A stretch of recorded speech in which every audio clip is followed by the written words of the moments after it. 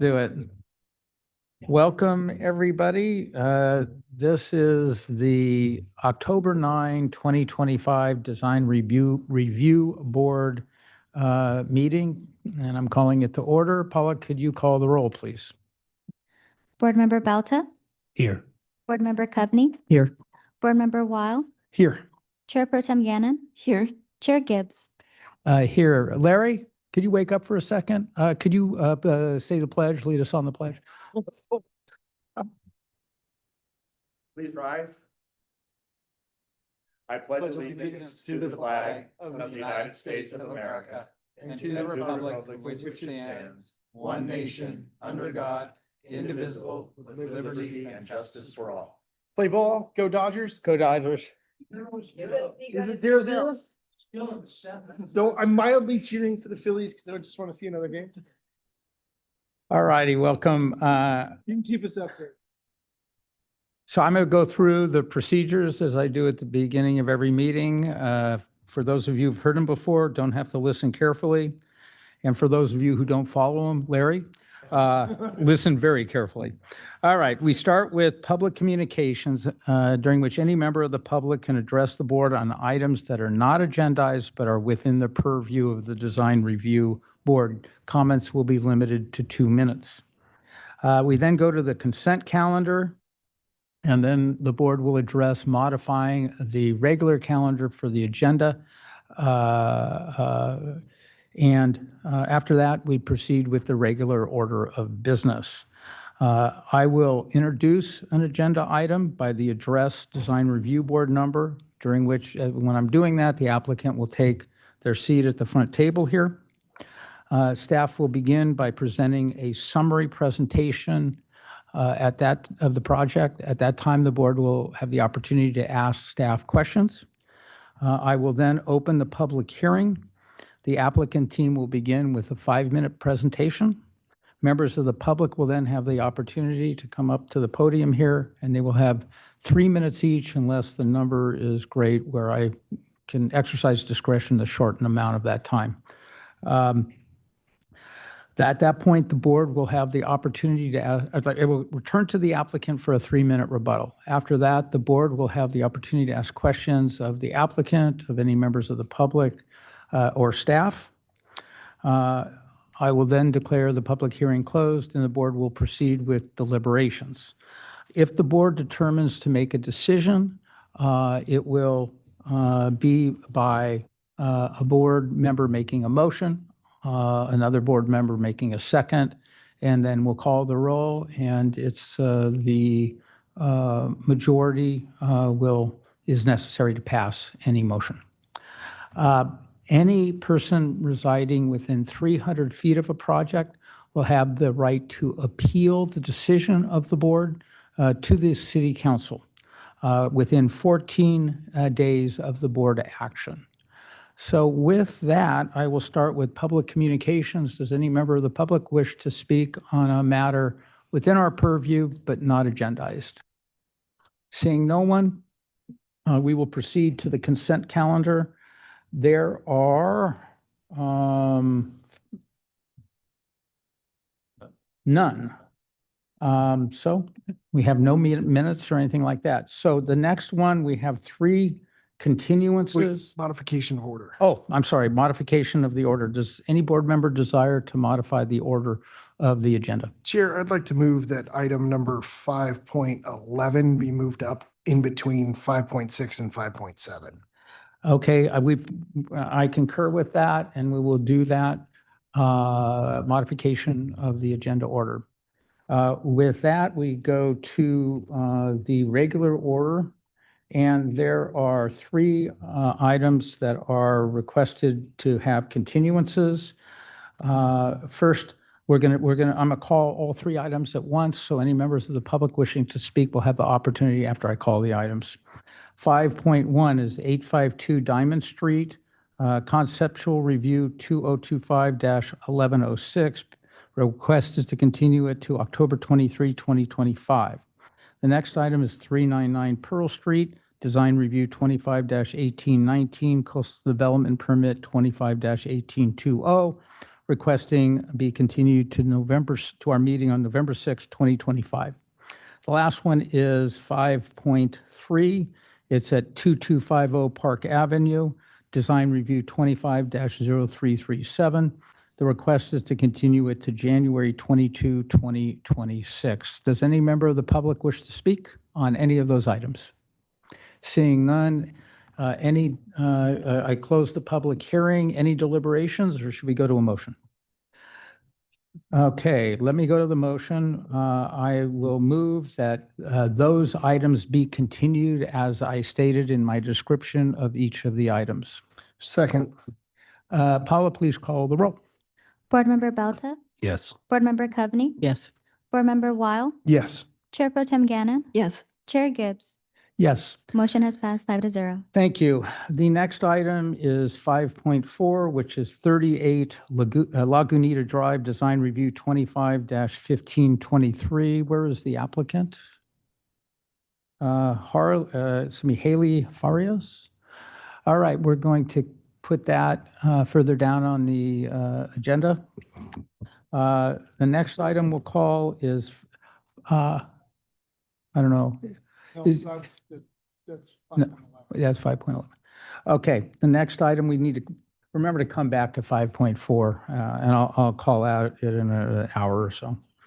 The next one's 5.5, which is 959 Meadowlark Lane Coastal Development Permit 25-1728, variance 25-1727.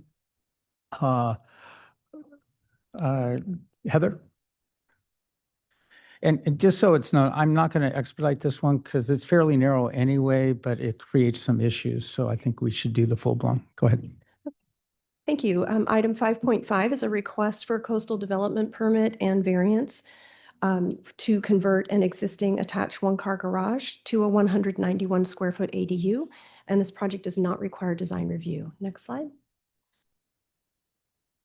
When the existing 761 square foot residence was constructed, a variance was granted to permit a 10-foot front setback and 3-foot side setbacks due to the steep slope at the rear of the site. Next slide. Conversion of the garage to an ADU requires that 2 parking spaces be provided on site, one to replace the garage parking space and 1 additional space for the new ADU. These spaces would be allowed on the driveway. The applicant is requesting a variance because the existing driveway varies from 14 feet 8 inches to 15 feet 9 inches in depth, which is not adequate to accommodate a required 18-foot long parking space on site within the property lines. Next slide. Staff has analyzed the applicant's request and finds that there are facts to support the project approval that they can be made for the requested entitlements, and therefore it's recommended that the board adopt Resolution 25-1728, approving CDP 25-1728 and variance 25-1727, and finding said action exempt from CEQA.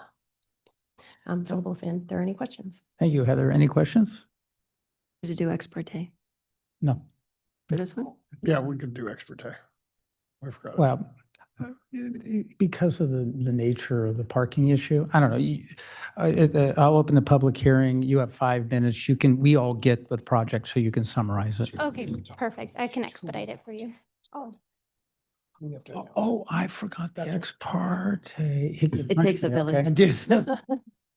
All right, I apologize. Chair, I did I- a site I- visit. We'll do ex parte. Go ahead. I did a site visit a couple of times. Yeah, and I went by the site. Site visit, and I got to meet both the applicants by surprise. I visited site and met with Katerina. And I visited the site and met the applicant team. With that said, can we open the public hearing? All right. Open the public hearing. You have 5 minutes. all right. Thank you so much. I'll keep it expedited since it's pretty straightforward. So thank you, Heather, for your report, and good evening, members of the Design Review Board. This evening, we are requesting a coastal development permit to convert an existing one-car garage into a 191 square foot ADU, along with a variance to not provide one required on-site replacement parking space and one required ADU parking space. As you have seen during your site visit or on the submitted plans, the existing garage does not meet the dimensions of a standard parking space. When Craig, one of the homeowners, moved in back in the 80s, he was barely able to fit his car inside, and maneuvering it out was a challenge. As a result, both homeowners have been parking both of their vehicles side by side in the driveway for decades. Because the garage is not usable for parking a modern vehicle, the homeowners would like to convert it into a small ADU that would allow them to age in place. This unit would provide space for a caregiver, giving them the flexibility to remain in their home and the community as they grow older. This thoughtful approach to aging in place promotes independence, stability, and connection to the neighborhood they've long been a part of.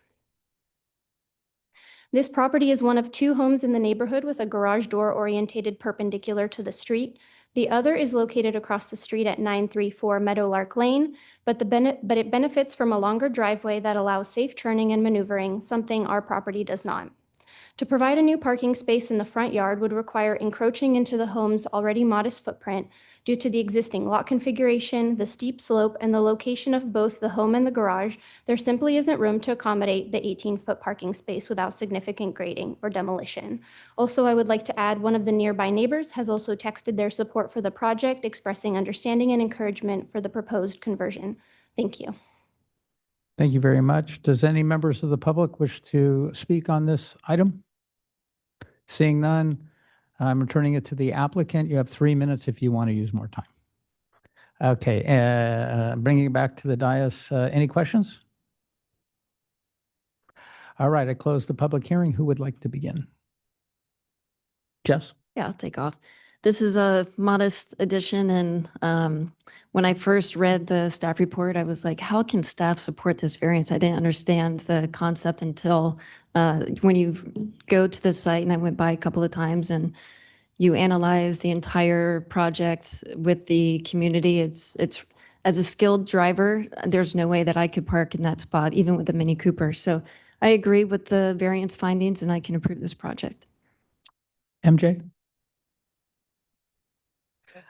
Can I go? I want to. I You want can to go last. Lewis? So, yeah, I think as Chair Gannon described, as I saw the project from the drawing. Chair. Or Vice Chair, sorry, Vice Chair, sorry.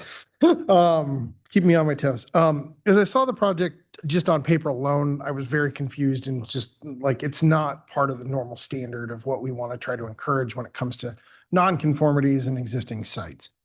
But given the age in place consideration, I can be supportive of the project, but I would want a condition that further remodels come back to the board for future approvals. It wouldn't limit the project, just would mean the board needs to decide kind of what goes on when the next round of expansions want to occur, whether it's you guys or in the future, it needs to come here because that parking does need to be addressed at some point in configuration with where that property goes well into the future. But in today, I can make the findings as the staff's outlined, but I'd want to ask Patrick to give us some language in a condition to ensure that the nonconformity configuration doesn't carry forward by right, but it needs to be decided by the board. Do you want to address that? Sure. Because it's a concern I have as Yeah. well. I'm not sure we can condition some future application, but. Correct. And so what I was thinking in hearing the comments from Board Member Weil is that it would be, I want to be sure that everyone is clear that with the state housing laws, and let's say if city council decides to adopt a future law that mandates ministerial approval, that would not come to you. What Board Member Weil is talking about is that in the event an approval or an entitlement is sought that expands any portion of the development on the property, and there is discretion from staff, whether to approve it at the staff level or bring it to the design review board, they shall bring it to the design review board. And so I have that language. I don't know if you would like me to read it, Mr. Chair. That's only one member of the board, so I don't want to get too far out ahead of it. Before we go to the next, Louis, do you have any questions about that? No. Okay, Emir? No questions. I think that language is appropriate in this case, given the tightness of the parking situation in that community. I think any bit would help a lot, just to maintain, in the event that there's future plans for additional ADU. I think that should be considered as part of the coastal program. So All right. I agree with my colleagues. I couldn't understand this project. I think I mentioned it to you. I hadn't, even though I looked at it, I looked at your place. I am troubled by it in the sense that you're adding an additional living person without adding additional parking in a very challenged street. That being said, I don't see any other alternative. That house isn't big enough. It doesn't justify destroying the house to create a 190 square foot ADU. I think to the variance criteria are more than well satisfied, because to avail yourself of the privileges that I think other neighbors enjoy with a much better configured lot than what you have, to deny the variance would to deny you those privileges enjoyed by your neighbors. So I support the project with the condition as described by Patrick. MJ, do you have your comments? Yeah, I struggled with this too, because this, we want to avoid any precedent setting. And as much as aging in place is a desire, we can't always count on that being the story. We hear lots of stories here and lots of tugging at our heartstrings, and we have to stick with criteria and we have to stick with code. And so that's where I'm struggling with this. The opportunity to meet the housing requirements, the opportunity for it to be a safe environment and accessible to the public on that street, which is already challenged. So that's kind of why I wanted to hear from my board members what their perception was. So what would drive me to approve this would be this condition, not the fact that it's aging in place. It's a condition of approval. You're already parking in that driveway. You are extending out into the right of way, but it still allows passage for emergency vehicles. And I'm hoping that you'll get these 2 spaces on there. And you said this is what the other neighbors are afforded? What was that? How was that? Sorry. There is at least one other garage conversion. So there are other existing ADU garages. Without parking? Yes. Okay. All right. So that's my perspective. But Nope. Oh, Nope. no, there's just one other neighbor that has a perpendicular garage to the street. Otherwise, everybody else's garage is Yeah, parallel. So they can pull in. We and the neighbor across the street are the one who have to turn in to then turn into the garage. So they have a lot more backup space. We don't. The special privileges that you look for, I mean, everyone, all of us can make our own decision about that, but my view is that what you're really looking at is the issue that's the subject of the variance, which here is parking.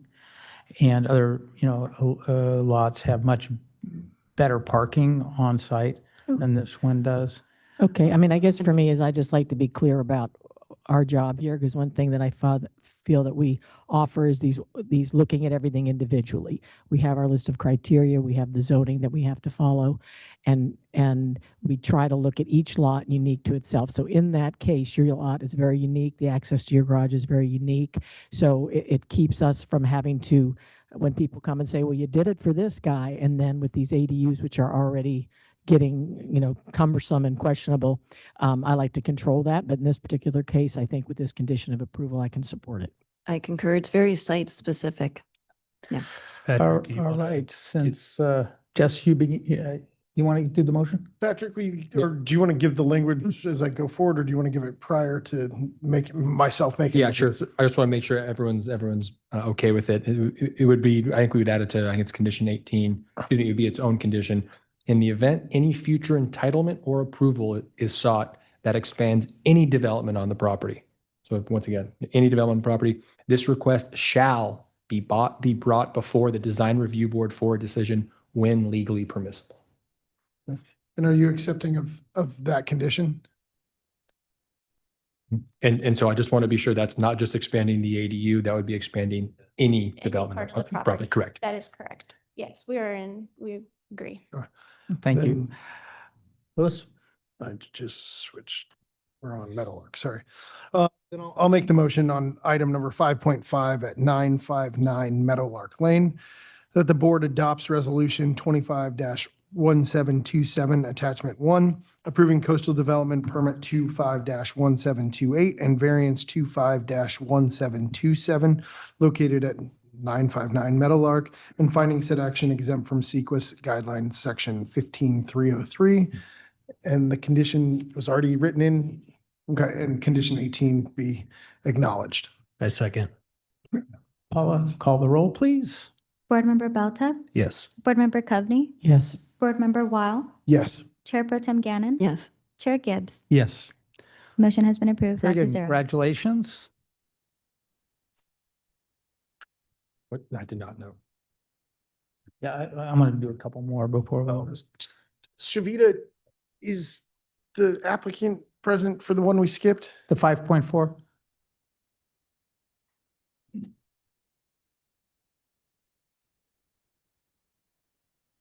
Okay, thanks for trying to reach out to him. If you see them come, let us know. Otherwise, I'm not going to ask after every agenda item. Yeah, we'll keep trying it.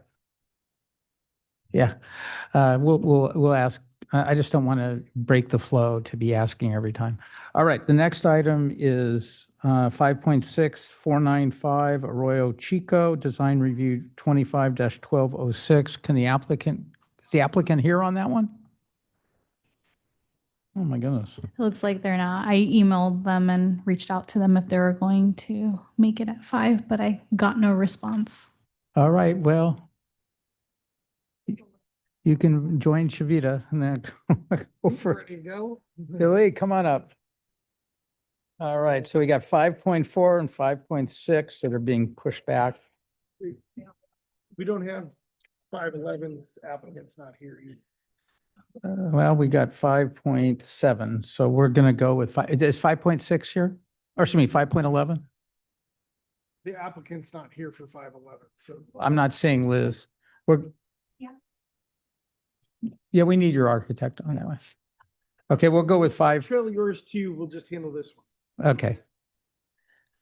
5.7, 820 Gainsborough Drive, Design Review 25-1150, Coastal Development Permit 25-1151, Revocable Encroachment Permit 23-0133, and then CEQA Initial Study 23-0130. Ex parte, please.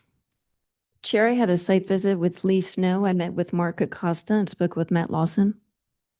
And I met with Lee Snow and also one of the neighbors and went into their home, Mark Acosta. Met with Mark Acosta, spoke with Lee Bell, Snow, and who was the other one you said? Matt Lawson. Matt Lawson. Yeah, I can't. He said he How was gonna can be you here. forget Matt Everyone Lawson? said they were going to be here. and no one Shocked. showed up. Emir. I visited a site, met with Lee Snow and Mark Acosta. Okay, I did a site visit with Lee, I met Mark Acosta, and had a telephone call with Matt Lawson. All right, Shavita, you're on. Good evening, Chair and members of the board. Shweta Sharma, Senior Planner, presenting item 5.7 for design review, coastal development permit, revocable encroachment permit, and a CEQA initial study for a project located at 820 Gainsborough Drive. The land is currently vacant and is zoned Diamond Crestview specific plan with a general plan land use designation of village low density. The project was previously before the design review board for a concept review hearing on April 27th, 2023. Comments included access to the site, parking, and as well as concerns with views and privacy impacts. The board directed the applicant to address views and to allow parking of 2 vehicles in front of the proposed garage. In response, the applicant has shifted the residence 4 feet 6 inches. Let's see if we can have the slide. There we go. This modification does create an 18-foot driveway that will accommodate 2 cars in front of the garage, and the modifications to the project are consistent with the board's direction to the applicant. The structure is a 3-level single-family residence consisting of 2,558 square feet with a 438 square foot 2-car garage. There's 295 square feet of elevated deck area and a revocable encroachment permit to construct and maintain a public parking space and catch basin within the public right-of-way adjacent to the property at 840 Gainsborough Drive. We have elevations of the north and south in front of you that show the mass and articulation of the building to ensure that there is minimal view impacts as well as a properly designed building that is compatible with the neighborhood. The project has an initial study, mitigated negative declaration, that's been prepared and was subject to a 30-day public review period from February 19th through March 21st of 2025. The final initial study, mitigated negative declaration, identified potential impacts with the development and it incorporates mitigation measures to reduce these below a significant impact. No cumulative impacts or wildfire risks are associated with the project. The project is compliant with the city's general plan as well as the safety plan goals and policies, and the project is consistent with California building codes as well as City of Laguna Beach Fire Code. In conclusion, the improvements are not located in an environmentally sensitive area. They are compliant with design review guidelines and all applicable Laguna Beach Municipal Code developmental standards. The project does not substantively impact views, privacy, and is compatible with the type of development present in the neighborhood. That concludes my presentation. I'm available for any questions, as is the applicant. Staff's recommendation is that the board adopt the resolution 23-0130, adopting the initial study mitigated negative declaration with a mitigation monitoring and reporting program pursuant to CEQA, and adopt resolution 25-1150, approving design review, coastal development permit, and the REP for the project. Thank you very much. Excellent presentation. Any questions of staff? Seeing none, I open the public hearing. Lee, you have 5 minutes. Thank you, Shweta. Thank you, board. Good evening. My name is Lee Snow. I'm the architect on the project. And I feel that Shweta pretty much concisely encapsulated the issues and the way we address the board's comments. So I'm just going to leave it at that. That was quick. I now open it to the public. Anyone who would like to speak, you'll have 3 minutes. Matt? Thank you, and I want to compliment staff on a very thorough staff report. Sorry for this nonsense, but getting old ain't for sissies. Matt Lawson, I commend the applicant for creating the required off-street public parking space and at his adjacent project at 840, and for enlarging the 17-foot wide driveway at 820 to an average length of about 16 feet, including 18 feet if you include the 2 feet of the city right-of-way reserve, according to the project architect. That should provide driveway parking for 2 vehicles belonging to guests, household workers, and occupants of the top-level ADU. Now, given the critical importance of maintaining emergency traffic circulation by keeping illegally parked vehicles out of the intersection, and this intersection choke point where Upper Gainsborough Drive and Pacific Vista converge with Lower Gainsborough Drive, which is the only way in and out of the entire neighborhood. And I would like to just take a second for those of you who don't, I think most of you are pretty familiar with it. You do a lot of driving around up there. Emmer may be a little new to the drill, but there is no such thing as legal street parking in Diamond Crestview except for those marked places. So there, you know, if you're not in a marked parking space, you are parking illegally, period. I would also respectfully ask that the board approve an added condition of approval similar to the one, substantially similar to the one that was added to 806, which was a very nearby project back in January. And I have extra copies of the language which staff is welcome to pass around if they wish. And the language I'd suggest is subject to the condition that there is no on-street construction parking within the intersection, what they call the cul-de-sac, and I'm not sure that that's a technically accurate term, so I'll leave that to you to determine if you want to keep it, and that at least a 20-foot lane of unobstructed traffic circulation is maintained at all times during construction. And the reason for the 20 feet is very simple. That's what's the minimum required to allow 10-foot wide, 30-foot long emergency apparatus to get in while the rest of us evacuate, and that's what's critical. Now, last week I learned from one of the civil engineers, Josh McDonald over at PW, that to the extent DRB exercises its discretionary authority to require future projects at particularly access impaired problem areas, they would prefer to not allow any intrusion into the city right-of-way reserve. Again, this is new information. I didn't know it after 25 years. Staff didn't know it. The applicant wasn't aware of it. I'm not sure that it's, I'll leave it to you to determine if it's equitable or not. I would personally not add that to this particular project. I would look at it for future projects. Now, the dangerous combination of extreme fire risk and impaired access described in the wildfire section of the DCSP really has been validated anew by CAL FIRE's 2025 Matt, you need to wrap up. classification. And that's why we have to be very careful here, as you all know. So thank you very much. Thanks, Matt. Anyone else?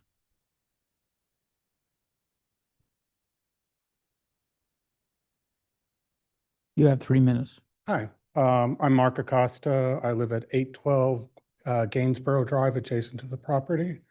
And I'd like to thank all the board that came by and just addressed my concerns, and I just wanted the opportunity to voice them in this forum. First of all, Lee, what a wonderful design, and I appreciate all the stuff you've done in the design elements to maximize the privacy on my home. And what I really saw when the final staking guns was 2 areas of interest. And just a little bit of background on my house. It's on a north-facing wall with a huge wall, and it's basically almost all undergrade on the 2nd floor. And so lighting is very, very dear to me on that property because a good portion of the year I never get direct sunlight at all. So in one of the areas from our kitchen, there is a view of the coastline that I'd like to see preserved. And I did meet with Lewis, who had some ideas on that, and also Lee. So I would like to get an update if that was possible. It looked like on the order of 2 feet or so. I also believe there were some trade-offs to be made between deck size and privacy, because here privacy is a big concern, but I was really more interested in this area about view blockage. From the 2nd floor, I have kind of a similar thing that the sunset never gets there, and the real concern I have, right, is just letting sunlight in, the additional shade on the property. Anyway, I did talk with Lee on those. I hope you came up with some ideas that can mitigate on, and I'd like to congratulate you on a very nice design and on the board for all of the effort you put in and input you gave me, especially Lewis and Thomas for the advice you gave me. And that's it. Have a great rest of your day. Thank you very much. Anyone else? Seeing none, I return it to the applicant. You have 3 minutes. Lee?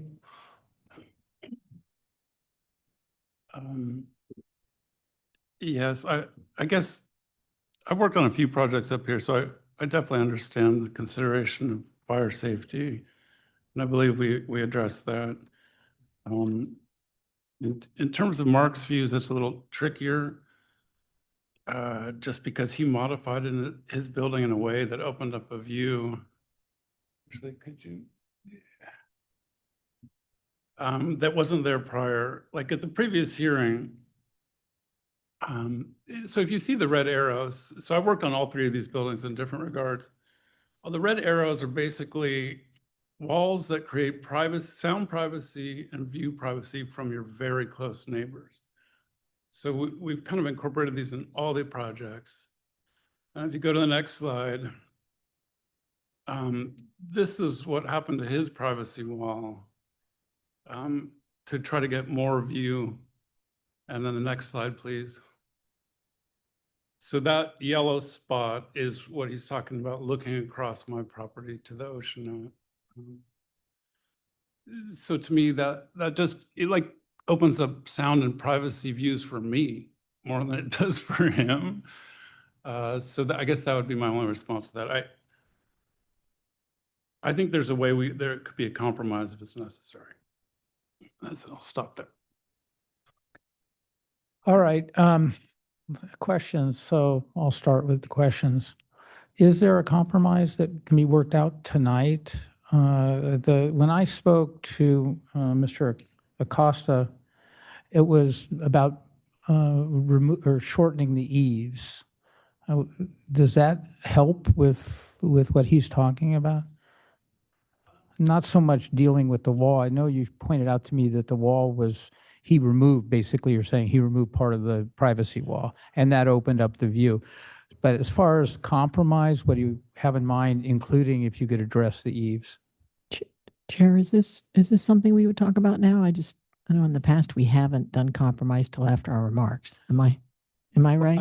I thought usually we got input from board before we went to compromise position. I don't know, though. Oh, That's no, all. these are questions. Oh. So I want to find out what's on the table before we close the public Oh, hearing and get well, into you sort of- deliberations. Okay, well, I would, Yeah, no, we often say, are you willing to do this or that? And since Lee indicated that he would be willing to compromise, and I know there was talk of that. Well, What else? actually, So what are you there's a proposing, willingness if to anything? compromise. I don't know about willingness. I can pull back the north side of the building 18 inches to the east. Okay, any ideas on the eve? Well, that would bring everything, the eave included. Okay, but not about reducing the size of the eve. Well, that would bring the eave back 18 inches. Only at the second level. Uh-huh. The third level, if I push it back, I'm going into the hill. So just so it's clear, you're willing to, not happily, but willing to push the eaves 18 inches back? There's a way where I can pull it. It would give me an extra 33 square foot of deck space, Uh-huh. keep the habitable the same, and pull this part of the building 18 inches into the hill. Okay, you've answered my question. Any other questions? All right, on this one, let me just begin because it deals with CEQA and it has some, I think, some clear conclusions. One is, I really appreciate what you've done with the parking. I think it's an excellent design.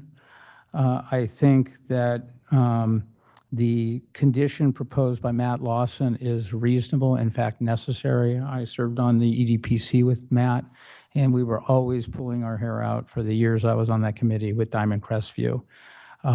So I think those conditions, and we've done that before, the condition that, as expressed here, is entirely reasonable. So I would put that condition on. Then with respect to I don't see a privacy issue. I think it meets all the guidelines. The only issue is a view equity issue. And if it's simply, pulling back the eave 18 inches, it seems to me to be a reasonable and appropriate step without getting into all the equities of putting in the wall and how much view obstruction. It seems like a relatively little step to preserve what is a challenging light and air and view place that Mr. Acosta has. So I would go along with that as a condition as well. So that's my view. Who wants to go next? MJ? I think this is a great design, thoughtfully designed based on the other houses on this street. There's like a lot of really cool places and they're really tight. And the way you integrated this in, I think was really smart.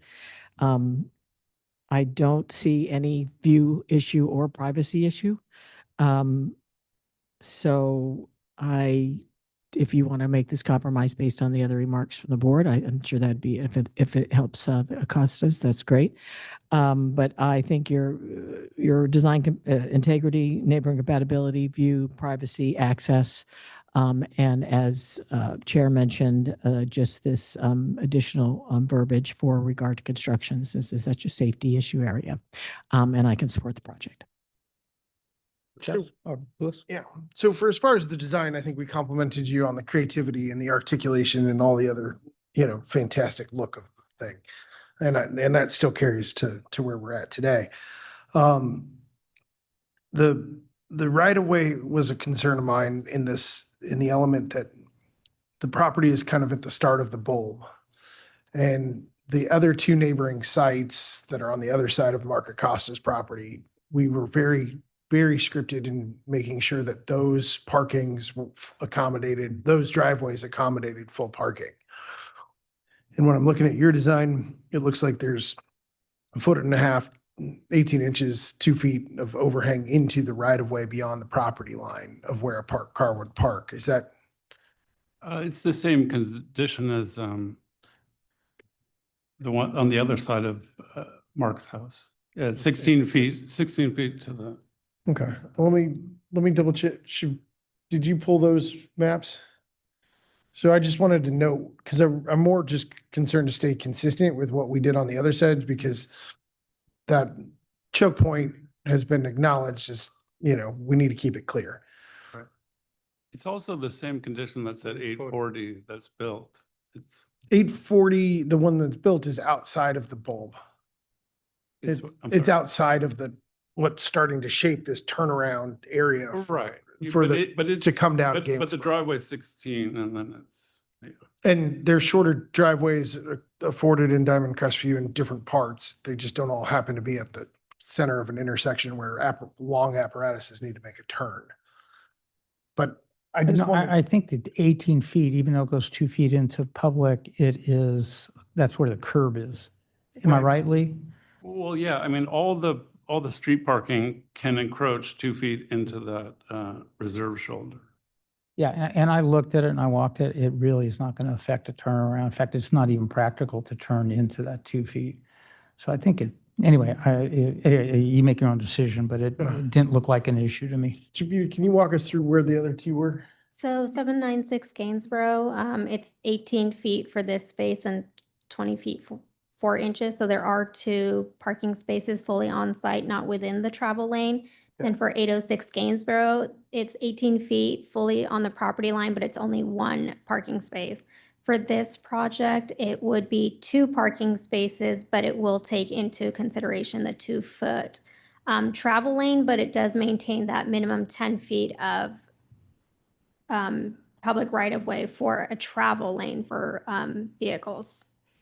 So this will have 2 on-site parking spaces, not fully 18 feet within the property line. And then, okay, keep going. Yeah, and so 796 Gainsborough, they meet the requirement of 18 feet fully on-site.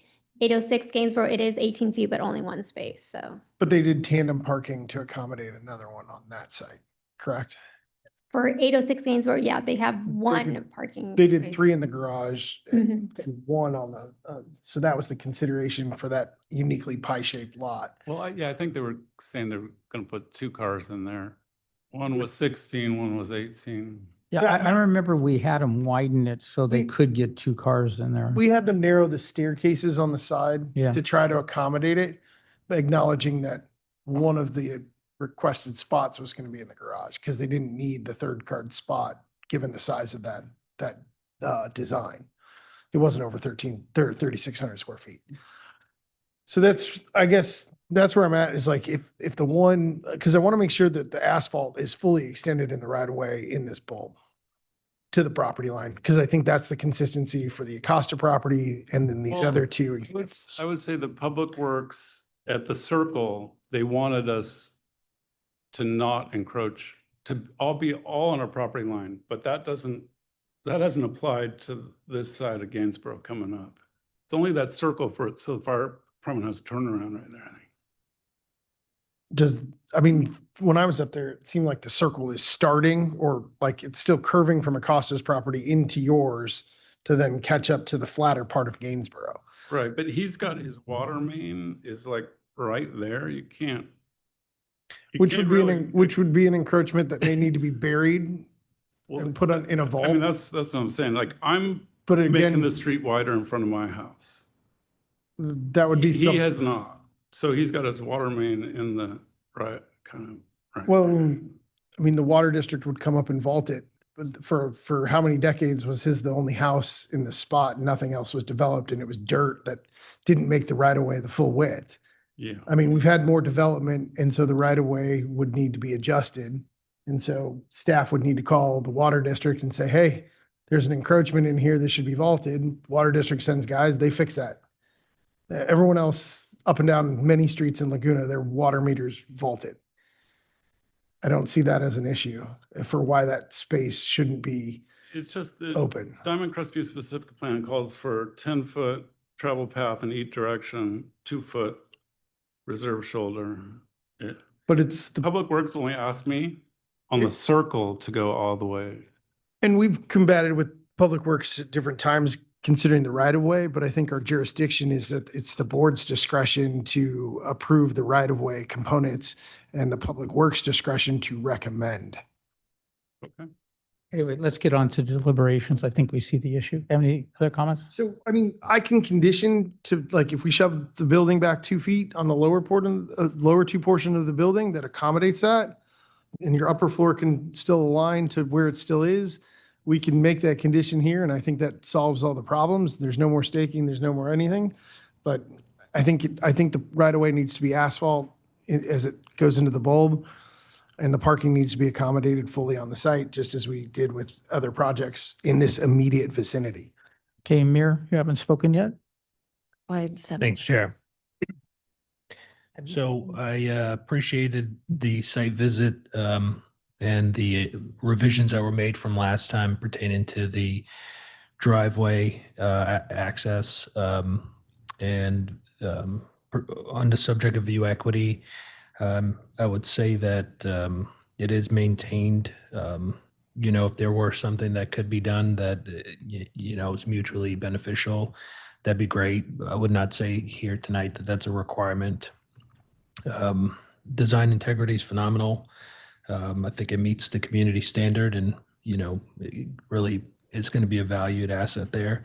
Pertaining to the parking, I think I definitely hear Lewis's comments. I think those are very thoughtful. I think for this particular area of Gainsborough, it seems to be a little bit more navigable, especially on that bulb section compared to some of the higher parts on this Diamond Crestview area.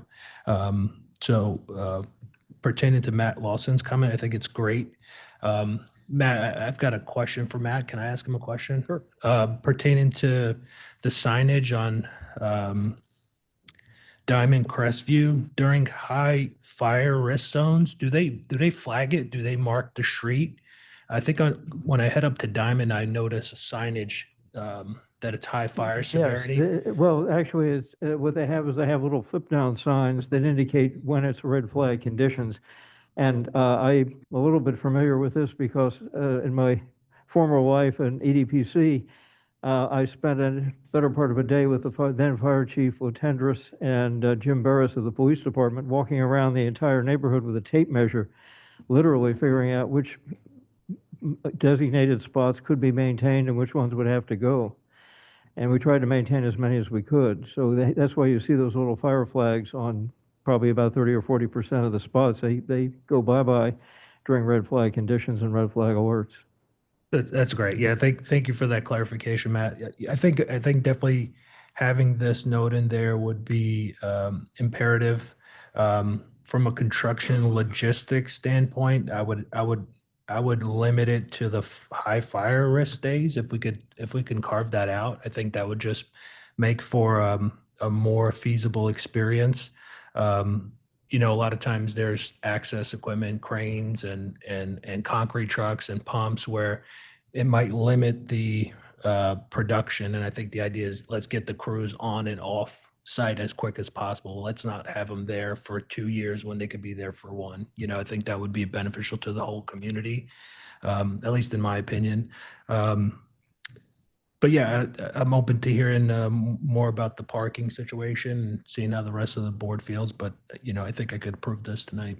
Yes. Yes. So I think Lewis brings up a pretty good conversation, and we can get to that later. As far as everything that was not described, or maybe I'll just speak with my notes. For design articulation and design integrity, I think this design is thoughtful and that it keeps its individuality, but also complements what's already in existence. And I think that to minimize eaves would destroy that integrity. And then as view equity, the only property affected is Mark Acosta's next door. But when you calculate view equity with what's there, so Mark's property maintains at least 50% of the view. And usually when we retract from an application, it's when an application is taking more than 50% of a view. I'd say that he has at least 90% of his view, but if you're willing to reduce the eaves, I can support that as well. As far as access, you took the board's direction, you took Matt Lawson's direction, and it was well thought of. I confirm with staff's findings that everything meets the factual design review criteria, and I'd like a further discussion with Louis. All right, let me just, The board as a collective. yeah, I do not, I mean, I walked it and I looked where the line was to go to reach the 18-foot for the one parking space. And I didn't see any real interference with any turnaround or any aspect of that turn. And it looks like it's already kind of off limits. So I wouldn't hold up this project for that, and I wouldn't push the building back. So that's my view. I think Louis feels differently. So I think the other three board members need to speak to that. The second thing is that I'm hearing that we've got a consensus on moving the second floor eave back 18 inches. And then with respect to the condition, this is a condition we've done before. There should not be parking, even construction parking. I think it does not apply to removal of equipment or materials, very temporary staging. But long-term construction parking should not be there, because if there's an emergency and the trucks and stuff are not moved quickly enough, it could be a real problem. So I would keep the condition the same. So I think you've heard kind of a point counterpoint. So let me bring it around again on the two issues that I think are still open, which is whether we want the house pushed back 2 feet and whether we want to modify the condition to just apply to red flag days. So can I start with you, MJ? Sure. As far as the parking, I get what Louis is saying, and I think one of my reasonings was that I think Mr. Lawson has always been very much an advocate for how to maintain and that whole area safety-wise, and his support was very influential. I also think that I think it was 806 was the one that was a super pie shape, and they created tandem. We know it's never going to be tandem. So it's sort of like they did check the box, but it was a wobbly box. So it's a really tough area there. So I think that giving that 2 feet isn't going to make a difference enough to what it's going to cause you in having to cut out more, push yourself back more, and lose some of your view as well. So I feel about that. As far as the parking of the construction trucks, I feel for you guys up there, it's going to be years of lots of trucks.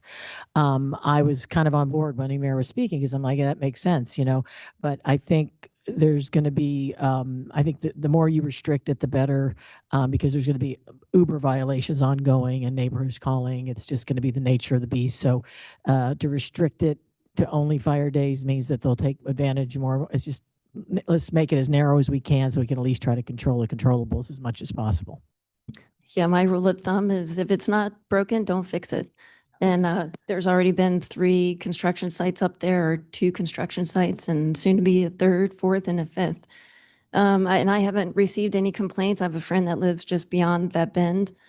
So I agree with Matt Lawson's and the condition that was for 806. So if it's not broken, don't fix it. And then as far as pushing it back 2 feet, it's not it's not something that I would require to get my approval. I feel like there's sufficient room for fire trucks to get around that bend. And the fact that you can pull 2 cars off and it's not in the right of way, that's fine with me. Emir, on the 2 issues? that we're talking Yeah, about? I hear the boards, and it makes a lot of sense. Keep it consistent. Pertaining to other sites, I wasn't aware that they were using that same language, so I agree. That's a great point. If we did bring it back, does it need to be the whole house? Can it just be that parking level? That'd be a question, I guess, for the applicant. And would that solve the problem for Louis? Lee, do you have an answer to that? Oh, yeah, the whole thing's got to move because the elevator and everything is just stacking in the zoning envelope. Could it reasonably shifted 1 foot? I mean, if it's not the full 2, Well, I mean, without, anything is possible if you got a bunch of money, right? I mean, Yeah, I guess anything's feasible. if shift it 1 foot, I'd be supportive. I'm really sensitive towards trying to preserve our right of ways No, I hear you. as I've been in the past. Any other comments before I make a motion? All right, let me make a motion that the board approve design review 25 or for 8 on agenda item 5.7, 820 Gainsborough Drive, design review 25-1150, coastal development permit 25-1151, revocable encroachment permit 23-0133, and a mitigated negative declaration and initial study, CEQA 23-0130, with a couple of conditions. One is the condition proposed in Matt Lawson's document he gave us, which reads, subject to the condition that there is no on-street construction parking within the intersection, which he calls a cul-de-sac, but it's a fairly significant turn adjacent to the house, and that at least a 20-foot lane of unobstructed traffic circulation is maintained at all times during construction. The second condition is that the eave on the Acosta side at the second level be pulled back 18 inches, and that all the findings can be, one is it meets all the guidelines, beautiful house. It meets all the guidelines. So we don't see privacy issues. View equity is achieved with the pullback of the eave. Beautiful house. We also find that, no, I guess I don't think is there any other condition? May I amend that emotion? Or not emotion? No, did I? I feel like I'm singing a song. Yeah. May I amend what you just said? Sure. So for 806 Gainsborough, 20 feet was easily achievable. But for this house, I would recommend instead of 20 feet, that it be 10 feet. That's too narrow for me. That's enough for a vehicle to get by, a fire truck. I'm not sure if it's enough for a fire truck. I'd say with 20 feet personally. Why don't we, I know I've got a motion pending. The motion is at 20 feet, but I'll hold the motion abeyance. What is the rest of the board? I think it should be 20 feet. Other members? What's the street? The right of way should be 20 feet. It's 10 feet on each But during side of construction. center. Yeah. Emir? You're the contractor. Yeah. What say you? Yeah, I think How about we do 15? really the question comes down if it's going to be policed or not, right? And if it is, it's great. They're gonna keep that area clear. That's why I was leaning toward the high fire severity zone. But yeah, if you want to make a compromise, I'm for it, Jess. Yeah. 10 feet. So it's going to be up to you. I'm 20. 10 feet or 20 feet? Yeah, I don't know what's the width of that street. I mean, You need 20 feet so cars can go both Yeah, but ways, is there 20 including feet? emergency Is there vehicles 20 if feet to needed. be given if you park something on a curb there? Our Oh, standard. it's 16. Well, there would be a flagman to direct traffic not like we in do case of on an hillsides. Not in the case of an emergency. Well, if it's an emergency, then everyone's going to get the heck out of Let it. me, because Matt knows this inside and out, what do you think the difference, can you explain to the board the difference between 10, 16, and 20 feet? Okay, here's something to recognize. The way the fire department, the classic way they do fire protection. Can you unmask, Matt? Oh, I'm sorry. Yeah. Yes, sorry. Thank you. The classic way that the fire department does structure protection under conditions of a wildfire is what they call bump and run. That requires a lot of passing back and forth of 10-foot wide pieces of apparatus at speed going in opposite directions. So that's why they need at least 20 feet. And that's going to be pretty tight, requiring the engineers to do a pretty good job, but our engineers are very good at that. Right, but if there's an emergency, won't construction vehicles leave the hillside anyway for safety? Well, I don't know how, I've seen them be reluctant to leave, let's put it that way, and emergencies happen all times of day. We had a doozy not very many weeks ago with the Rancho fire within about half a mile of our street and our home. And I'll tell you, it was, you had to thread your way down there. I've seen, construction workers tend to be a hardy group, and they tend not to leave until somebody tells them to leave, and by then it can be sometimes too late. Okay, point Let taken. me add to that, the amount of time, the time of day of an emergency, anytime. The Anytime. amount of time to get out. I've had family members in fires. The fire burned. They had half an hour to get out. There's pandemonium. There's confusion. And there's embers falling from the sky. And like this is a snow. critical intersection. So I'm pretty adamant at 20 feet. I'm good with 20 feet. Okay, so my You present a motion, good argument, Matt. has that as a condition. It has the eve as a condition. I think those are the only two conditions, right? Okay, do I have a second? I second that. Chair, I just want to be sure. So there are two different resolutions. You guys can take them both. I just want to be clear for the record. It is the, Oh, that's right, It the is- resolution for CEQA yeah, and the resolution for the design review, the REP, and the coastal development permit. and so you can handle them both on one vote if that's the will of the board. I just wanted to. note Yeah, that we for can the do it record. on one. Do you want me to list those resolution numbers? Sure, yeah. If you want, I can do it. I'm staring at them right now. It's resolution 23-0130 and resolution 25-1150. Thank you. I forgot we had two separate resolutions. All right, we have a second. Paula, call the roll. Board Member Belta, Yes. Board Member Coveney, Yes. Board Member Weil, I'm a no. Chair Pro Tem Gannon, Yes. Chair Gibbs. Yes. Motion has passed 4-1. All right, thank you. Let's see if any of the two earlier items is 5.438 Lagunita Drive here. Raise your hand if you're here. Nope. We got it. Yeah, let me see. The next one's 495 Arroyo Chico. Are you here? Come on up. All right, I call 5.6 495 Arroyo Chico Design Review 25-1206. Ex parte, please. I had a site visit with Scott Laidlaw. I did as well. Me too. Been to the site and spoke with Scott. Did a visit a site and spoke with Scott. All right, Jessica, I Sooner think we we can can, I think even though it's a big project, let's do expedited, please.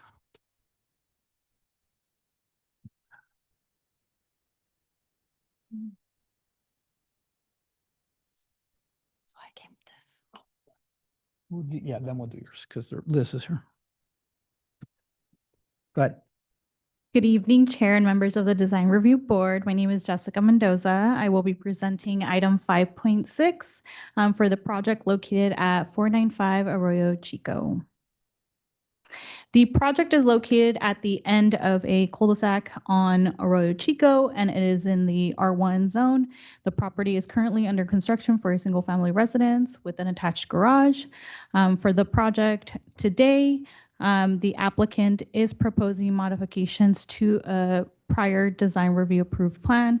These modifications do include modifications to the driveway, which is an addition added on for a pedestrian gate, new on-grade stairs, and cobblestone paving. Modifications also include relocation of 5 olive trees, these trees that face Arroyo Chico. 3 crepe myrtles replaced with 3 carrotwood trees, and 2 new olive trees that are adjacent to the new spa location, and 3 olive trees that will be replaced with chaste trees. The last modification includes a spa orientation, which was originally integrated within the pool. It's now oriented on the upper left of the figure shown before you on the slide, shown in green. And for this project, the staff recommends that the Design Review Board approve Resolution 25-1206 for the modifications proposed and finding the project categorically exempt from Section 15301. And that concludes my presentation, and I am available for any questions. Thanks, Jessica. Any questions from the board? Seeing none, you open the public hearing. You have 5 minutes.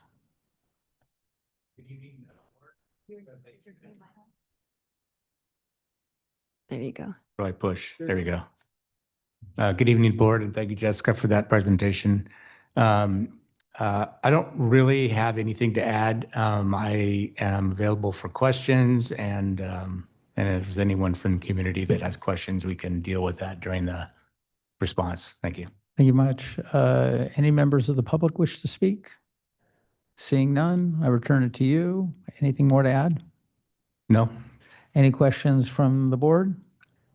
Nope, I close the public hearing. Who wants to begin? I'd like to go first. Go for it. I saw this project when it came forward the first time, been on the board a little while. It's an absolutely beautiful site. The modifications that you're seeking are just touch-ups to the original beautiful design, and actually I think it enhances it. I don't know what a couple of the new cherry or the trees are, but I'm sure they'll fit into the dynamic, absolutely stunning.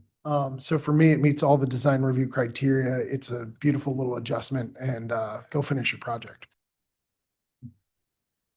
Yeah, I agree with Louis. I think this meets the design review criteria, and I can approve this project tonight. MJ? Yeah, I'm so glad I went to look at the site. It's a really magical space.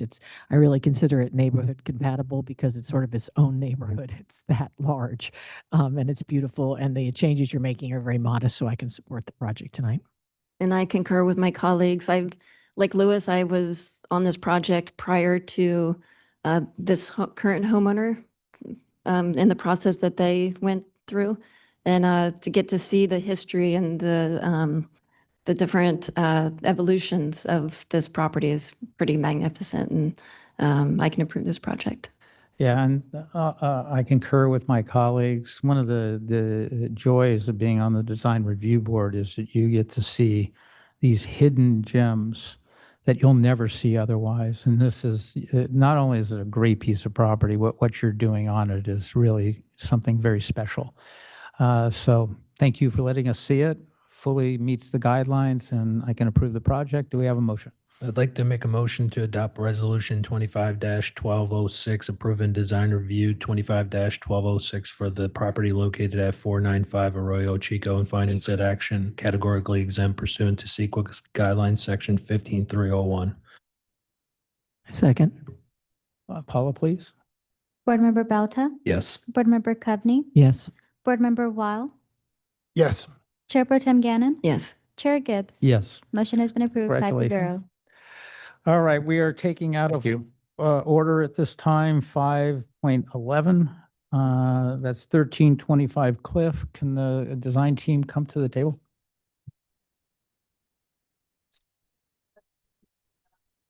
Oh, your owner's still not here? Okay. Do you Well, want to take the project? And do you want the owners here, or do you want to?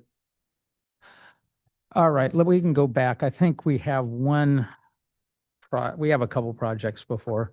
Is 5.4 here? Is 5.4 here, Lagunita? let's get Lagunitas done. Yeah, are you? This is another one that was being trailed. Yeah, come on up.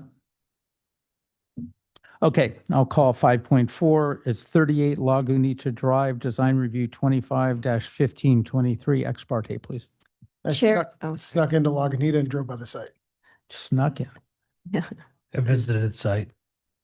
I did not visit the site, but I was able to analyze the project from a Google Maps overhead. And I drove by the site. And I visited the site, and I forget the name of the person I met there, but on the design team. With that said, let's do expedited. Shavita, if you could present. Certainly. Item 5.4 is a pool and spa and associated mechanical equipment located at 38 Lagunita Drive. The property is zoned R1 in the Lagunita zone, and the pool and spa equipment are located outside of the required special setbacks of 7 feet for the rear and side yards. In conclusion, the improvements are not located within an environmentally sensitive area. The project is in compliance with all design review guidelines and Laguna Beach Municipal Code standards, and there are no impacts to views, privacy, and the project is compatible with the scale of improvements present in the neighborhood.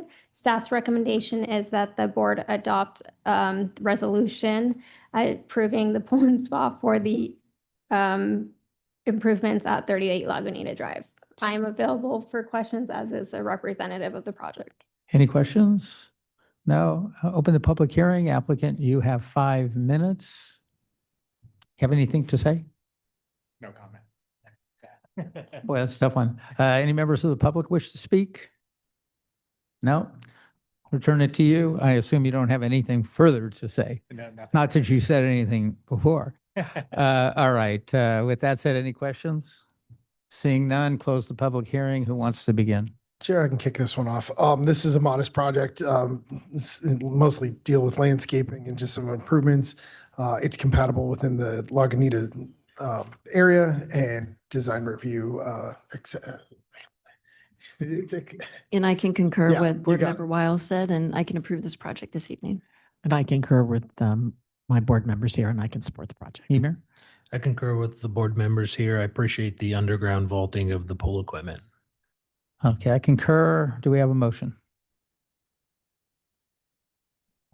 Chair, I'll make a motion to approve 5.4 located at 38 Lagunita Drive as recommended by staff. I'll second. Paula? Board Member Bauta, Yes. Board Member Kovney, Yes. Board Member Weil, Yes. Chair Pro Tem Gannon, Yes. Chair Gibbs. Yep. Motion has been approved 5-0. Okay, is your client here, Liz?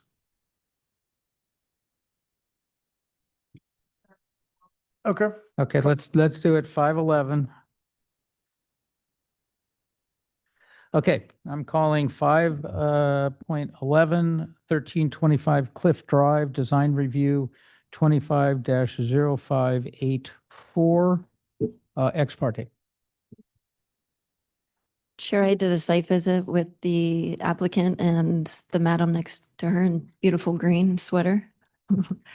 And I also went to the site, met with the applicant and the homeowner.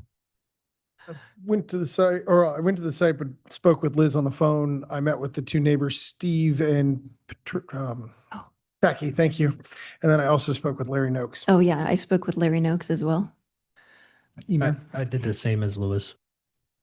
All right, and I did a site visit with Liz and the owners. I also spoke and did a site visit with Steve Clark and his wife, and spoke to Larry Noakes by telephone. With that, Jessica?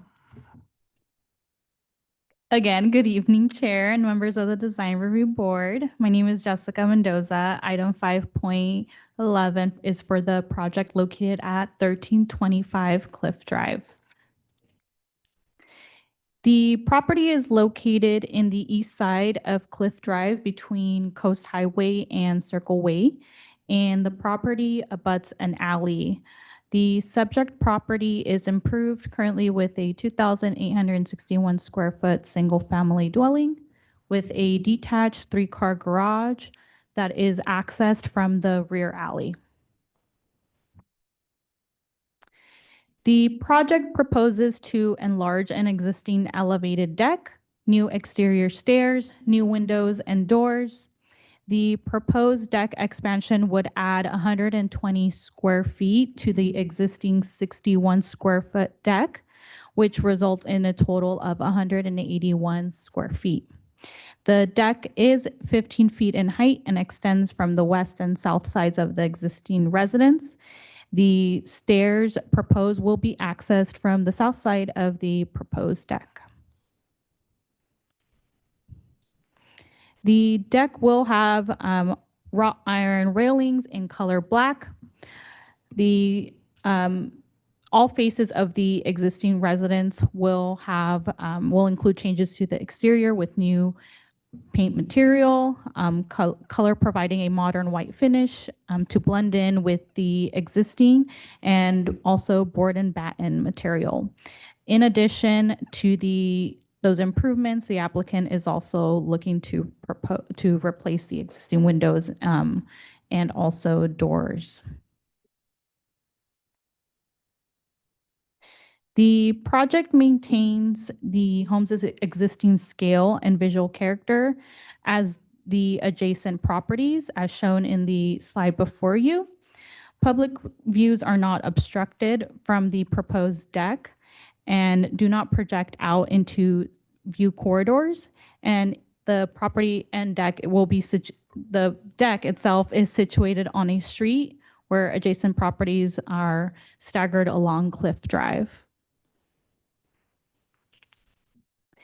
This project was first heard at an administrative design review hearing, but due to neighbor concerns regarding privacy for the proposed deck expansion, the project was referred before you today. Outlined here is just an exhibit provided from the adjacent neighbor with his concerns for privacy.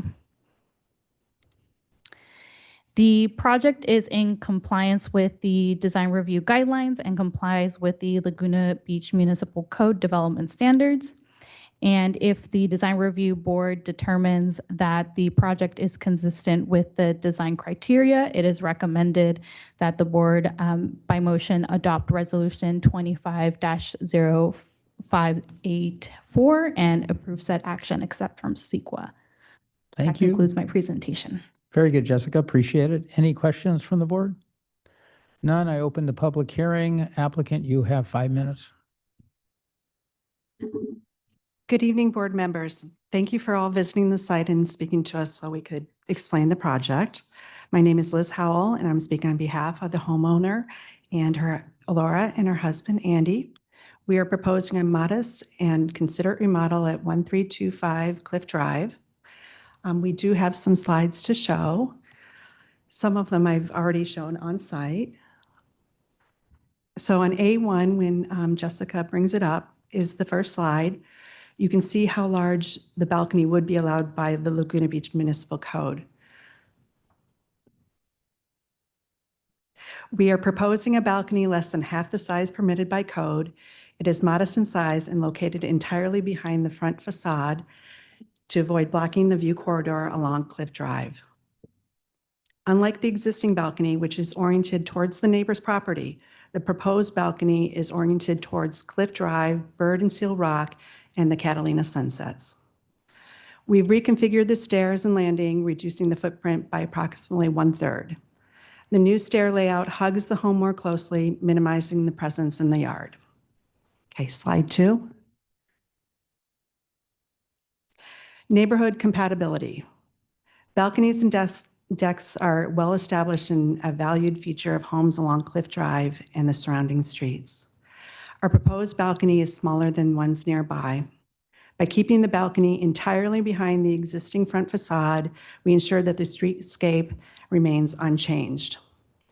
The resident retains existing setbacks, contributing to a staggered pattern that defines the street and preventing any sense of overbuild. The home's features support the neighborhood's architectural variety and village character. Slide 3, please.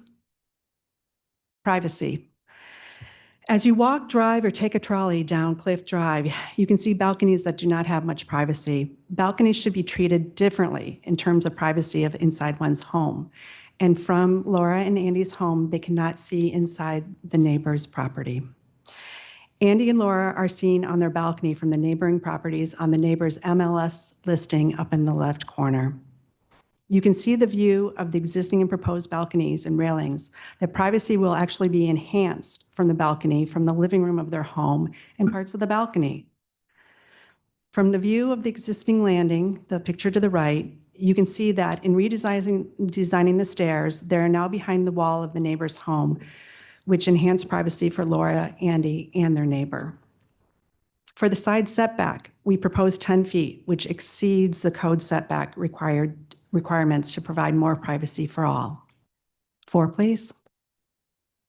The materials and detailing chosen are consistent with the existing residents, with providing a modern, refreshed appearance. The updated materials soften the facade and give the home a more casual coastal cottage character. The existing glass railings will be replaced with matte black wrought iron railing. The material is less reflective and provides a greater sense of privacy while complementing the home's character. Slide 5, please. As slide 5 shows the improved floor plan to update the home, including the change to the stairs and balcony. It emphasizes by showing the furniture that the balcony's orientation has changed. It is now not towards the neighbor, but towards Cliff Drive. On behalf of Laura and Andy, we respectfully request your approval of this modest and considerate remodel to update their home. The project is fully compliant with all zoning standards, and we are not requesting any variances. The proposed improvements enhance architectural consistency, maintain the scale, and protect neighborhood character. The project meets findings for integrity, compatibility, and view preservation, warranting the planning staff's support for approval in their staff report. Thank you for your time and consideration. I'm here to answer any questions you may have. Thank you, Liz. Now it's time for any member of the public to come up. Anyone who's going to speak?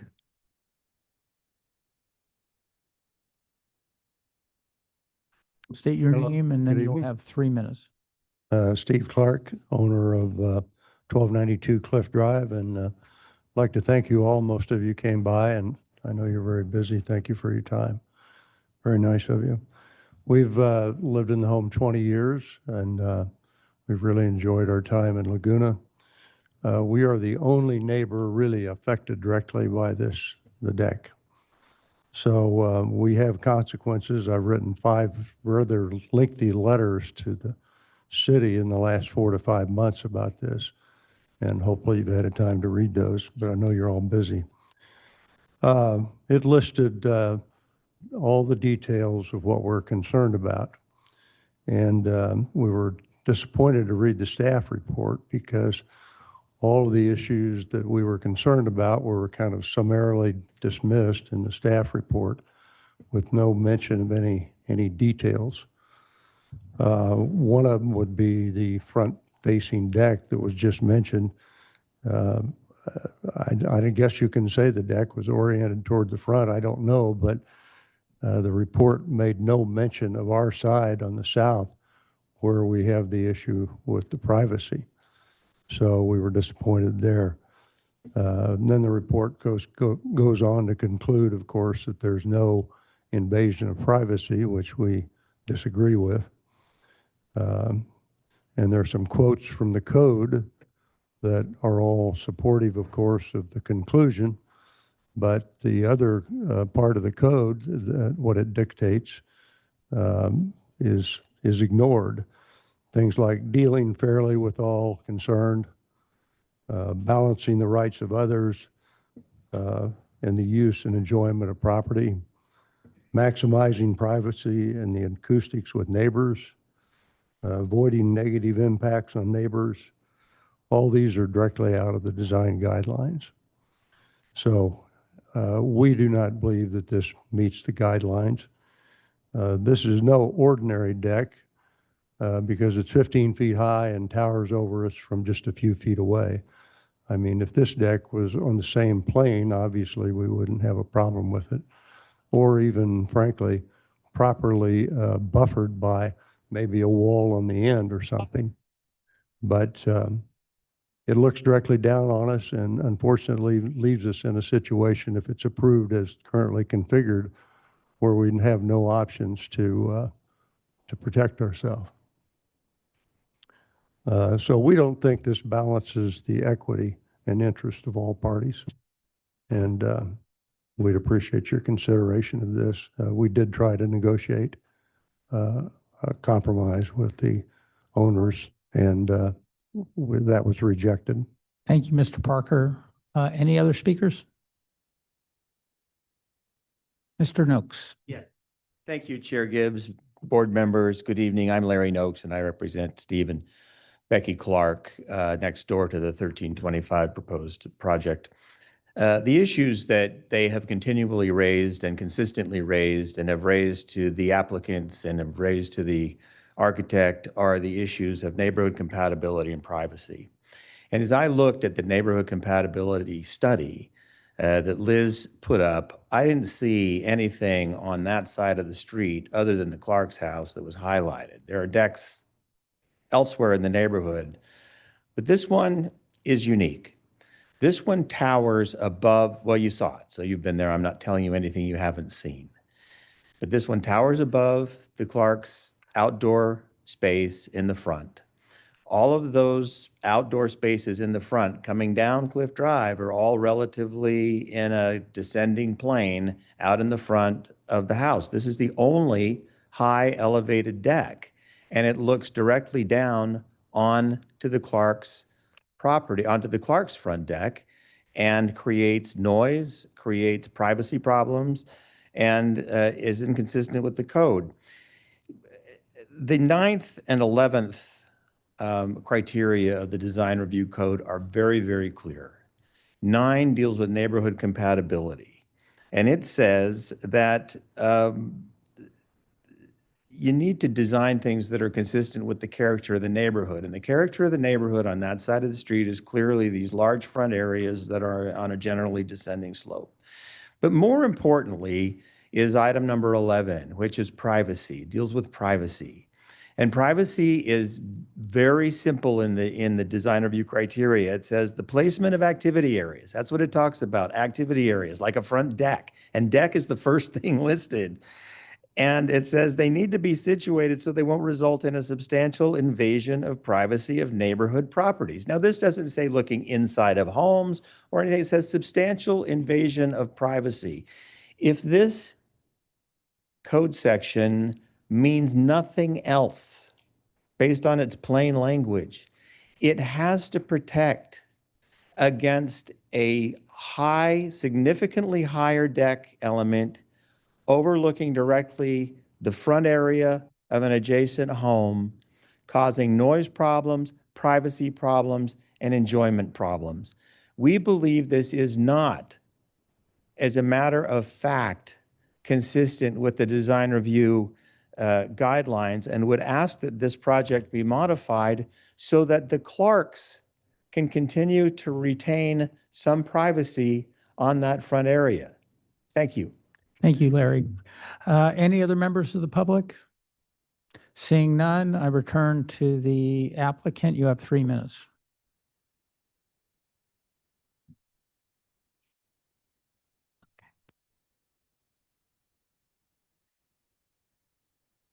My name is Andrew Neal. I appreciate all the work you've done and for coming around. I think everybody has seen the view as it currently is, and 1292 refers to lack of privacy. I've been at 1325 for approximately 2 years now. There is absolutely no privacy on the deck of 1292. Whether one looks at it from inside the house or on the tiny little deck at the moment, or even down the stairs, or even on the very lower property, we are literally looking at each other like this. I understand where 1292 is coming from. They talk about noise. This is the busiest intersection in Laguna Beach. The traffic noise, the pedestrian noise is way more than would ever come from us. And sitting on the proposed new deck would basically limit our visibility over 1292's deck. What really troubles me is some of the information provided by 1292 in terms of photographs is visibly wrong and has been adjusted.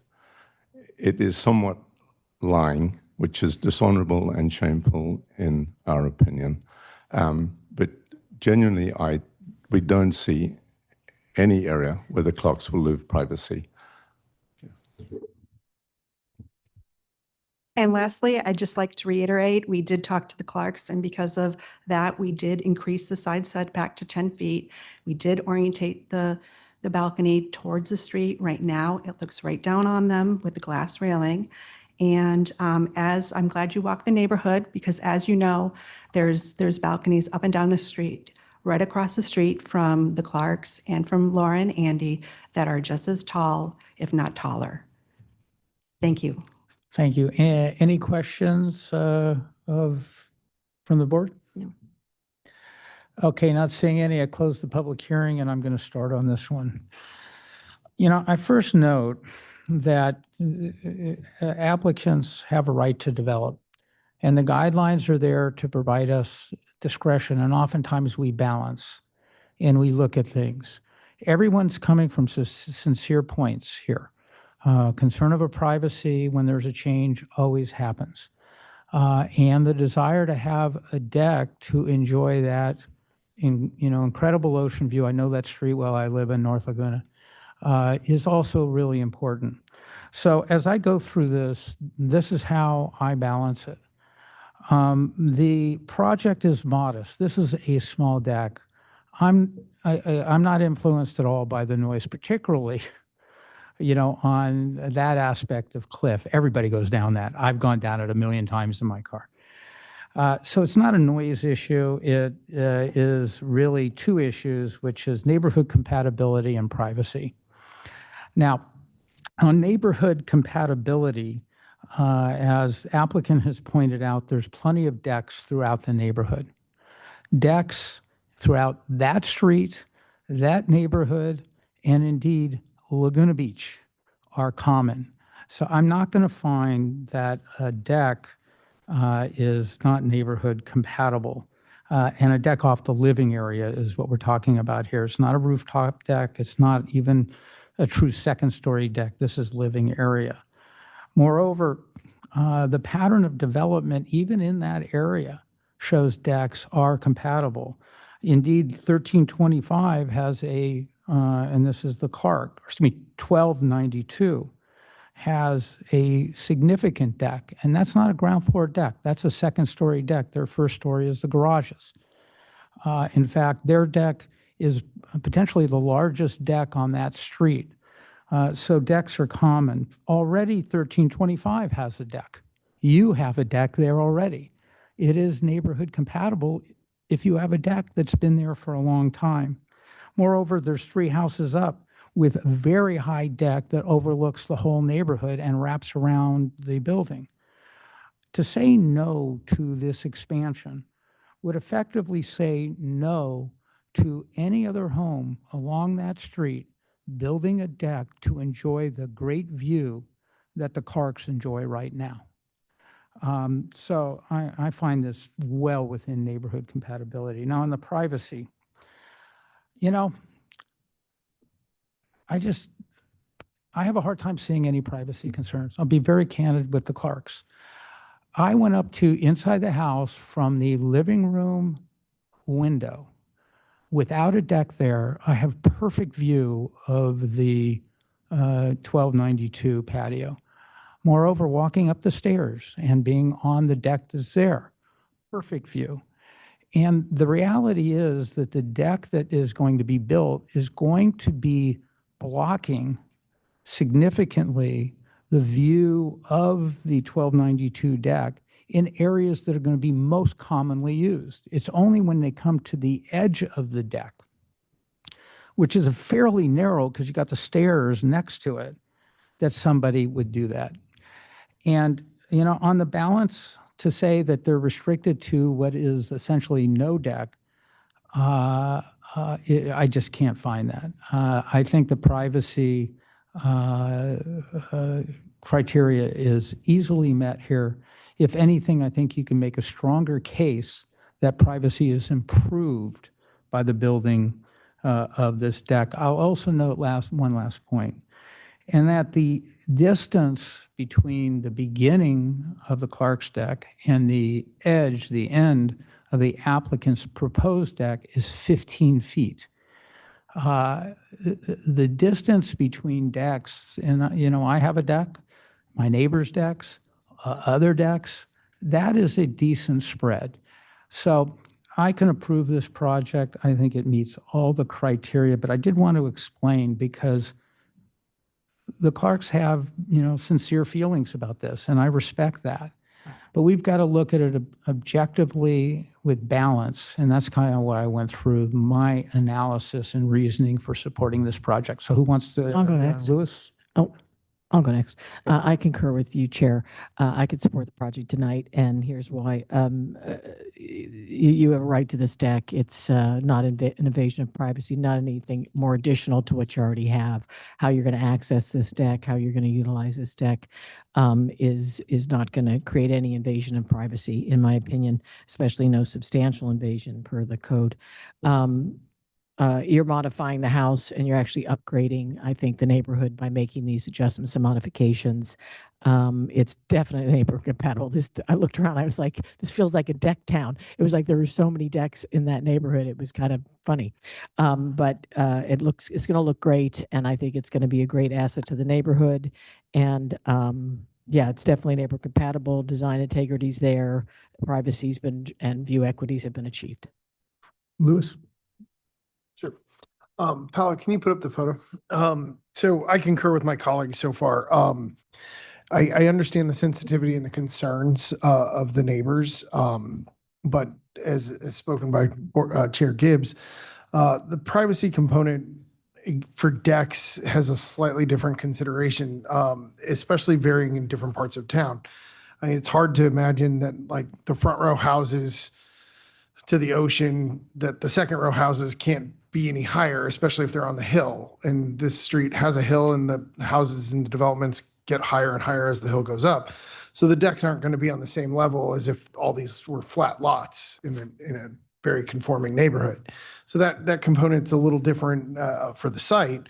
But I actually concur with Board Member Gibbs that by extending the deck, it potentially can create some reverse privacy elements because of the decking being a little further.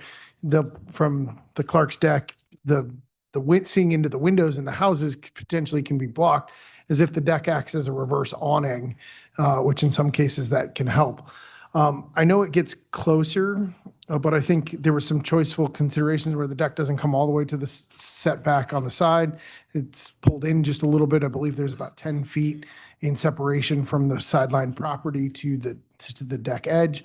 I also think it was choiceful that the stairs hug the house, which actually, from this photo where I took this, the stairs would be completely not visible from inside the home of the Clarks because it's behind this corner.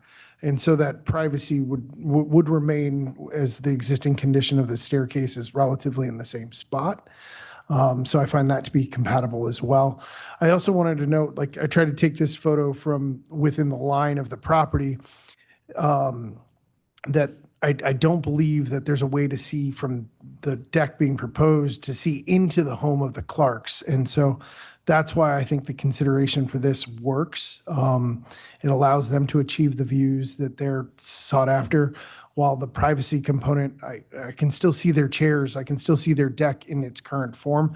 That isn't going to change other than maybe you can enjoy this deck space with 4 people instead of 2 people.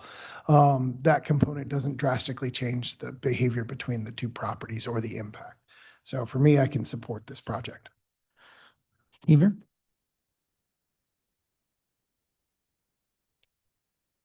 Yeah, I agree with most of what my colleagues here have stated. I've got one minor concern, which was the stair protruding beyond the face of the home.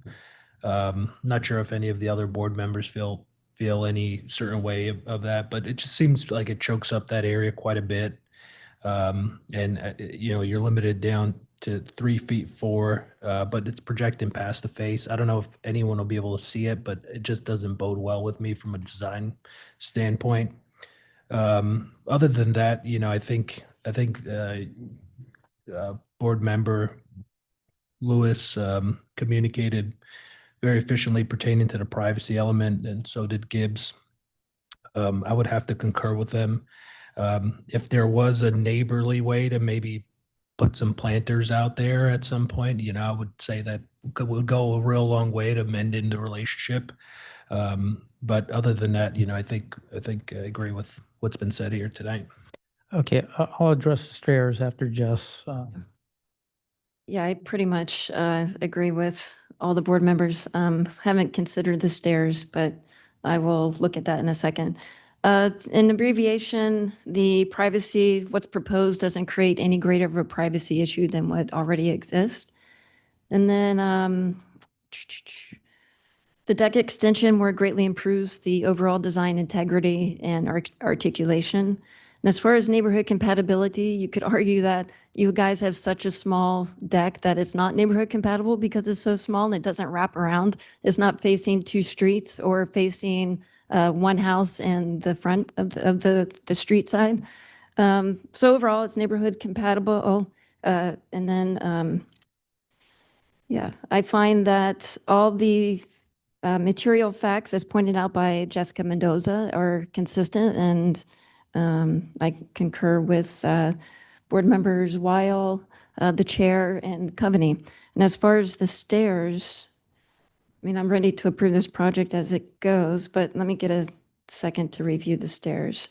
Look at this page of the staff report. Yeah, I got to pull it. Maybe, You have- just, would it be okay to ask the applicant for her interpretation on the stairs? Well, why don't we, I mean, I'm not sure what we're going to ask, Louis. So you're talking about a change? I don't, I think we need to see if there's a problem with the stairs as designed. Oh, you have that, because this Yeah. is compared. Emer, as a contractor, would you propose doing a turn? Like the fourth stair or the third stair? It's a little tricky, and I could see by the way it was designed, because if you did a turn, then you're choking that down to you wouldn't have the 3-foot clearance that's needed if you were to do a turn. So it would really have to be reconfigured. I don't think we're at that point. I just, looking at it, I wish there was a way to sort of mitigate that projection. I know it calls for 3 feet 4. It's looking like it's going to be even shallower than that based on the wall of the property line. So I'd have some concerns there just from a access standpoint. Constructability. Yeah.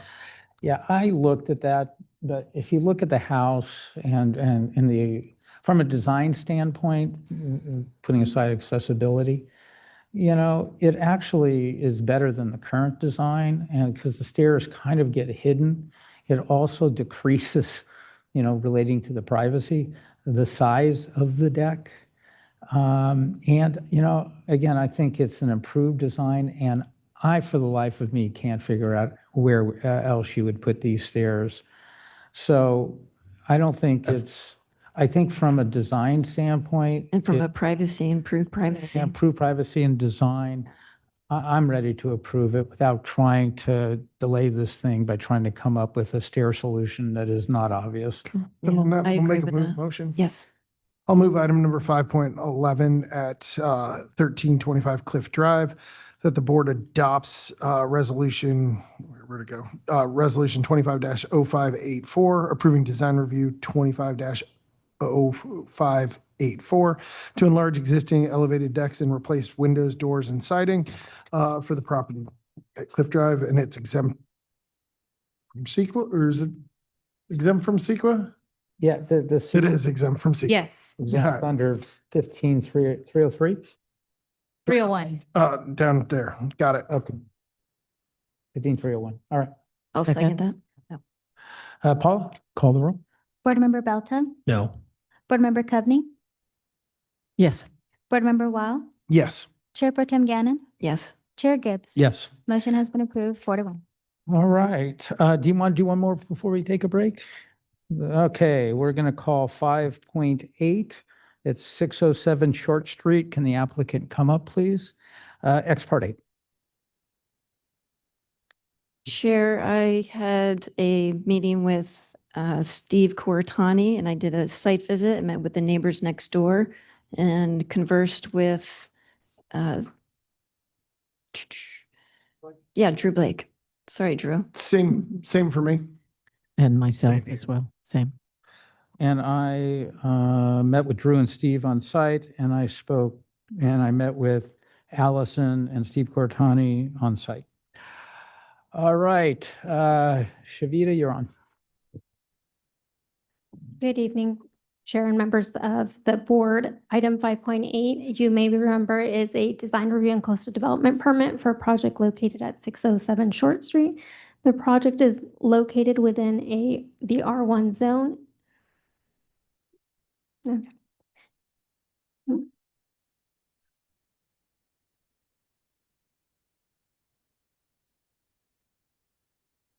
And is a major remodel of the existing one-story single-family residence with a proposed upstairs addition of 840 square feet with an elevated deck. There is also a lower level addition of 226 square feet and a garage addition of 52 square feet. There is a detached ADU located in the rear of the property that is subject to a coastal development permit, but not to design review. This is the third and final hearing for the project. The project applicant has reduced the lower level square footage and pulled back the upper level addition by 10 feet. In addition, they've also removed a large tree at the front of the property, as well as removing a stairwell window for privacy. In conclusion, the proposed improvements are not located within an environmentally sensitive area. The project is in compliance with design review guidelines and developmental standards and will not substantively impair views and privacies and is compatible with the existing development in the residential neighborhood. Staff's recommendation is that the board adopt Resolution 24-0772 approving design review and coastal development permit and finding said action exempt from CEQA. I'm available for any questions, as is the applicant. Chair, I got one question for staff. Go ahead. Shavita, you mentioned it was a 10-foot reduction. Was that a 10-foot reduction from the initial hearing or from our last hearing? So 10-foot total, it's a 5-foot additional reduction from the last hearing, which was a 5-foot reduction. So for a total of 10 feet. Okay, thank you. Any other questions? Okay, I open the public hearing. Applicant, you have 5 minutes. Thank you, board members, for coming by and the calls and, you know, your support, and we really appreciate it. We just wanted to let you know that we have been working on the project. I did meet with the neighbors at 615 Short Street in the upper bed, I think it's an office there, and saw some of their concerns, and I understand. We did look at some different options in terms of shifting the project, doing a flop over, you know, mirroring it to the other side, which created some issues with privacy looking back directly at the 615 Short Street project. And it just, we feel as though by pulling back an additional 5 more feet and for a total of 10 does open up that window in that office to allow for some nice views up the coast to Bird Rock. And by removing the big tree at the front of the project, we feel as though they also have some hillside views, which I know that they were hoping to have. So as long as both projects or both rooms can't have ocean and mountain, one at the rear has the ocean and the one at the front has the mountain. So I didn't want to take too much time, but I think we all kind of know the project, and I'll turn the time over to Steve. Good evening, Chair Gibbs and board. I wanted to add a little bit more about some of the changes we made. We also pulled the deck back a little bit to help maintain privacy for all. And the length of the upper floor on the south side has now been reduced to 39 feet. Along with this reduction, we have horizontal siding on the upper floor and a smooth stucco on the bottom floor, and it's separated by an ample eyebrow to visually break up the wall, all of which were concerns by some of you. Some board members mentioned the upper design felt overloaded to one side, so we moved the family room towards Short Street to connect it to the new stairwell that had been moved. We extended it more across the front of the home to add a few feet to eliminate the appearance of just building on just one side. A hip roof was added to that section to ease the design. The new stairwell and roof line give much more articulation to the front of the house. I want to talk a little bit about why we wanted to build where we proposed in the first place. As I've mentioned before, there's a great view corridor with views of Main Beach, Bird Rock, North End, Catalina sunsets. The more we pulled our master bedroom back towards the street, we have lost that corridor view. These are the exact primary views down that corridor that the Mahonies enjoy from their master bedroom, deck, master bathroom, and yes, out the back of the guest bedroom office and now out the side window. That's really not that much view equity for us. Privacy, by building further backwards towards the back in the first place on the left side, also provided privacy for our master bedroom, the deck, family room, and our backyard. As we pulled towards the front, that also changes. Some of you want us to move the design back to behind the chimney of the Mahonies, which totally exposes our master bedroom to their side window, also exposes our deck, all which goes against the DRB guidelines of building that maintains privacy. It's been stated by members of the board that it doesn't seem we've explored options, other designs, and there's a lot of area that you can build on the second floor on. Just because you haven't seen that what we've considered doesn't mean that we haven't exhausted every idea and concept. We have spent countless hours working on every conceivable design, crawling on the roof, around the roof, staring at the house for 22 years. Some mention again building on the north side, as Drew mentioned. This was even after my presentation showing the reasons why not, why that doesn't work. Let me explain again. First off, it's only 30 feet away from the current proposed placement. Building there still blocks the view of the hills from the Mahoney's window. Not only is there no view corridor on that side, there's a significant blockage of the views, not to mention privacy issues for our neighbor on the north.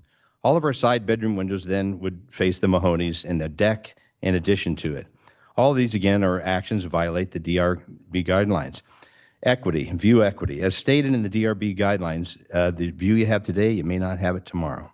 With the removal of the huge tree in front of our house, this has opened up the views to the hills above the Park Street, never before seen in years. This now gives over 165 degrees of view for the Mahoney's. As I mentioned before, we have 0 degrees. Our proposed addition would block approximately 25 degrees of their secondary side views, which is about 15%. They would still have all their primary views towards the back, and we have never blocked any of. Because of the additional 5-foot pullback, the coastline and hill views in the northwest have been opened up from the back corner side window. Thank you very much. Now members of the public can come up to the podium. You'll each have 3 minutes. State your name, please. Allison Mahoney. This process has been really difficult for me personally and for our family. I'll say probably I'm going to end up reading just to keep myself on track with time. I want to first say thank you to the board and to our neighbors for hearing all the input on the McIntosh's proposed plan. Miles wanted to be here tonight, but he's taking care of some urgent medical issues and wanted to also say thank you. He's with his dad tonight. So we've made a lot of efforts. I think collectively we're finding ourselves at an impasse here. And I want to restate that Miles and I believe all of our neighbors have the right to make improvements or rebuilds. We're not against an improvement or a second story. A lot of our neighbors have done things, and it's this particular design that we have a challenge with. So going back to the direction from the board on June 27th, after this meeting, we did request the McIntoshes to meet with us and see if we could come up with a better understanding. And instead of meeting with us, they proposed to send Drew to meet with Miles and I, and also with Steve Quaratani. When Drew arrived, he was pressed for time. He said he had 15 or 20 minutes for the meeting. So we stood upstairs in the rooms that you all have seen. And we are understanding that building the second story is going to impact every bit of the north-facing windows in our home.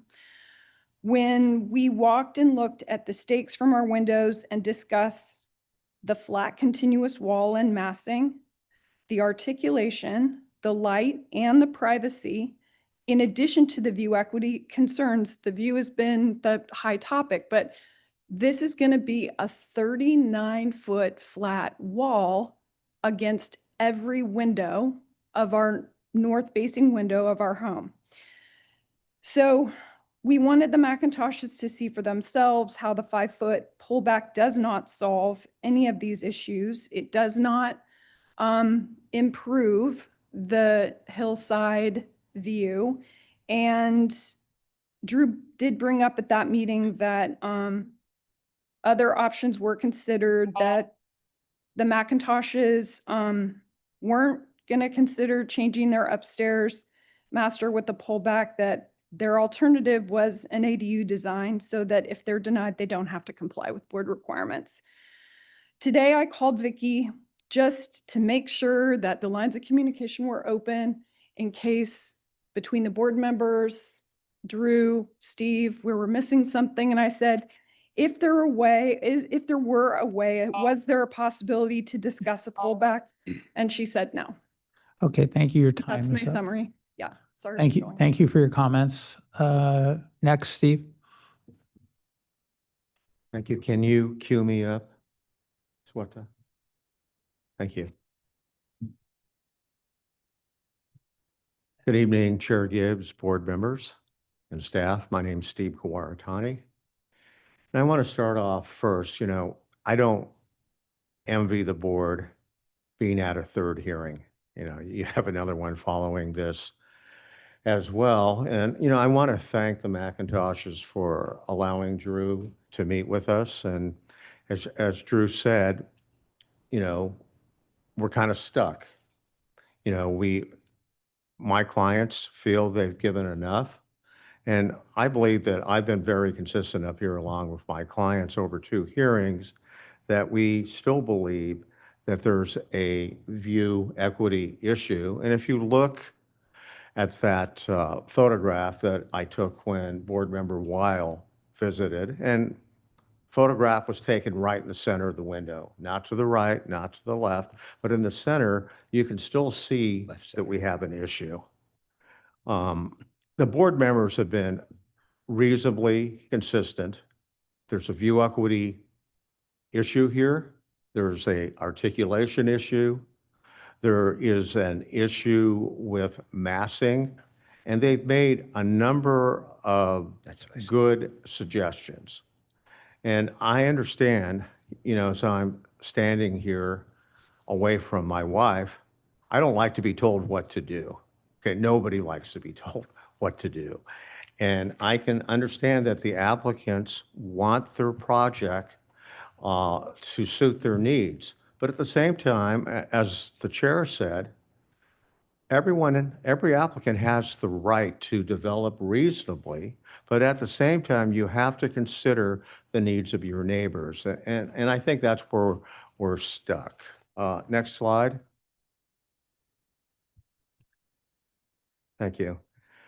This is the progression of how the project has morphed. So if you look at the top,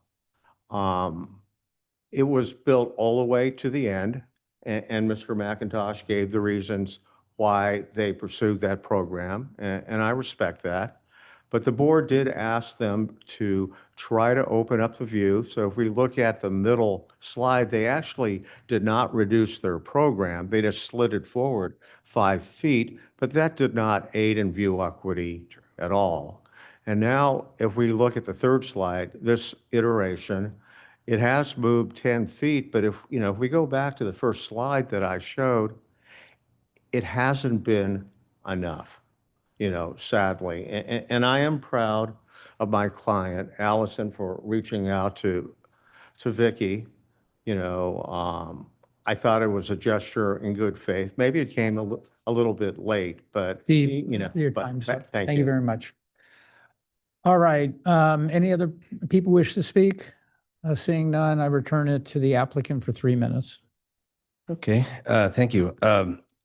At the suggestion of the Board Chair Gibbs, in the spirit of communication, we did have Drew go over because he hadn't been there, and it thought it'd be important for him to actually see what they were talking about, because when we did it, it was just an impasse. So that was the reason why. So some of that stuff was said, Drew said that really wasn't what happened. But so anyway, Drew brought back their comments and suggestions, and we discussed at length with Drew and my wife, Vicky, and myself. Anyway, our proposed design has, complied with all objective city zoning development standards and design review criteria. The city staff reports the following: neighborhood compatibility. The applicant proposes a traditional design that is compatible in terms of style and scale with the surrounding development pattern. View equity. The design achieves view equity by locating major building masses and outdoor space to maintain primary views through and across the site from other properties. And lastly, conduct a public hearing and adopt resolution is their recommendation, 24, whatever it is, sorry, I didn't have it here, approving design review and coastal development permit for a single-family dwelling and a major remodel with additions exceeding 50%, elevated decks, new exterior materials, windows, landscaping, and for a new 412-foot square foot, one-story ADU, accessory dwelling unit, located in the rear yard for the property located at 607 Short Street. This is the third approval from the City Planning Department asking for the DRB approval and acknowledging that we are indeed in compliance with all city and DRB regulations. We urge you to use objective criteria as per the California Housing and Accountability Act. Their definition, objective standards are those that involve no personal or subjective judgment by a public official. We have diligently listened to DR Board as well as to all of our neighbors and feel we have made a huge effort through many major revisions that reflect our sincere desire to balance our design with neighbor concerns, all the while following DRB guidelines. We feel we have done just that and hope for an approval tonight. And believe me, if there was a way that we could have all been happy, we would have been there. I don't enjoy this. It's ridiculous. And we have worked to make our situation happy, and this is a compromise that I think meets all of the city criteria. So thank you. All right. Any questions from the board? Okay, I'm not going to go first, but I want to respond to one thing. Staff make recommendations on virtually all applications. Our job, we were appointed by the city council to make independent evaluations based upon our objective and impartial review of the project and knowledge of the guidelines. We are the ones who actually go out and see the projects. We see them across the city. So I just want to understand, it's helpful to hear what the staff recommends, but it is not as a substitute for our independent evaluation. With that said, Jess, do you want to begin? Sure, I'll take this one. Oh, Yes. oh. I asked questions you didn't ask. ahead, you can Yeah, ask you go I have ahead. two quick questions. Go ahead. One was the image that Mr. Quaratani put up of showing the impact. Do you consider that an accurate image? Do you have any dispute with that? Well, I think it looked like it was straight on. It seems like, Right, but I mean, as far as when you look Saying the one from the second bedroom, the photograph? one from the study, that wasn't from the second bedroom. It that looks was very from- similar. Well, the study, I meant the study. Yeah. yeah. Yeah, I think it's when a- you come into the room, it's more of a north sort of view. So I think he's kind of doing this. as Straight on, opposed to- okay, but it's accurate for where he took it, okay. But- And then you said you mentioned wanting to build, you looked at building on the other side, which we talked about from the very beginning. It's like from mass and scale perspective, from balance, from public views, from all that, it seemed that kept that corridor open. What was your originally it was money, now I'm trying to get a sense of why. It's like moving it that way, you're kind of looking the wrong way. It's like if the ocean was there, but you're going looking this way or something. No, parallel, it's parallel. Right, but there's a humongous hedge. It's There's trees and houses. bamboo that's on that side. So we'd just be looking straight at, the master suite would be looking straight at just a big wall of trees. And Hedge. so You there said is a little bit of a view going down a corridor, which is on this south side, closer to the Mahoney's. Yeah. You said it's bamboo, right? I think it's a tall bamboo, isn't it, along? The bamboo, the bamboo is is to our north. Yeah. But beyond that, there's more hedge, more trees, and several trees actually that create a huge blockage there. And that's one of the issues. If all that stuff were cleared out, it would be a different story, but we still have to maintain some privacy there. It That's would be a different story, and bamboo, for my knowledge, is an invasive species in Laguna, and if there is a remodel and a landscape plan to the neighbor's property, all that bamboo would have to be removed. that's to the side, that's to the north side, so it's really not the All ocean right. view. So- Any other questions? Not hearing any. Jess, wait, Yeah. I closed the public hearing again. And Jess, you're up. Overall, this doesn't meet the minimum requirements for design integrity, design articulation, neighborhood compatibility, or view equity. As far as view equity goes, views are not only ocean views, but hillside views. City light views are just as valuable as ocean views. The removal of the tree in the front was for your benefit as the homeowner. It was a negative impact on your foundation. Although I do recognize that it also opens up that view with the secondary bedroom. The view from the primary bedroom, in this case, which is utilized as an office, that's where I have an issue with view equity. You're taking 100% of their hillside views, not 80%, just a full 100%. If you would be willing to cut even 30% or give them 30, 40%. I'm not even asking for 50%. I would be able to say that you met the view criteria. As far as neighborhood compatibility, design articulation, and integrity, they kind of all go hand in hand. This design does a disservice to the neighborhood, a heavily trafficked neighborhood by both out-of-towners and residents. Nowhere in this neighborhood is there a design where the upper level overloads one side of the home. There is zero articulation facing the neighbor's house. In the first meeting, I asked for you to pull the, so it's not a straight up and down wall. So we cannot take into consideration how much a project will cost, as cited by the applicant in the first hearing, regarding why they chose to build on the upper level, heavily geared towards the left side. You cannot create a view by taking somebody else's view. And I think that's pretty much, I covered it. Yeah. All right. Ymir, you want to go next? Thank you, Chair. So I think that, with third hearings, we always tend to look at the progression and the efforts that were made. And I think that the efforts have been made to mitigate the view and balance the view. I understand that there are some concerns pertaining to the hillside, but I can't come around to preserving the full hillside view. I think that would be a complete limitation. But when we look at the specifics of this particular site and we look at the views out of the windows of the neighbors, if we were to push that wall back, you're maybe getting another palm tree or two or three, or maybe some bamboo. So I can't come around having them pull it back anymore. I think that what they've done suffices. You get a portion of hillside view. I think the design is very thoughtful to the community and the use of materials is very thoughtful as well. And I do think the vision is appropriate for the neighborhood. And I do understand that the desire to get a ocean view is what this homeowner is going for.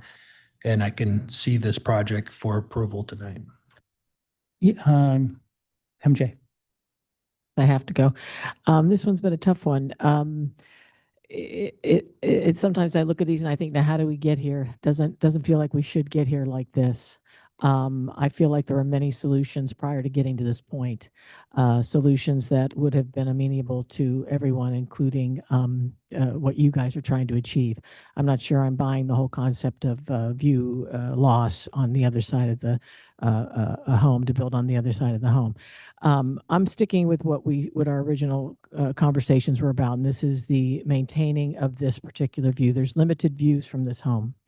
When we look at each home individually, look at how much of the view is being taken, that's a concern. You're gaining everything. You're getting everything. You're getting canyon, you're getting ocean, you're getting big deck, you're getting everything. And it just feels like for you to offer up another 4 feet to allow them to have something is limited for what you're still going to gain. I think the overall design of this home feels lopsided to me. I could give you that, knowing that I was giving the homeowner who's been living there with a beautiful canyon view from an active area of their home. I could give you that, let that go, even though I don't understand why you stopped halfway. But I think by the time you finish, by the time you put your finishings on there and you landscape it, my hope is that it will feel compatible. It's a little wonky right now, but it's Laguna, so I can kind of turn my head slightly on that one, and give you that. I think the articulation on the side, I know that it was mentioned many times before, you didn't achieve. I'd almost be willing to give you that. I feel like I'm negotiating on behalf of the homeowner next door. But again, my big thing is view. And they have very limited view at all. They have the ocean view far away. The pictures you've shared are all tight shots, and they have the same foliage disruptions as you do. So I cannot support this project tonight based on view equity specifically. I feel like if you can give them the 4 feet, that would help them maintain a sliver of canyon. It would still allow you to have a beautiful family room upstairs, a stunning master, extraordinary large closet, good bath area, great view, amazing deck that you will be able to enjoy. You might have to compensate that deck a little so that you're not poking out, but it's still a very large deck right now in order to balance the shift. That would be an answer, and perhaps to Amir's point, that since this is the third hearing, perhaps there's a way to come to some sort of I don't know how that works from the condition of approval with something specific to this measurement. But I would be willing to support it if we could come to some sort of a agreement on that sort of adjustment. Excuse me, Louis. Yeah, I feel like I wrote down some notes, but let me just wing this one, and I'm sorry. I feel like, in just short, I feel like this has been more difficult than it's needed to be, and I feel for both the applicant and the neighbors in this scenario. As I got on the board, there was a lot more of this animosity between neighbors, and it was constant from almost every project. And through time, it's gone through ups and downs where people work together a little bit more or not. And in this case, it was a tough position for both parties. And so I understand the frustrations and the heartache and everything that's gone for both parties. And I do feel for you guys. With that said, I think we've been trying to give the applicant a lot of direction to achieve their square footage and their design as best as possible on that upper level, because we've deemed definitely at the beginning of the first hearing, that a second story is appropriate for this house. It's the rear of the property that is the concern and the issue. And I tend to be more in favor that, that 4 to 5 more feet. I think at the last hearing I said 5+ feet, and we came back just at 5. And I think that's just a little too tight of a margin. I'd like to see it work where we could condition maybe a 5 more foot reduction and maybe make some affordable space available. I think the deck can remain where it is.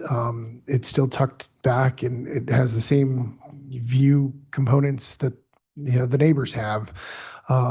Those things would be intact. I think there's room in the program for that reduction without overly compromising the overall scope of what you're trying to accomplish. It would balance the components of the views that are on the rear of the property for the neighbor.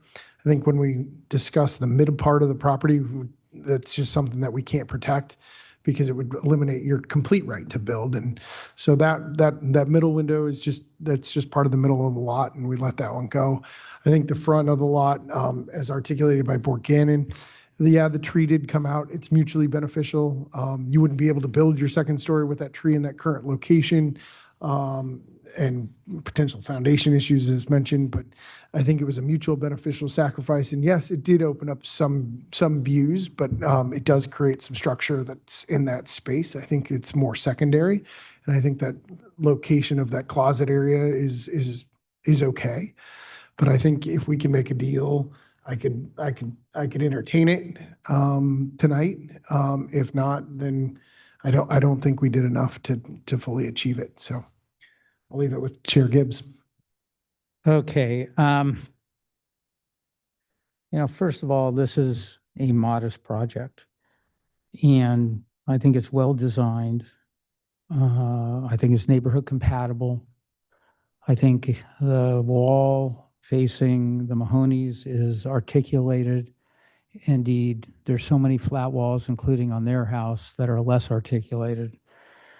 I think this is otherwise an eminently approvable project. I think the privacy issues were resolved, including with the change that was made from the last hearing. So we're at view equity. And I went up there. I think everybody's acting in good faith. The Mahoney's were very forthcoming. The same thing with the applicant. I don't like to see negative or bad blood on this thing. But to my view, I'm sorry, when you say that that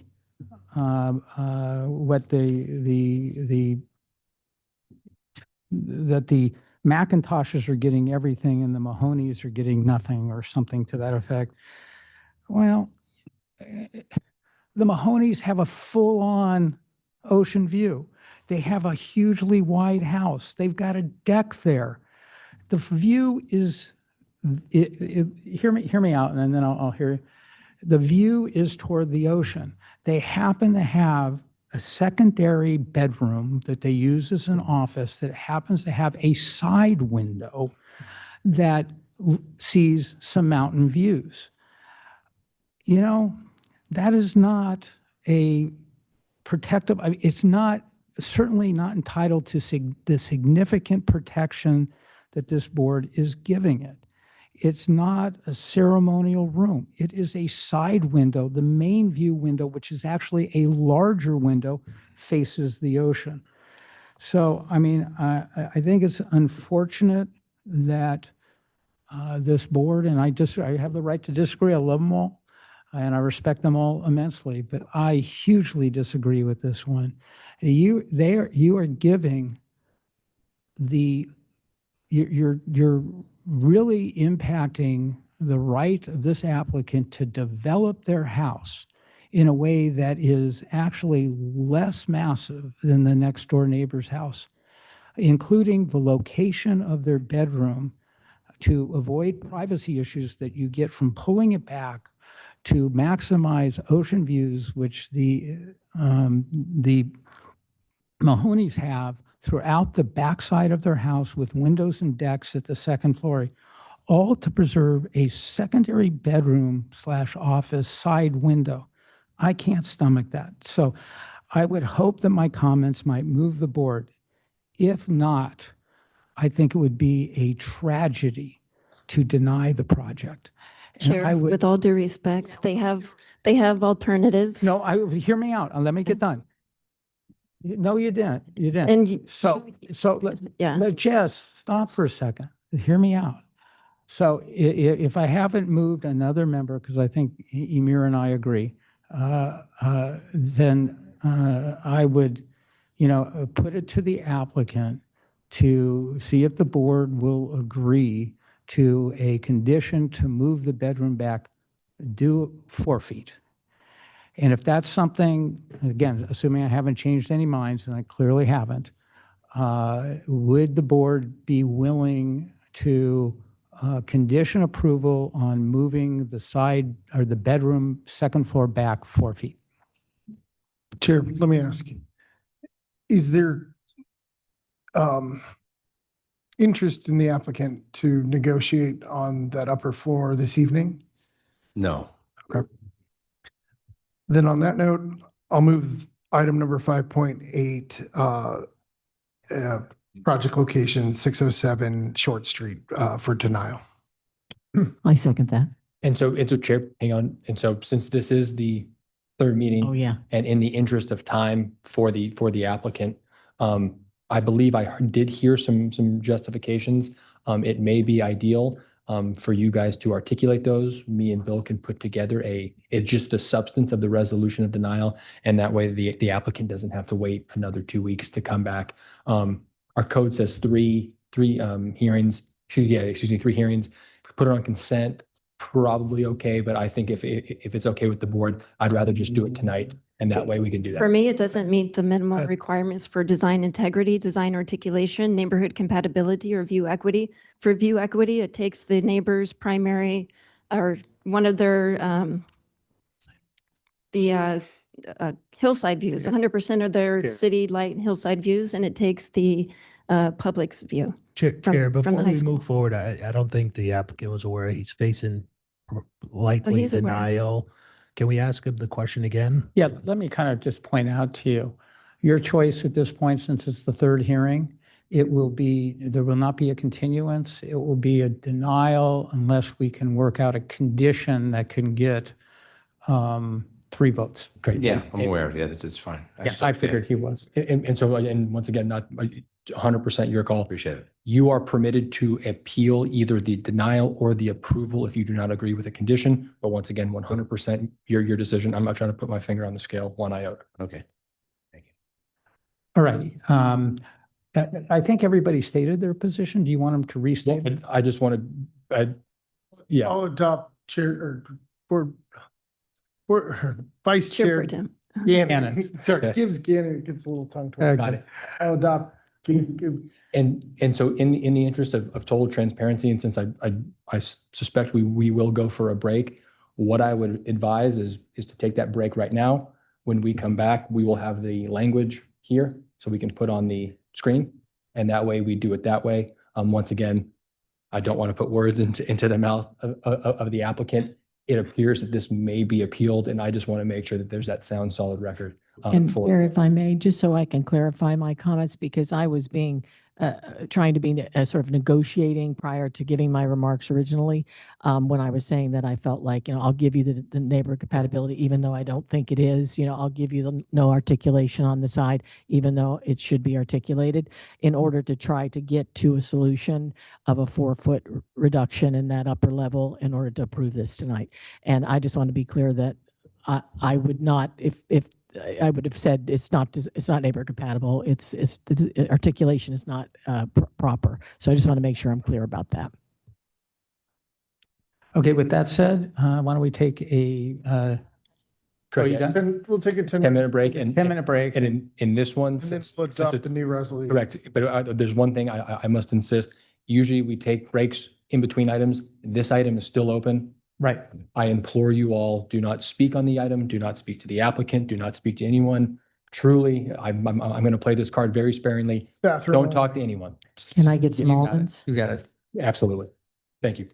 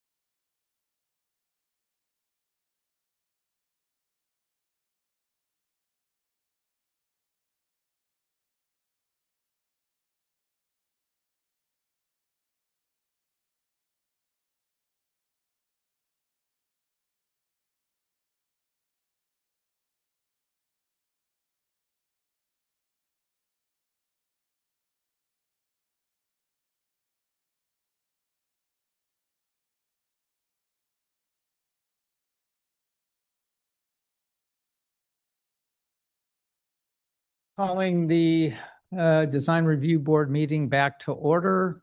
I believe there's a motion, but you have some language, so I just I wanna- turn it over to Mr. Lewis and Mr. Dunnigan. And Board Member Weil, if I may, so of course, all of the whereases will be updated to reflect the date, the time, so on and so forth, and of course, whatever the vote happens to be. Further, I just want to make sure that the board kind of understands what we kind of put here is kind of thesis statements for what we understand that the board's direction to be. What we are seeking for is, if you guys agree with this language, is then to kind of give staff that not discretion, but the direction to kind of fill in with more of the testimony and explicit language. It was probably a little bit too much to bite off to try to draft it entirely right here and now. That being said, I'm comfortable that if the board views those, believes that we hit, as I said before, the design articulation, neighborhood compatibility, and view equity. As I said before, view those statements as kind of just the thesis statements, at which point we will, go back, listen to the meeting to ensure that the details are more filled in. And once again, for the applicant, we are doing this, just so you guys don't have to wait. Understand you're probably unhappy with the decision. I understand that, but that's why we're doing this right now, so you guys don't have to wait 2 weeks or however many long. Yeah. Did you augment the view equity one? Correct. Yeah. So as of right now, we would say the second floor addition creates view impacts to neighboring properties by blocking existing canyon and ocean views. You can get rid of that and. I'm not seeing it on the screen. Is what I asked. Oh, could you scroll down a little bit? I'll let it down to 3. There we go.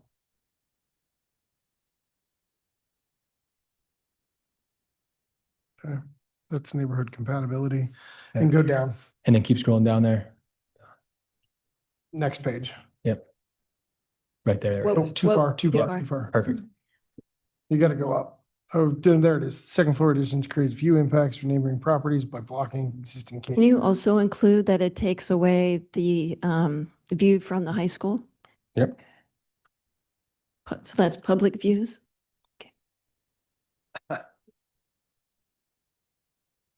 Please. Okay. All right. You misspelled view. Yeah. No, sorry, wait. Typing. I am, yes. Okay. Anything further? Okay. You echo, yeah. And then the motion for denial is in the resolution. Correct. Up at the top. At the top, it's denial, and then of course Can you go all the way to the top? I just want to make sure that that part's there. And then, of course, it's a different CEQA finding they're both exempt, and that will be reflected in the whereases. Okay.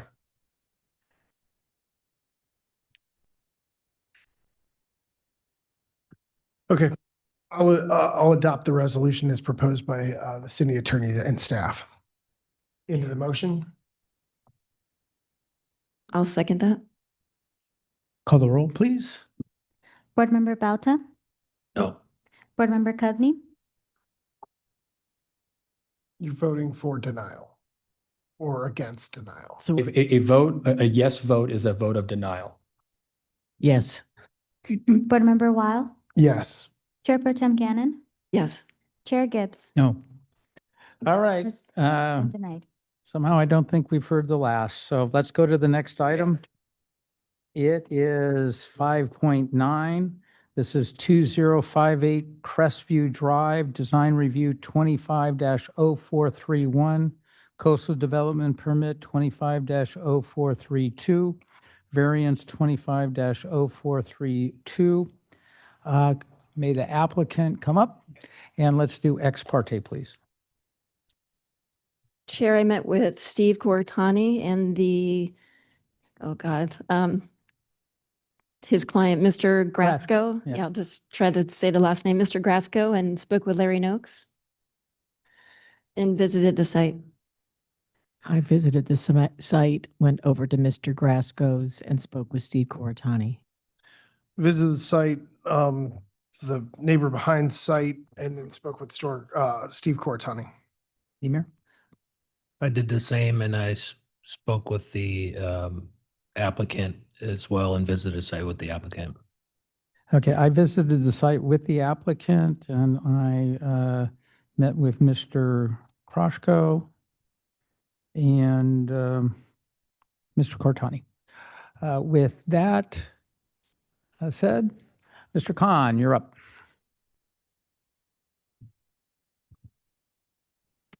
Good evening, Chair Gibbs and members of the board. I'm Sharyar Khan, and this is item number 5.9 for a new single-family dwelling located at 2058 Crestview Drive. The project was previously considered at a concept review hearing last year and at a design review board meeting of April 10th earlier this year.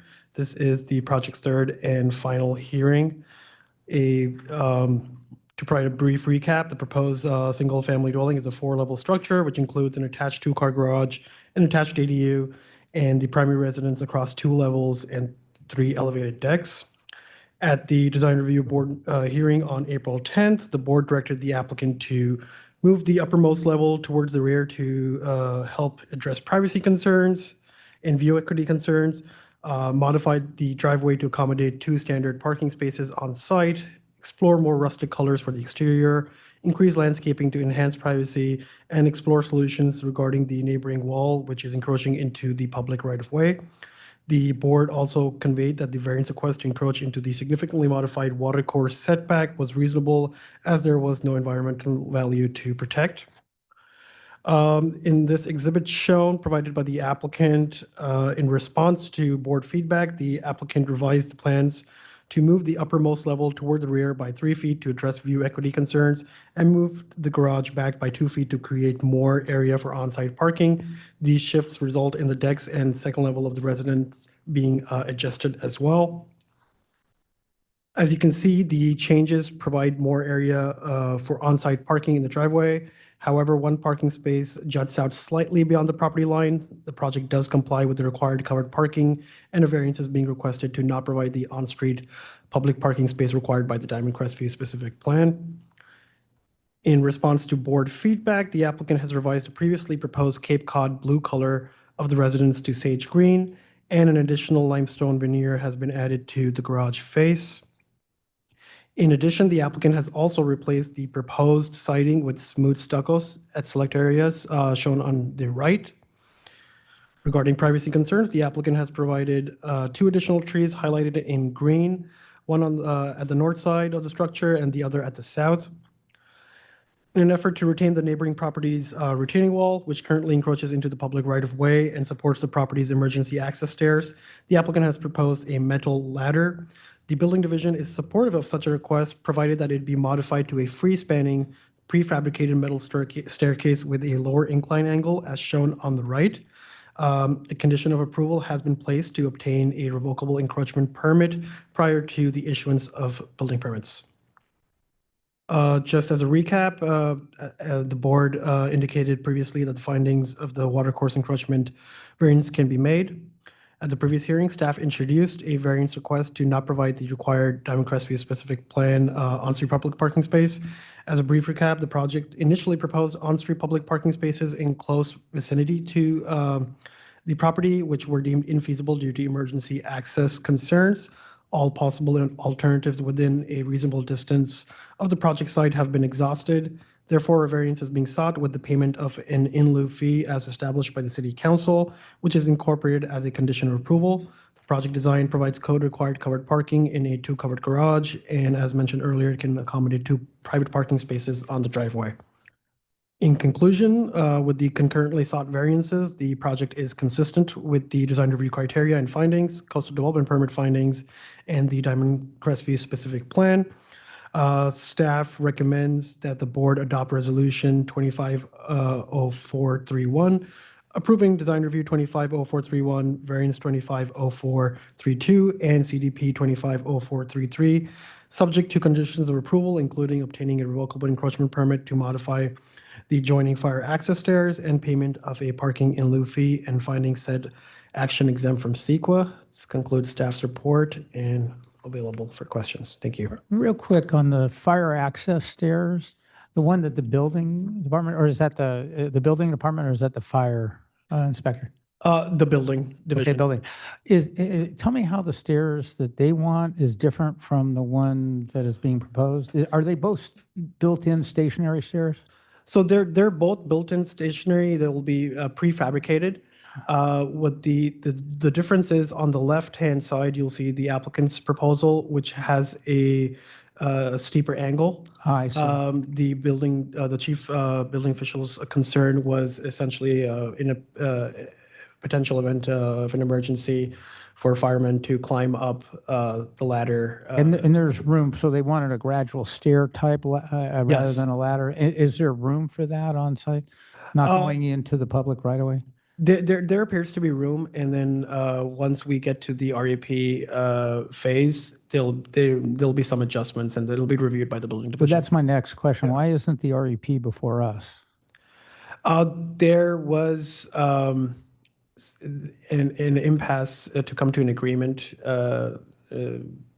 between the property owners, and this was a solution that was sort of supported by the building division. Patrick, shouldn't this REP be before us on this application? It seems to me kind of an important issue. Why is that being severed from our application?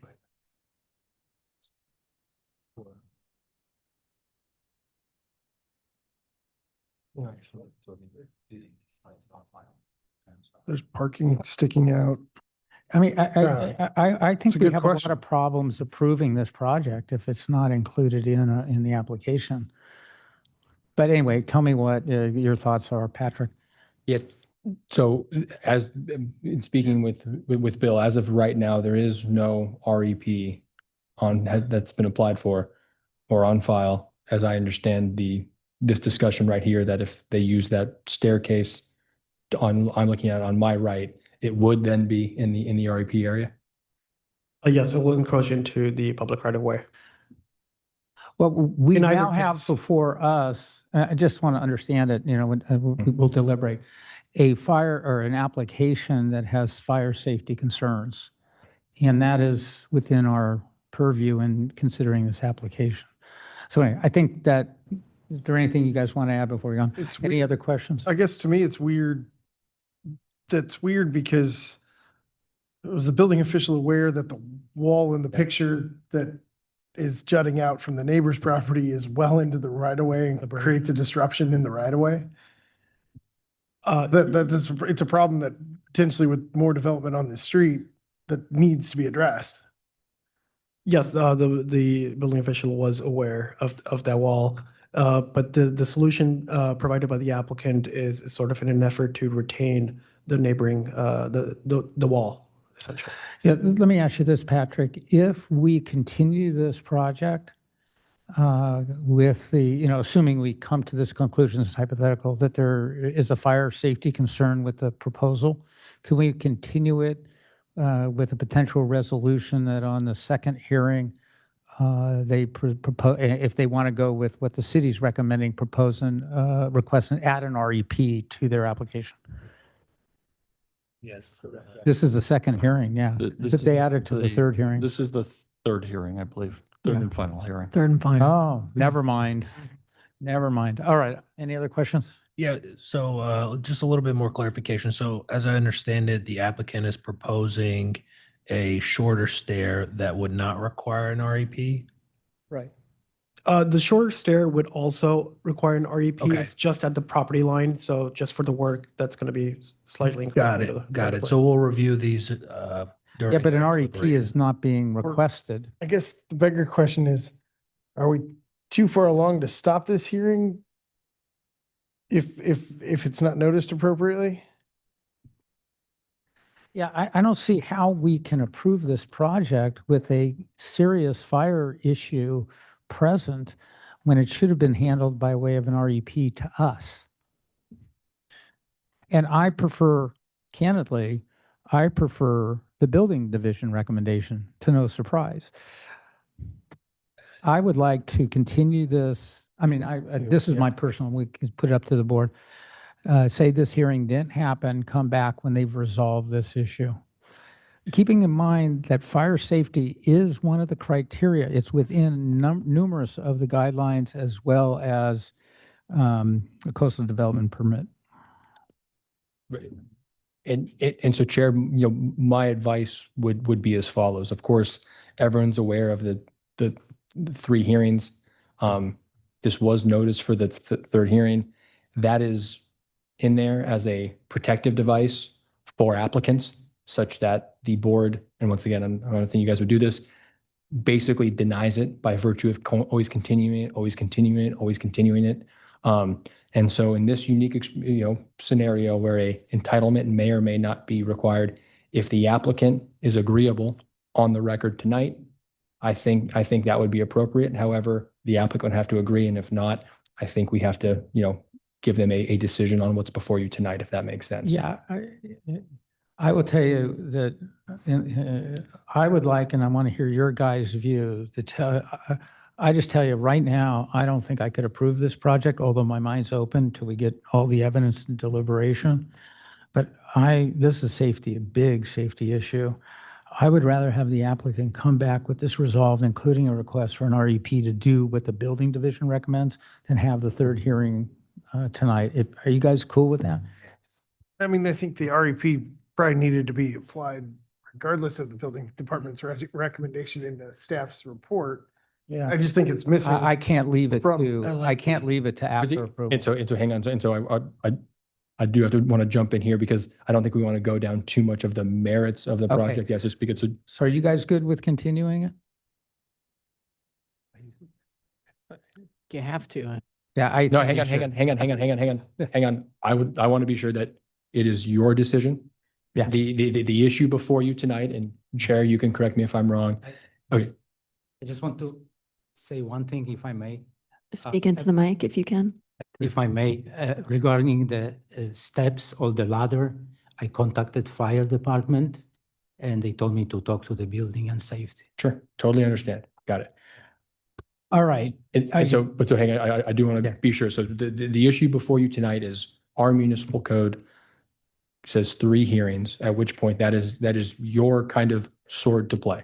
What the board is saying here tonight is that they feel that an entitlement is potentially missing, or the issue of the REP must be resolved in order for them to properly deliberate and decide on this project. It is your decision. If you would like to move forward, my advice to the board is do the best you can. If not, if you guys are amenable on the record to resolve this one issue, we can then continue the hearing. Okay. Okay, let's, when's the next? Can we hear from the other board members if they want to continue? Oh, I thought everybody Yeah. said, go ahead. I would like to continue.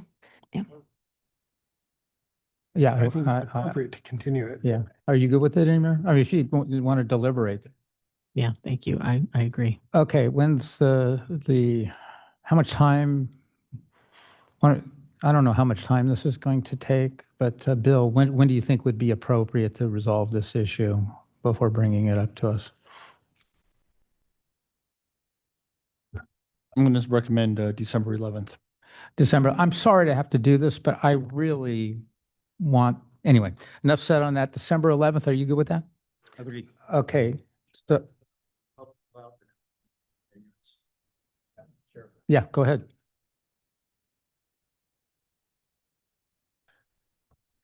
Steve Kawaratani. I fully support your recommendation, Chair, for the continuance. And I'm also hoping that Mike will contact his neighbor. So when we come back to the next hearing, we could be looking at an approval.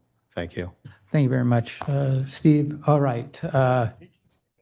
Any other people? Go ahead. Really on the notion of. Yeah, I'm opening the public hearing, so everybody who wants to speak has the opportunity. But you can only speak on the continuance, not the project. Very good. Only the continuance, not the project. I'm completely confused at this point because I'd never, as a homeowner of 2100 next door, this wall that we're talking about that goes out into the public right of way, in the previous meeting, I in my little notes were thanking you Yeah, I'm guys. going to cut you off. We're not dealing with the merits, only the continuance. Do you understand that? Well, I agree with the continuance. Okay. In order to investigate. I don't want to get into the merits. Fair enough, whatever you say. Okay, thanks much. Anyone else wish to speak? Okay, with that said, let me do the motion on this one. We're going to move that item 5.9 for 2058 Crestview Drive be continued as to the third hearing to December, I forgot the date, December 11th, 2025. I second. Paula, call the roll. Board Member Belta, Yes. Board Member Covney, Yes. Board Member Weil, Yes. Chair Pro Tem Gannon, Yes. Chair Gibbs. Yes. Motion has passed 5-0. See you in December. All right, the next item we have is Coast Highway. This is 5.10 at 31502 Coast Highway Design Review 25-0257, Coastal Development Permit 25-0258, Variance 25-0259. And could the applicant come up on this project, please? And stand on, Andre, and ex parte, please. I went to the site, met with Stan, and met with the neighbor, Sarah, across the street, and another neighbor, Paul, up on Catalina, and Steve Cortani. I had a site visit, met with Steve Cortani, the neighbors Paul Kraft and Sarah Anderson. Emir? I did the same, and I also spoke with Stan, the applicant. Spoke with Stan, met with neighbor Sarah and Paul, and spoke with Steve Cortani and his team. I met with John Craig, who works for Stan on site. I met with Sarah and I met with Paul Kraft and his wife. And I don't recall, I probably spoke to Steve Cortani. Okay, with that said, Here, I have an adjustment to that. I thought, are you Stan? Yes. Oh, then I met with another gentleman. I don't remember. That was probably John Craig. Okay, good. I just didn't want to be misinformed. Sorry. All right, Daniel, you're up. Perfect. Thank you. Good evening, Chair and members of the Design Review Board. Item 5.10 is a request for design review, a coastal development permit, and a variance located at 31502 Coast Highway. This application was previously heard by you all on August 14th of this year. The project is located in South Laguna within the R1 zone and is currently a vacant lot. It is bordered by Monterey Street, West Street, and Coast Highway, and a residential property to the south. Across from each of the streets is also residential property. The proposed project is for a roughly 3,400 square foot single-family dwelling with an attached two-car garage, 385 square feet of elevated decking, retaining walls, a spa, landscaping, new vehicular access, and a public street and sidewalk improvements. A variance is requested for the garage to have a reduced setback of 10 feet from the property line. Here I have two slides of renderings for you to view. I want to note a few revisions following the previous August 14th DRB meeting. They have eliminated the rooftop deck, recessed the master bedroom's exterior wall by 3 feet, and redesigned the roof to result in a maximum roof height that is 1.5 feet lower than the originally proposed. The variance request is for the garage to encroach 10 feet into the 20-foot required front yard setback as shown in red on the diagram, leaving a 10-foot setback as shown in the green on the diagram. The applicant provided an exhibit shown on the screen that shows similar development patterns on adjacent properties. These properties were developed under Orange County jurisdiction with a 10-foot setback. The applicant is proposing to match that pattern. For the August 14th meeting, staff received 4 email correspondence, 1 in support and 3 in opposition. For today's meeting, staff received 11 emails, all in opposition of the project. Support includes appreciation for the streetscape improvements, and concerns include view equity, archaeological resources, and neighborhood compatibility. Staff does find the project to be in compliance with design review guidelines, complying with all relevant municipal code development standards and the variance findings that can be met for the proposed 10-foot garage encroachment into the required front yard. And so with that, staff recommends adopting the resolution, approving the proposed entitlements and finding said action exempt from CEQA. Thank you very much, Daniel. Any questions? Hearing none, I open the public hearing. Stan, you have 5 minutes. Thank you. Good evening, everyone. Thank you for having us here again. We were here, as you know, a couple of months ago. We brought forth a project we believe was approvable that night. We had a great discussion with all, and we received your comments, and we then went about responding to those comments the best we could. And we believe that we have the project here in front of you again that's approvable. We stand behind staff support of this as well. And we can I'll outline a couple of things that we did do in this last round. As Daniel said, we did remove the roof deck. That was unanimous. Everybody was pretty sure that that was not possible, so we removed that. And in doing that, we had a redesign of the roof. We were able to also eliminate the stair that took us to the roof deck, so that was removed from the plan. So the net result of the roof remodel was basically about 1.5 foot, not about, but 1.5 foot of a lowering of the roof. And so that was a benefit to the whole mass and scales challenge. In addition to that, working with the articulation was another element that had been a concern, primarily on the West Street side. So we redesigned the plan, mostly at the upper level, a little bit to the lower level, to allow the low roof interface with the upper wall and the new sloping roof at the upper level to basically create a composition that gave a little bit more relief and what we believe is more articulation. The rear wall inset of the master bedroom was also an attempt to give a little more interest to the rear elevation and create a little more interest in the articulation as well. The other element that was brought forth was about the spa. There was a question about the spa and how it might actually interfere or cause some interference with the intersection and the travel on Coast Highway.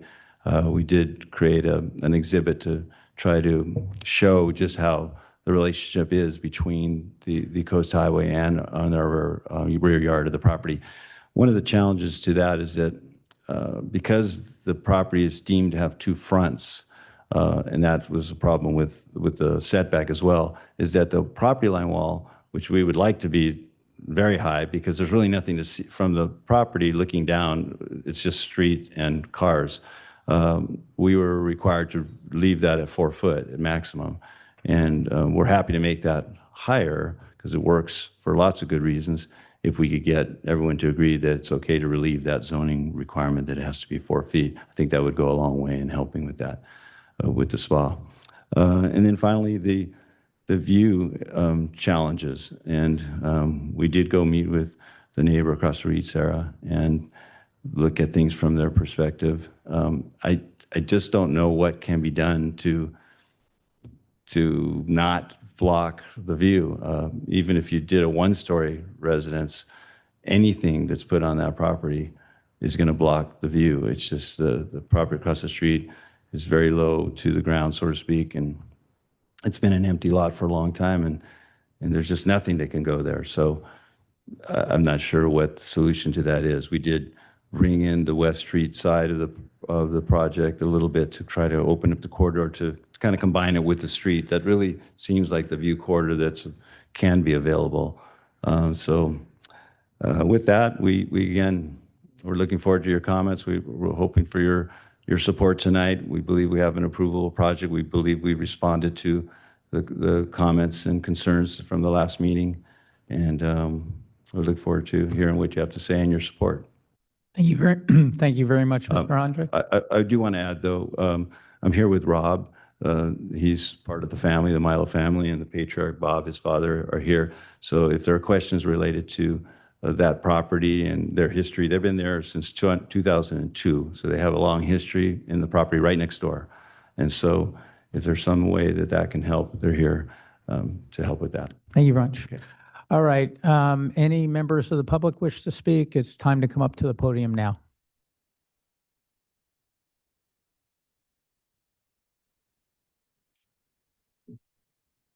You have 3 minutes. Good evening. My name is Sarah Anderson, and I live at 31502 Monterey Street, which is directly across from the proposed project. Following the last design review hearing here in August, I received a visit at my home from Mr. Andrade's assistant, not Mr. Andrade. He did not come to my property. John, he assessed to assess the impact that this new home will have on mine. He did take photos and had a discussion about how we could potentially be less impacted by this new build and their plans. Possibly bringing down the roof line a few feet, or maybe nipping in the sides on the second floor to preserve some of our view corridor on the north or south sides of their building. The property has since been restaked, and honestly, I can't actually tell a difference. I know that people have said that it's come down 1.5 feet. It isn't noticeable at all. In fact, it seems taller to me, and it certainly nothing has been done to bring the sides of the building in. As I said at the last meeting, I do respect the owner's right to build on the empty lot, but the plans for this home seem absolutely massive and are completely at the expense of my view. At 3,500 square feet, the mass and scale don't seem compatible with this immediate neighborhood. So surely there is a solution instead of building something so extreme, which seemingly maxes out the lot's buildable footprint. Could you dig down? It seems like at PCH, there is about 8 foot of earth to potentially build down the bottom floor. Could you reduce the footprint some? Reduce the foot height so it doesn't seem so, the roof height, sorry, so it doesn't seem so overwhelming. Or maybe even bring the sides in a few feet on your second story to preserve a bit of our view. The south side would be, I mean, either way, both sides, but we have been lucky enough to enjoy 15 years of full ocean view. We currently see the full length of Catalina from our living room. This brings a lot of joy and value to our lives. All of Catalina will be gone, the view, but maybe to preserve, we understand that, but to preserve some of the view on the sides would be greatly appreciated. I live in this home full time with my family. This is my community. It is not a weekend home.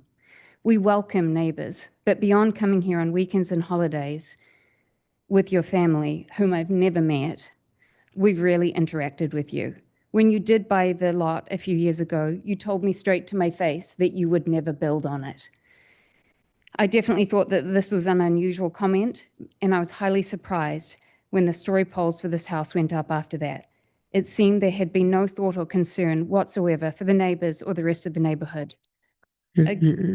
Sarah, your time is up. Thank you. Thank you guys for your visits to my home, is what I was going to say too. Thank you. Steve, you're up. And happy birthday. Evening, Chair Gibbs. Hi again, board members and staff. My name's Steve Kawaratani. Hi to Stan as well. Haven't seen him in a while. Could we go to the next slide, please, Daniel?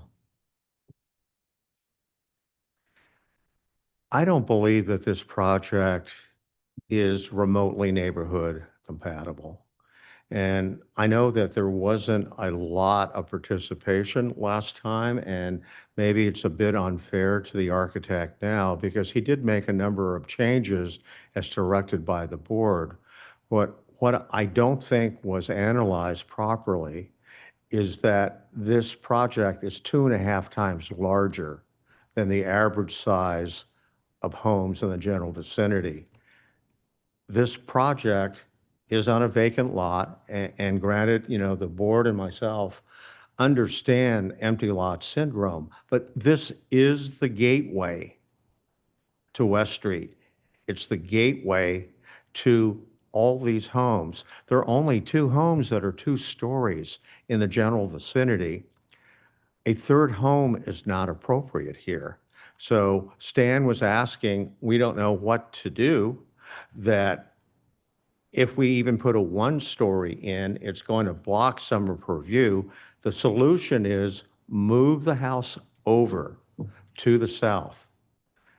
Give Sarah a little bit of view equity, including West Street, and a much larger setback than what the applicant wants to do. But that's the solution. Next slide, please. This is Sarah's home, and that's 2 stories there. You can see she has a tiny sliver of a view back towards West Street. Now, imagine that you reduce this house from 3,500 square feet to perhaps 2,200, 2,300, a pop-up to the left. She's going to gain back a lot of view, and I think it's only fair. She's lived there a long time. This house is too large, and I think that Stan's a very talented architect, and he can certainly recognize that this house that he has designed is not appropriate.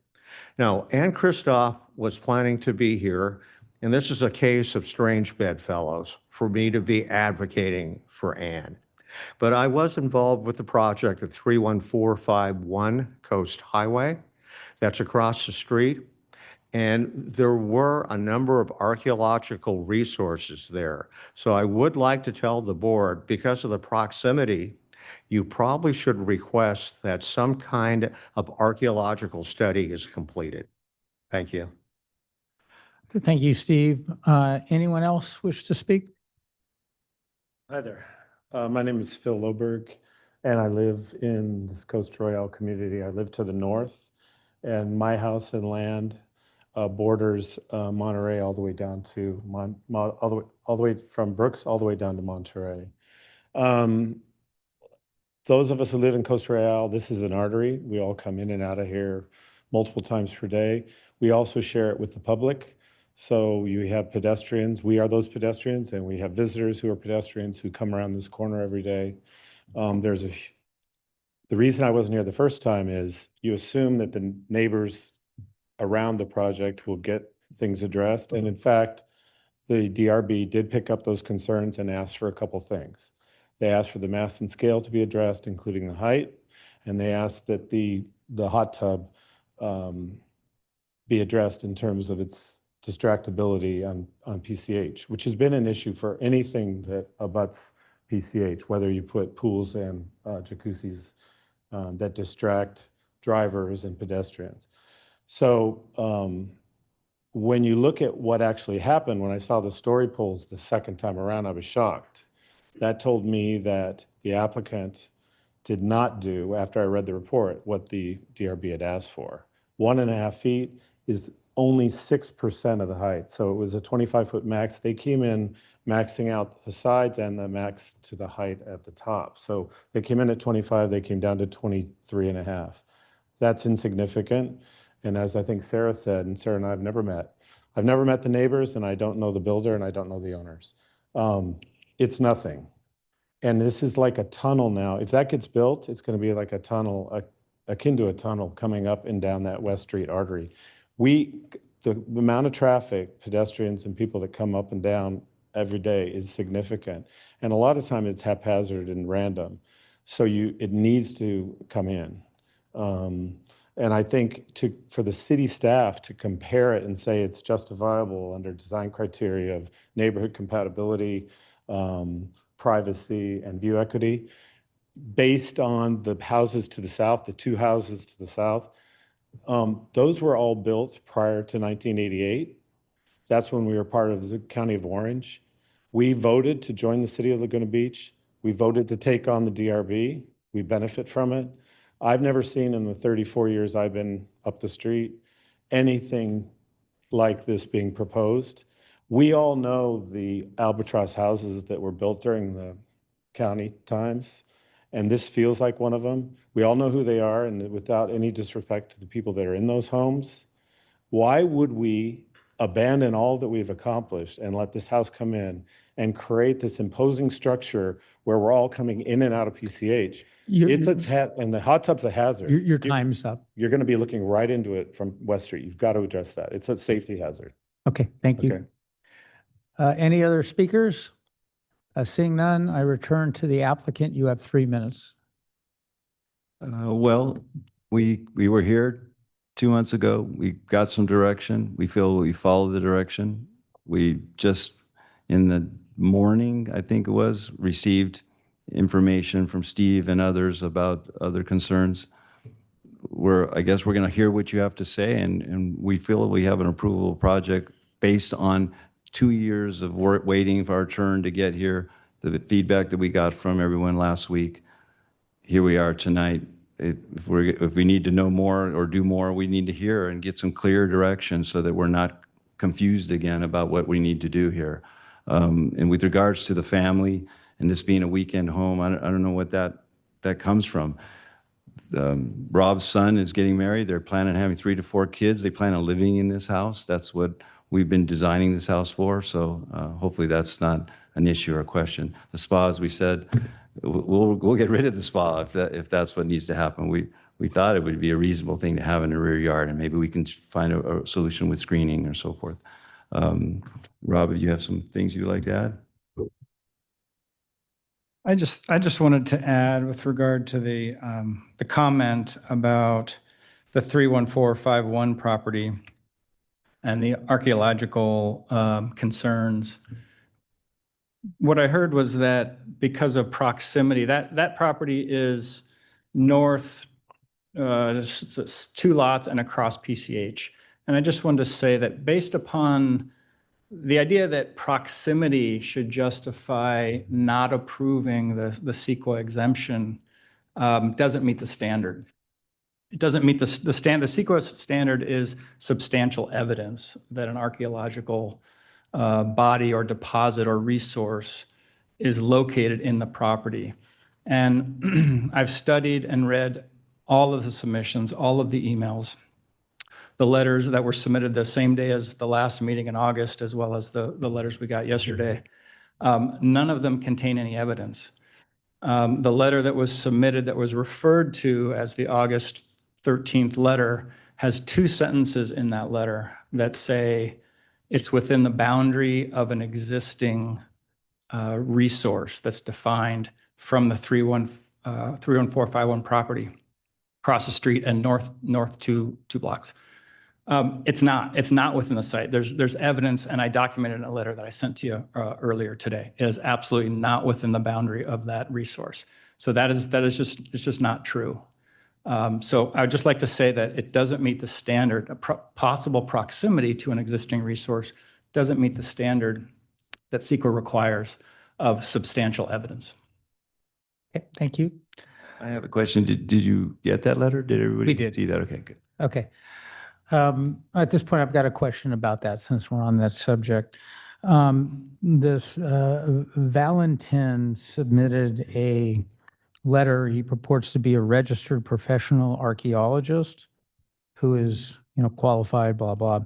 And he says in his letter that this site is within the archaeological site boundary of CAORA 842. And yet your letter, are you a registered, in other words, do you have any particular expertise in this subject matter? No, I studied the initial study that was performed for 31451, and that docked because it was a registered archaeological site and they wanted to build on it. They had to do the initial study. The initial study is 600 pages, and I read it, and it provides precise details for where that resource is located. And all I did was You kind of extract that. anticipated my next question. Put that in there. So you're saying that what you've outlined in red, so this Valentin letter, he's wrong, that what's in red is that archaeological site boundary? Correct. Did you make this, or did you get that from the prior initial study, mitigated neg deck, the map? I put the visual aid together from the information from this study for 31451. Okay, I don't know if I'm satisfied either way, whether it is or isn't. Has the city looked in to determine whether it's within this, this archaeological site boundary? There's some other evidence that there's a potential for archaeological artifacts or whatever you call them. But this is kind of an important issue to decide whether there is a CEQA requirement and whether it complies with the CDP. Do you guys know? Sure. So staff's perspective is that there is documented evidence of archaeological resources nearby the site. However, there isn't substantial evidence that there are archaeological resources on the site. And so there's been neighboring projects that have taken, precautionary measures such as having a monitor on site, an archaeologist. There's also Caltrans found archaeological along PCH. I think that's in your staff report. It is, yes. Do you know where along PCH it was? Was it adjacent to this property, or was it closer to the ones across the street? It is adjacent to this property, yes. And I wanted to ask another question. In the event that archaeological finds are made, what is the recourse? Is there a stoppage and a review of findings? We've done that before, including for the property across the street. That was a horse project. Also, we did approved a project tonight that had an MND where there was potential resources. What it is the mitigation measures. That's why it's called a mitigated negative declaration. There's mitigation measures, including how it's dug out, and you have qualified people who are there to be able to ascertain whether there are specimens and then to remove them. It doesn't mean you can't develop. It just means you need to study it to see whether there is, and then propose mitigations, and then we would decide whether the mitigations were adequate. Could there be an alternative proposed where, you know, if there are findings that we then go back to the reporting? Why don't we wait till we get to deliberations? Because I'll go a little bit more into that, and I may have a question or two for Patrick to test it. I litigated some of this stuff, but I'm not the attorney for the city on this. Chair, I did forget to mention in my ex parte that I did speak with Sylvan Valentine. Did you speak to him? I did speak to him, and he did acknowledge that he had not been to the site, and he was contacted from locals and only referenced components from some maps that But he made a very affirmative that statement. are not accessible by the public. So, but he says that it's within those archaeological designated sites, and those designated sites are designated for a purpose, which is that they likely contain architectural artifacts. He referenced some maps, and I said, could he provide them? And he wasn't able to provide them. Okay. I think we've got whatever evidence we have. Chair, I have a quick. Let me see, I may have one, well, I'll put over. to Yeah, when are you finished? Yeah, go ahead. Okay, great. I just have something regarding the plan. The 4-foot wall that goes, does that go all the way around the side West Street as well on that same plane? It follows the property line on the Coast Highway Okay. elevation, and that where the screen would be for the spa. And that's what's causing it to be low, because it was restricted to be that high. What's on West Street? Just landscaping? Is there? No, there's going to be a containment fence or wall that comes. And how, if I'm at finished floor, where's the height of that? It's going to be, I don't.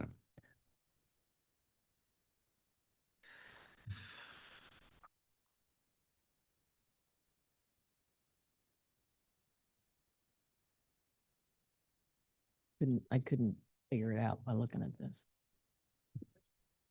Comes across, it stays basically 4 feet from grade, then comes around, and when it hits West Street, would continue up essentially the same 4 feet from grade at this time. That's what we have. So if I'm at finished floor, I'm at basically the top of that wall. Pretty much, yeah. Okay, so there's no, what I'm getting at is there's no containment of view from the active area. Well, it's fine. Yeah, I think you answered. And I could tell you that in our discussions with the client, we're very flexible to increasing the height of that, but we were under the impression from Okay. we've gone through many planners, No, so I understand. it was not Daniel, it was the previous planner that restricted us to the 4 feet. Yeah, that's only one solution. Okay, thank you. Any other questions? A question on, I guess, the landscaping plan. It shows you're building a new sidewalk on the Monterey side that would extend that side. Yes. And my question was, how come in the Caltrans easement side, we're not building a sidewalk on the Caltrans side? Because I know that's of interest of Caltrans to be building sidewalk. There was discussions with the city engineering, Caltrans. They're in the process of doing some improvement of their own. So there is a dedicated easement for that, but there's no design from our part as a request from Public Works or from your engineering department, because they're in the midst of doing something with that. So we were asked to just provide the dedicated easement for it. So I don't know. Simply put, it'll be a city project to build the sidewalk on the Coast Highway side as part of the easement that we're requiring. But the city doesn't own the land. No, we're receiving, the applicant is dedicating, I believe, was it a 10-foot easement? The On easement the is- Coast Highway side, and the coordination with our Public Works Department, they were going to be building a sidewalk Okay. within that area. Any other questions? Yeah. All right, seeing none, I close the public hearing. MJ, why don't you begin this one? Thanks a lot. Okay, I'm going to leave the burial ground, not burial ground, I'm sorry, that's what I keep thinking of it as my head, the CEQA component to the chair. Yeah, I'll start with that after you. Because that's, my brain will explode. So regretfully, I don't believe you followed direction of the board. I'm going to go through the points that you responded that you did and what those points are, and then we'll take it from there. Your number one, the concern was the roof deck. That's a no-brainer. That was a gimme that you should have never had that. You know that. It was a waste of our time, and it was a painful effort for people to have to even think about it, but it's done. Lowering of the roof, essentially, you had no lowering of the roof then, so that's not even applicable. Mass and scale, you basically, well, that was the height, 1.5. West Street exterior articulation, minimal articulation to none, basically. Rear yard privacy view from Coast Highway. So you say you can't build your wall high because we limit the 4-foot walls, but you made no effort to put in hedging. If you go everywhere up and down PCH, all through that neighborhood on West Street, it is a hedge home. Everybody's got hedges, and easily could have put hedges in there to negate any view concerns. Right now, you come out on your finished floor to step right into a hot tub, and then you go like 4 or 5 stairs down to a yard. And then, so when you're sitting at the hot tub, you are on plane with the top of the 4-foot wall. I don't know. I mean, this is, if that's how you want to live, that's fine. But from a perspective of privacy or by safety, it's not, in my opinion, and in the opinion of privacy and safety of the design review criteria, the way to move forward with this. You need to find some sort of way to block that view, especially from the active areas.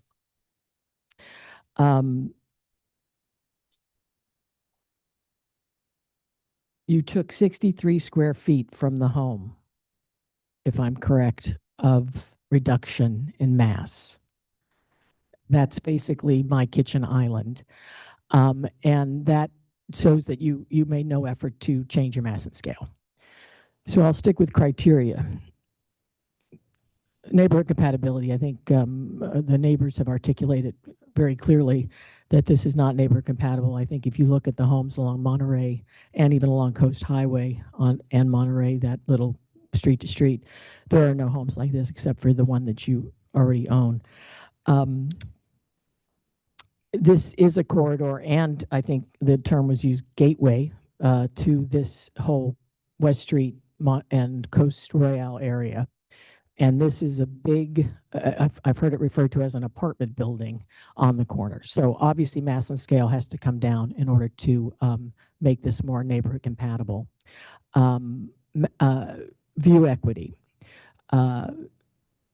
And I think Sarah, the neighbor across the street, explained that she's very aware, and I think everybody's made that very clear, that this is going to be a 2-story home, and you have every right to make it a 2-story home. But you have to open up the corridors, as we mentioned last time, that both corridors need to be opened up. You will have to give up some setback in order to achieve that. So just do it, and let's make it work and articulate those sides so that she gets a little bit of a view. I think she understood that she would never have the view she had. You'd be crazy to think that could ever be achieved without having to dig all the way down to Aliso Creek, or Aliso Beach. So let's just get that handled. The safety issue. This is a highly active area. Pedestrians crossing, people doing U-turns back to Aliso Beach, people crossing for West Street, people crisscrossing for Table Rock.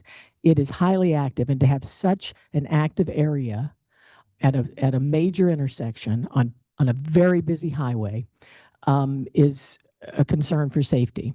That you can step out of your home and literally be visible from every person driving on PCH feels to me as a privacy as a, I wouldn't want that as a homeowner, but if you're okay with it, but it's far too impactful from a privacy perspective and a safety perspective. And I also believe that much of your windows and your light and glare from your windows can cause a problem at night because it's going to be so visible. There's no hedging. There's no way to mitigate the impact of this massive structure that's looking out onto PCH. So those are my main points. But I just want to reiterate, I'm sorry, and I usually be kind of chill about it, but you did not address our needs. And that's very disturbing because it takes a lot of our time to have to review this, go back through it with a fine tooth comb, meet with city staff to make sure we haven't missed anything. And this is kind of disturbing that we're here. So I really encourage you to go back on this next round and do the right thing and get this done properly for the community, especially if you're going to be a part of it. And I'm sure they welcome you, but you have to make an effort to make these changes to specifically neighborhood compatibility, view equity, safety, privacy, and your hot tub, protecting that from public view. Jess? I'll dive into each one, each category. But to summarize, I feel that this current application should be better located or would be better located in CDM or Newport. You have a building envelope and you're trying to build to that envelope, and that's just not going to work in all of Laguna Beach, especially South Laguna. It doesn't meet the criteria for view equity, mass and scale, which falls under design integrity and articulation. I also don't find it to be neighborhood compatible. For a neighborhood compatible, that issue, if you look at the other houses, they're either a single story or they're a single story from Monterey. The house across the street of West Street, 31471 South Coast Highway, is a two-story, but from Monterey, it appears as a one-story, and the second story is down by Coast Highway. So I think if you build with the hillside, as little of a hill as it is, if you build to the hillside like we do in Diamond Crest View and other hillside developments, I think it would it will definitely mitigate view, which currently takes 100% of Sarah's view. And yeah, design integrity, you got to have more articulation. It just looks like a giant box. I agree with Board Member Coveney that there's a lot of glazing towards Coast Highway. Thought I had more to that.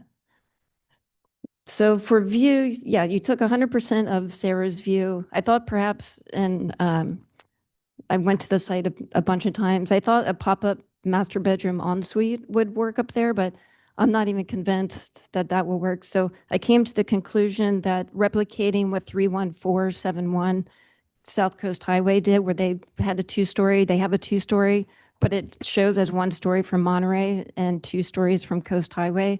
I think that will mitigate a lot of your issues. All right, let me go next, and I'm going to address the CEQA issue. And I want my suggestion to the board is let's go through our comments. It's clearly not going to be approved tonight. And whether this one should be denied outright or should be continued. And that, I think, the impact of my CEQA analysis will have it would need to be considered in that consideration. Yeah, I agree with my colleagues. This is not a neighborhood compatible project. I always try to figure out what the neighborhood is, and I really feel the neighborhood is going down Monterey, south from west along PCH. And I went all the way down. There is no house that is that size. Even the next door house, it doesn't have the mass and scale for two reasons. One is not two stories all the way across that property. The second point is that property is dug down. There's stairs that takes you down at least 6 to 8 feet. This one is, essentially at the surface. So it needs to be neighborhood compatible, needs to be lowered, and the size of the second floor needs to be substantially reduced, something along the lines of the next door house at 31511. with respect to view equity, it wipes out Sarah's view. And in my mind, it's not nip and tuck. I think it's important in the design of that house that you provide her, real corridors. There's going to be a second story. There's no question about that. The first story needs to be lowered, and the second story needs to be reduced to provide her a view, an effective view for corridor that would be consistent with an appropriate mass and scale for that piece of property. And I don't think you're close. I have the same concerns about the spa. I have the same concerns about the glazing. To put that much glazing so close to PCH, I think causes me real concerns regarding safety. It needs to be reduced glazing and needs to be done in a way that's mindful of the heavy traffic that flows down PCH. Okay, so with all that said, I can't approve it on the design merits. CEQA. There's two issues relating to the architectural resources. One is the coastal development finding C1 and C7, which basically asks, will the proposed development will not have any adverse impacts on any known archaeological or paleontological resources. Now, to comply with that, we can impose conditions to satisfy that requirement, akin to what would be normally appropriate mitigations, including, I think, some that are being proposed by staff. But the real problem is CEQA. For the categorical exemption to apply, there can be no unusual circumstances resulting in a significant impact on the environment as the project. And I agree with you, it does require substantial evidence. But when you're looking at substantial evidence in CEQA, it's not that there actually be an environmental impact. That's why you have an initial study. The initial study is designed where there is evidence justifying the potential for environmental impacts, requires the initial study. It's where you study. Categorical exemption means you don't study. So I was really pressed, and I looked through everything, I read everything, to see what evidence there was. And, I wish I had more, candidly. But since it's going to be continued, I think we need to dig into this a little bit more. Right now, I think I'm on the bubble. I think that the chart showing the what's it called? The architectural site boundary of CAOR 8842, I'm not convinced that there's factual basis presented to us that this is accurate. And yet I've got an excerpt report that says it is within the boundary. That is evidence that by an expert that would justify an initial study. It's like saying, well, if we don't do an initial study and then you impact the environment that could have been reasonably mitigated, it's too late. Whereas doing an initial study is designed to avoid that, to investigate and find out what the facts are. And so based upon that, without knowing more, I would say probably there is substantial evidence justifying an initial study leading to a mitigated neg deck. But you put on top of that the fact that it is undisputed that the properties across the street have archaeological resources, plus the evidence in the record by the staff that PCH, Caltrans found it, leading up to the property at issue. It's very likely that it's on that property as well. You don't have to show it's not, it's not that you haven't found any artifacts. If you find an artifact, if the threshold was finding an artifact, there'd be no reason for an initial study to begin with. So based upon the record, I could not find that there's a categorical exemption. However, since the project's not going to be approved for other reasons, I suggest that when it comes back, and I'll talk about that in a little bit, when it comes back that you do the initial study. And the reason is that it removes all doubt. And you've got preservation groups and so forth that, if you go to court and you lose, you're back to square one. But if you do the initial study and you do appropriate mitigations, which are done all the time for the architectural, they're not hard. You avoid that problem, and the city avoids that problem. After we hear comments from Emir and Louis, then my suggestion is we address whether there's good faith to continue this, whether a continuance makes sense, given that, unless you guys, if there's a majority of you that a categorical exemption would not apply, whether it makes sense to continue this anyway, because it takes time to do the initial study and to have it added as a resolution to the application. In other words, it's not a simple process. With that said, I turn it over to Louis. Do you want to go next? How do I follow that? No. I want no, a dissertation on the natural resources. I appreciate the context and everything that Chair Gibbs provided regarding the CEQA and the archaeopaleology mix. Yeah, because there are mitigation measures that we have applied, monitoring and other things. I think we just need the components that Chair Gibbs talked about to kind of help outline that a little further. I'm in similar sentiments to my colleagues in taking a second look at this. I thought, or initially I thought the rooftop deck was driving a significant impairment to the view. And now that that's gone, the roof line was much higher than I actually thought it was going to be. And I do see the impact a little more substantially for Sarah, the neighbor across the way. I'd like to see some elements of redesign. I think,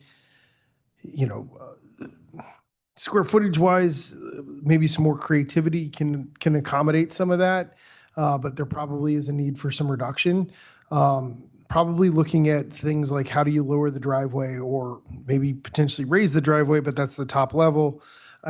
Utilizing in your design, you have components of kind of a tri-level type house where there's stairs within the house, but maybe we can utilize that kind of historical architecture of those tri-level or four-level that kind of zigzag through the grading to accomplish what you're looking for, but be sensitive to the skyline and the horizon line of Catalina in part.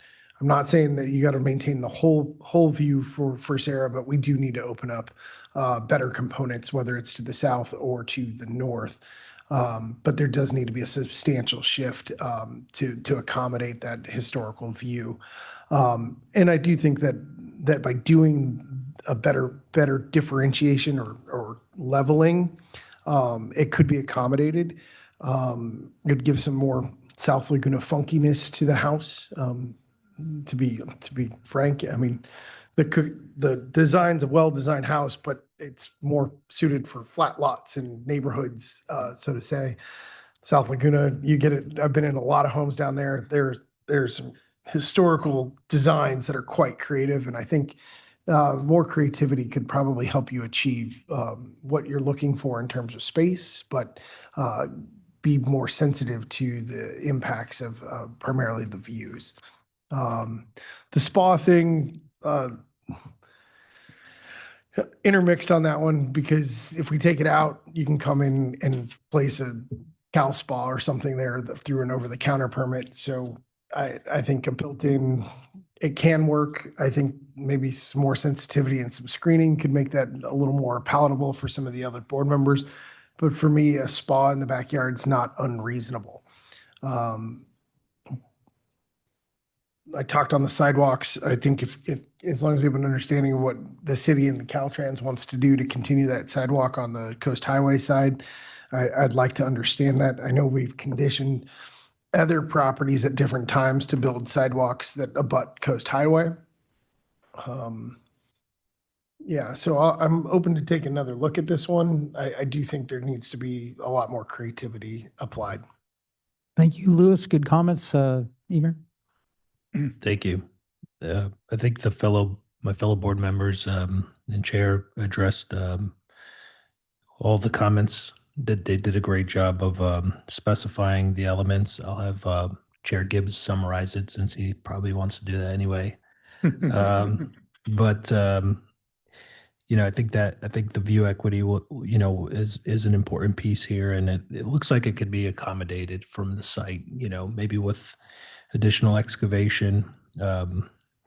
Or stepping it down, as Louis mentioned. I think that's the site definitely warrants it. Pertaining to the spa, I think there can be some privacy screening that could resolve that that challenge, and I think a lot of people are concerned with. Pertaining to the initial study, I would hate for the applicant to get further delayed. I think if anything, we could require qualified archaeologists monitor the excavation. These excavations don't take 10 months; they're 10 days. So I think just adding that as a consideration in the event that they were to find something, then they could address it at that juncture. I would recommend that for time savings. They're trying to get into this home, so simultaneously, I think I would like to hear this a third time. I think there's an approvable project that can be made. And I'd like to go back to the initial hearing. I think we weren't able to see the view impacts from the initial hearing because there was no site requests for viewing the impacts. So I think now that that's come to light, we have better visibility on the view equity impacts, and those need to be addressed. And we'd request that Stan, you take that head on and see what you can do on either a corridor or dropping and stepping or both. I think whatever it is, it would be great to get Steve and Sarah's input on it, and hopefully get some kind of resolution even before you get here on the third hearing. That's all I got. All right, real quick on the Chair, may I do a little amendment to mine? Only because of what these guys said. The height is, in my opinion, the mass and scale component, not so much the view component, because I don't think they're ever going to be able to get it low enough for view. So I want to make sure we give them, that they don't take it down and think that's covering the view component. It's really, to me, the side setbacks that are affecting the view component. So I don't want you to Yeah, I feel like you got have to that. come down, and it's like, what do we do? Do we come down? Do we come? So height is important from mass and scale perspective and neighborhood compatibility, but side is for view. Got it. And that's all. Well, I agree let with me that, touch this. I was the one who said lower the house and reduce the size of the second floor. What I wanted to summarize on the view equity is we talked about a lot of different tools. And, I think it's potential that if you lower it and you reduce the size of the second floor, it opens up good view corridors for Sarah's property. I don't know that, but I suspect that's the case. It might not be. The point is, you've heard a lot of different ideas. You can incorporate that into the architecture to provide her, real view corridors, whether it's, on one side or both sides, but it's not a little bit. It needs to be substantial on one side or the other. That's what I'm hearing. Well, also for neighborhood compatibility. Right, So it's that not it just can't view. be, It's all going to come together if we follow these. right. So the height and so forth is neighborhood compatibility. The view, you've got a lot of different tools, what the result is. Now in CEQA, But the problem, you're in a kind of a tough spot because you came back this second round with such a limited amount of change. Now you're going to be, I feel for you because you gave yourself a lot of trouble. That has to do with the good faith was enough change here showing good faith. And I was kind of thinking no until Emir made his comment, which is, we really didn't have a view issue the first hearing. And so much, we did have the mass and scale. There was not enough done. I'd almost want to deny it on that basis. But the big issue is the view, and I didn't get a chance to see Sarah's property until this time. And I think the applicant did go over to Sarah's house, or the applicant. Yeah, Right. I would appreciate it. Another shot at this. Give it. I think you're going to get it. Yeah. I was saying I was reluctant, but I think looking at it that way, on the CEQA issue, I don't know that I'm going to, I want to know more information. The fact that you can add conditions doesn't mean that complies with CEQA. If there is, if the categorical exemption doesn't apply, then you can have all the studies you want to do, but it's not complying with CEQA. I'd like to add one thing on that, because the report, the city's report says at this time, there's no evidence of indication of presence of archaeological resources. So that's why I'm leaning that way. But there is evidence, is what I went through, and we have that evidence. Okay, And the evidence great. is that all around this property, they found it, everywhere they looked. And then you have one expert saying this is within a zone in which there is that. So I haven't made a final decision, and it's going to be up to you whether to do an initial study and be done with it so that we can safely put these conditions on. If all there is, they may find nothing, but it may resolve the issue and put you in a much safer place, the city in a much safer place, and then you wouldn't have me voting against the project because I don't believe a categorical exemption applies when you come back.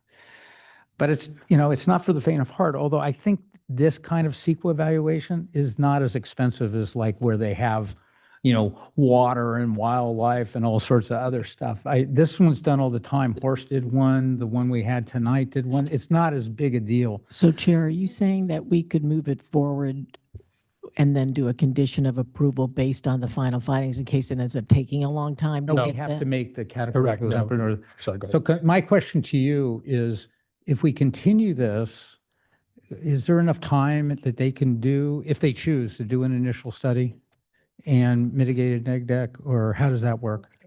Yeah, I may have to defer to the wisdom of. We can table it until that's done for the third hearing. Correct, Chair. So if we're going down the route of doing a study and an initial study and going through that portion of the CEQA process, my recommendation would be to continue it to a date uncertain. That's what I would vote, because I kind of firmly believe that based on the evidence right now, I cannot make a categorical exemption finding. Not to say that more evidence might not change my mind, including that architectural or that one expert report. I'll tell you what, this would be my suggestion. Let's continue to a date uncertain. You look into initial study whether you want to do it, and if you don't, you face some risk that you will not get your categorical exemption. Okay. Or we get what about consent putting on it that? onto a date certain? And then if they need more time, they can change it. Chair, do we have consensus on that? On the archaeological study requirement, just amongst here on the board? Do you want to put it up to discussion? Yeah, I Okay, think go ahead. it's worth discussing. In the event that they did do a study, they would probably require a qualified archaeologist monitor their site, and that's probably the limits of it, I would imagine. So that's why I'm leaning toward not requiring it. I know there's been some concerns and voices, unsubstantiated maps, according to testimony by. So this is the point counterpoint. I don't see how a categorical exemption all of a sudden applies just because you put that as a requirement. In my mind, it doesn't.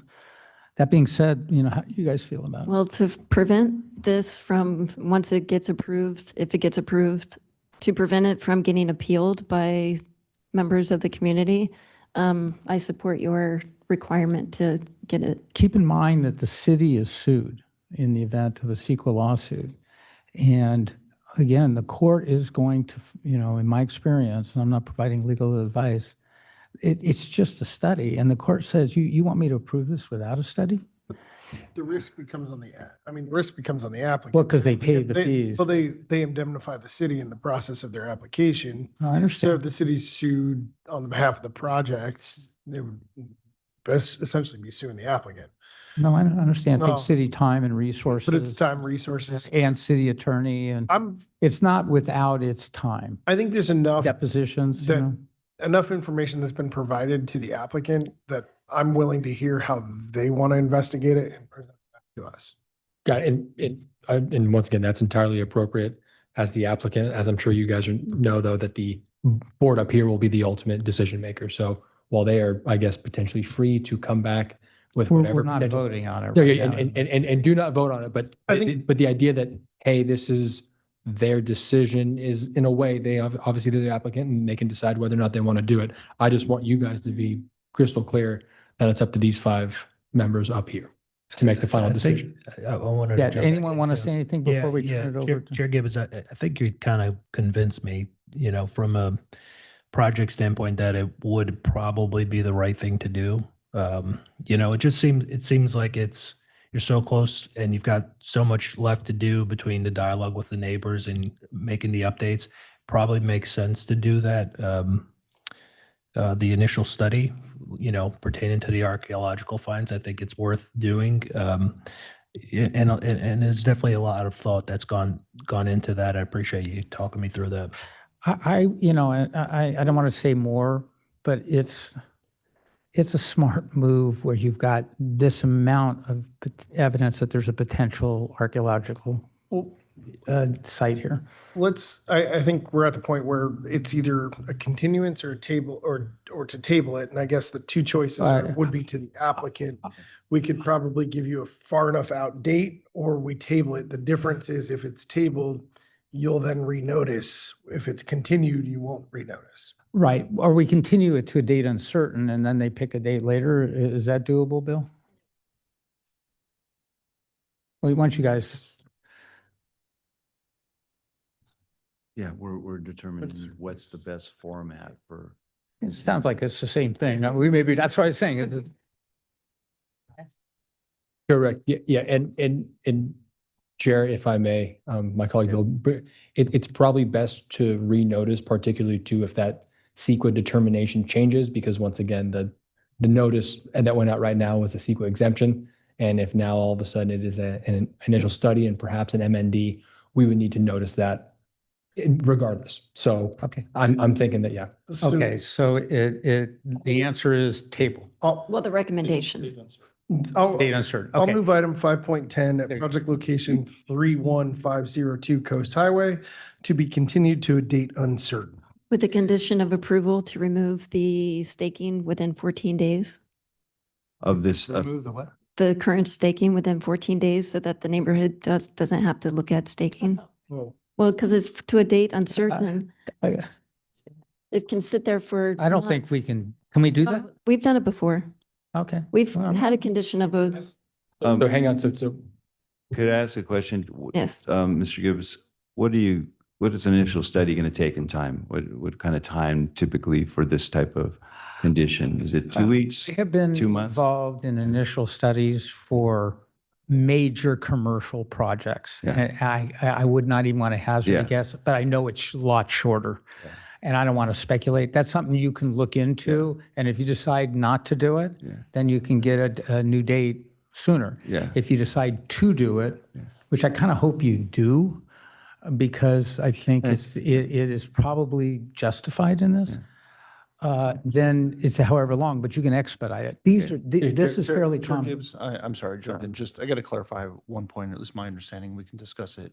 From a CEQA standpoint, the city is the lead agency under CEQA. Right. The decision to do an initial study is the city's, Okay. not the applicant's. Staff was recommending for a categorical exemption. The board does not have to accept staff's recommendation. The board can reject that recommendation, as it sounds like is the path that you're on right now. Right. As a result of rejecting staff's recommendation on the categorical exemption, the next step in the process then is to do an initial study.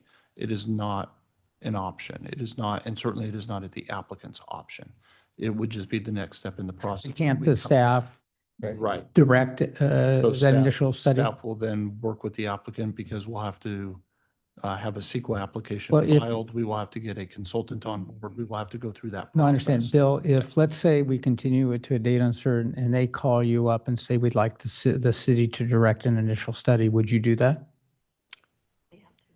I don't think it's not, it's I up don't to think- us. It's not the applicant asking us to do that. It is. I mean, do we have to reject a categorical exemption now to No, trigger? I don't think you're, I think what we're hearing is that the consensus is that a categorical exemption Doesn't apply. doesn't apply here. So if the we item. direct staff. If the item is continued to a date uncertain, then the direction from the board would also be to prepare an initial study. Yeah, I And as- think we should do that. And as part of that process, we will initiate that. We will have to get an application filed from the applicant. Then we will go through the process, our normal process, to hire a consultant and go through the study. With, as I think the board has directed, maybe do what we can to focus the initial study on some of the archeo, maybe paleo issues, as opposed to, 20 different items. We'll take a look at that with the consultant, try to narrow that down as much as we can. I see, I see the problem. I think we should make that motion and not delay it. So let me make a motion. Can I ask one more quick question, only because this is really new to me? Why did the city staff recommend exemption? What did they not feel there was enough of evidence, or what was the? Correct, yeah, Yeah. it was that simple. I think when we look through the city's general plan or exhibits that were within the general plan, there was nothing that specifically led us to believe that this property in particular would be the source of a known artifact that we would. And, come upon. Chair, you're saying that you think that the evidence has now been provided to us by this expert and by some of the community members. Caltrans. The And the Caltrans across the street, Joanne, and so- in all due respect, it's not necessarily known. It just says, it deals for special circumstances, which can be the potential for there to be On this day. archaeological. Okay, and so. In other so words, you that- don't have to prove it Okay. to do an initial study. So Can they- we, oh, go ahead. And so Chair, I did want to go back to Madam Vice Chair. So the staking, since there is no approval, the only conditions that we can posit are based off of an entitlement. I believe we can politely request, and then of course, as I understand it, if people just leave stakes up on their property indefinitely, it then becomes a code enforcement issue, such that, people can stake up, they don't get it, they abandon the project, they're not allowed just to leave those stakes up in perpetuity. So we can't formally condition it, we can request, and then staff can keep an eye on it if it elevates that code enforcement Okay. level. I would like to request that you guys do the right thing and be good neighbors and remove the staking within 14 days, since we have a date uncertain and it'll be 6 to 8 months before you come back. But maybe, let me just, 6 or 8 months, because we're going to direct them, as the city will direct them on how much of an investigation needs to happen. We're going to correct? direct the city, and We're going to direct the city, you're city's my- going to direct the applicant. Let me modify my motion, if that's all right. well, okay. It never really came off the floor. No, but- I wanted to make the motion to include the CEQA. Then go ahead, you make the motion, Chair. Okay, yeah.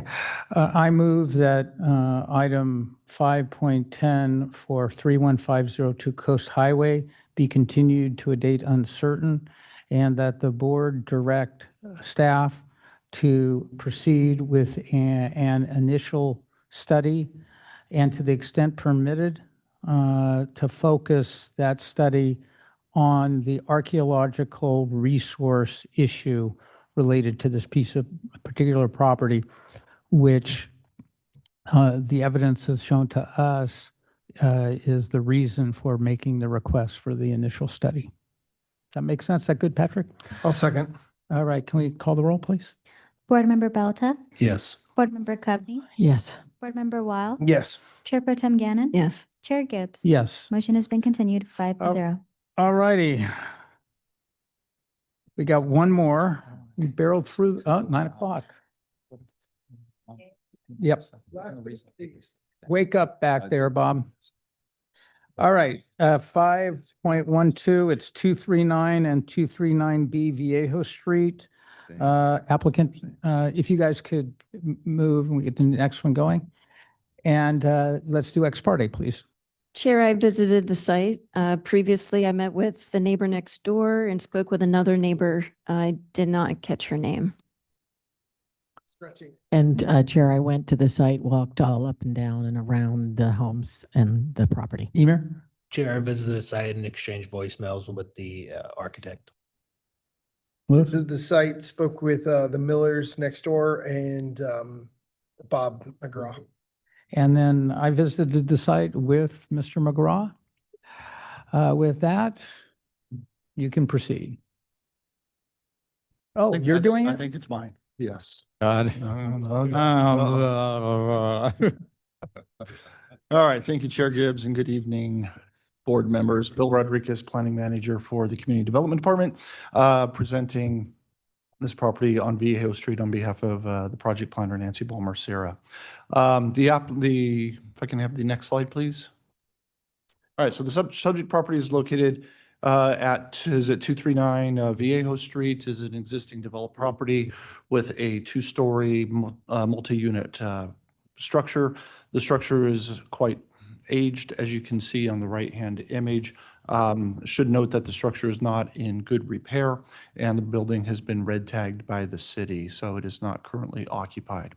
But it is located in an area of similar, or in a R2 zoned property with similar properties in terms of size and shape, as well as similar improvements. Many of the surrounding properties having similar sloped roof forms and multiple structures on the property. Next slide, please. So the project itself includes a design review application and a CDP application. There is a proposal to build a new two-story house on the property. That house would be 2,867 square feet in size. There will also be an attached two-car garage, elevated decks, new landscaping on the property, as well as a new vehicular access. You'll also notice that attached to the garage is a new modest-sized ADU. The ADU is not subject to design review, but does require the approval of a coastal development permit, as does the project itself. Next slide, please. So these are a couple renderings taken, the top image from the Viejo Street showing the architecture of the building. The building itself, or the project itself, was originally considered or supposed to be considered by the Design Review Board back in April of this year. There was no substantive discussion at that hearing. As there were a number of comments from neighbors, the applicant went back and kind of reimagined the project a bit. The design that you see now before you incorporates some of those changes to address concerns that were expressed in comment letters received back in the spring. The height of the building has been reduced. The sloped portion of the roof line is now about almost 1 3/4 inches, 1 foot and almost 3/4 of a foot lower. And I believe the flatter portion of the roof is now about 4 feet lower than the original structure. Next slide, please.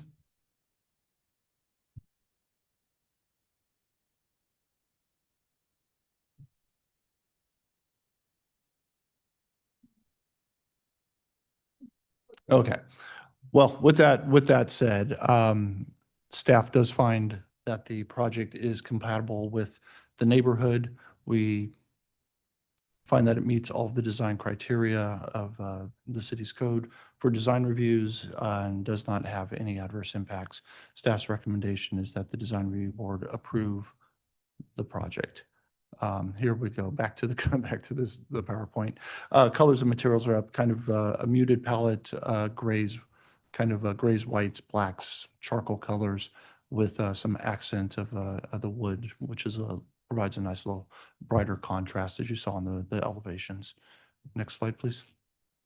So there we go to the recommendation. So conduct a public hearing and then by motion to adopt the resolution 25-0274, which would approve design review and coastal development permit for the property at 239 Viejo, and also recommend adoption of a categorical exemption pursuant to CEQA section 15303.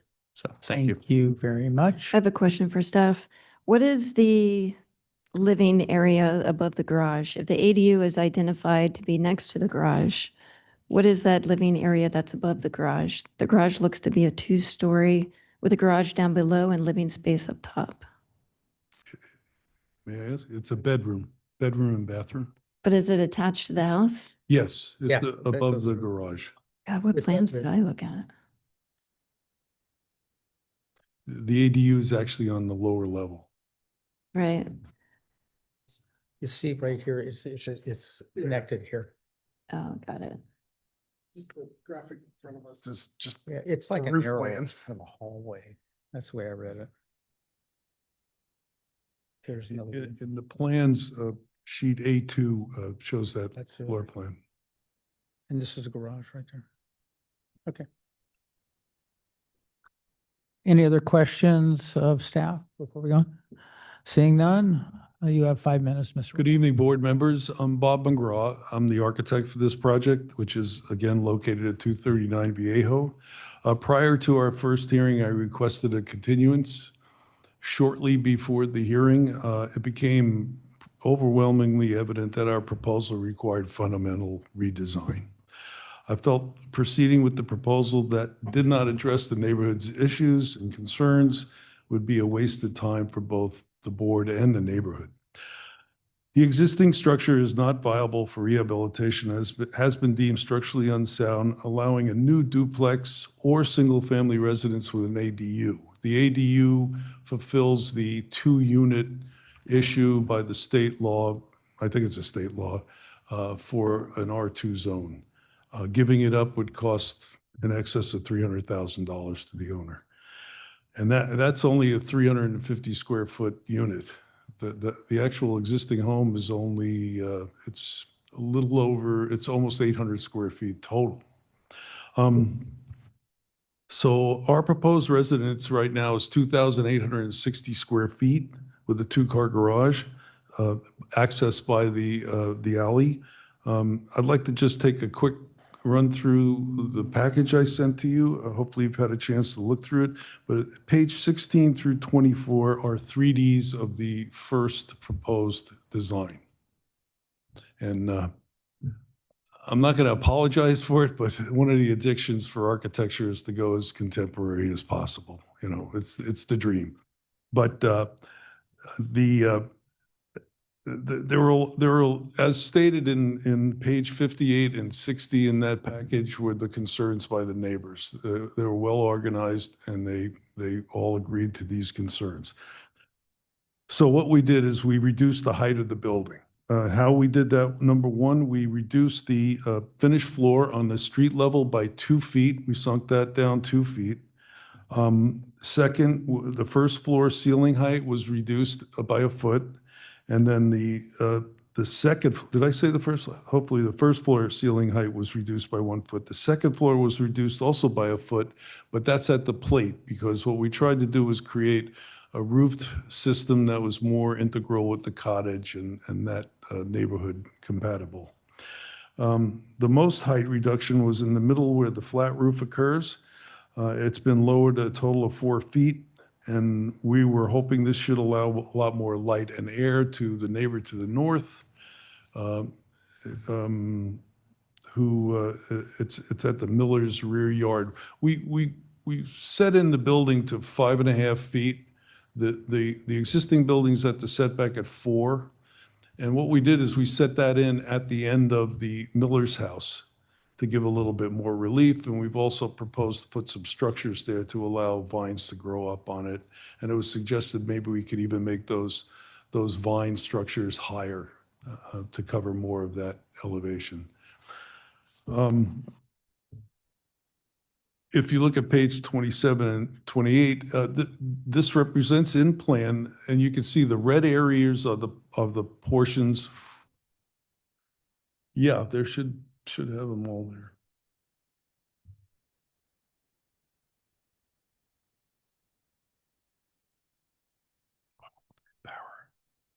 Yeah, Yeah, that's good because I can't download this that. is the, I don't know what that is actually.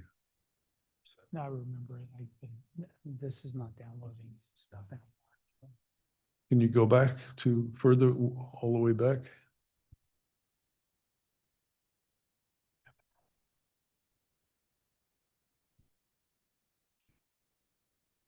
Where did you? Yeah, keep going back. It's further back. The Dropbox. It was in, it's in Bob's email. Yeah, I'm sure. Okay, you can flip through my Dropbox. I looked there. I remember. Let me see if I can pull it up there.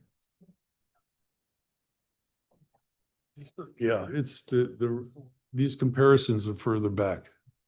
Down to 5%. It's a lot of material. We got through it. You can continue. There we go. Yes. Okay, these are actually ones we said today at the suggestion at the site meeting. It was suggested we take, instead of making that element right there stucco, to actually continue with the wood siding. So this is what we're proposing for that solution. I like it too. Do you have a head-on one? That of looks this? way better. It should be, yeah, maybe go back one more. Another one. I didn't even realize you had these. There it is. There's the head-on one. So it no longer looks like two separate structures as a suggestion. That's nice. If you could get to those plans with it's a comparison of what we initially submitted. You have to keep going back, I think. That pretty much settles all my concerns. Is that all you have? Dispense with the time. You never even submitted it. Why don't we just talk about this design, not the pages? Hang on, Chair Himo. Yeah, we're not listening. It's not public comment, please. Let's just get to the bottom of this so we can get back on the clock. Is that all you have? Yeah. I think that we've seen this, so why don't we just, Oh, you want me to just continue with? when did you submit this? September 18th. I don't think I there- saw a long Dropbox of you. So, just for clarification, what Bob had presented via Dropbox showed a comparison before we've heard it. It was a continuance based on neighbor feedback. Am I getting that right, Bob? Right, exactly. Yeah, the only change you made since that Dropbox is putting the wood on the right side in the front, right? Yes. Were we in the meeting? Are we at the 5-minute? No, Well, okay, so we're gonna, we did- where did? We did kind kinda of went pause it off. to get through that, yeah. How much time before we went off the? Yeah, let's make it, can you make it, because everybody was going everywhere, make it 2 minutes. Bob, you have 2 minutes and then we'll get you done. Okay, yeah, the only reason I showed, there was a comment made, was to show how much of an effort we've made to try to not waste everybody's time, admit we were wrong for the proposal and try to change it. And we've reduced the footprint. We're now we're not well under, but a small fraction under the allowable coverage. And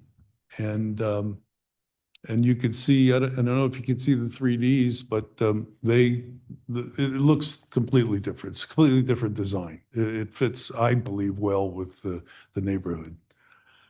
And we changed everything. I mean, basically. Okay, We thank got you. rid of a 1,100 square foot ADU, which reduced the mass and bulk of the whole building. That was on the upper floor. Now it's downstairs. It's 250 square feet. And that's really just to save the in lieu fee, which becomes very expensive. I'm well aware. Okay, well, hopefully, I hope we've addressed all these issues. It is, again, an R2 zone. It is, you're allowed to put a duplex there.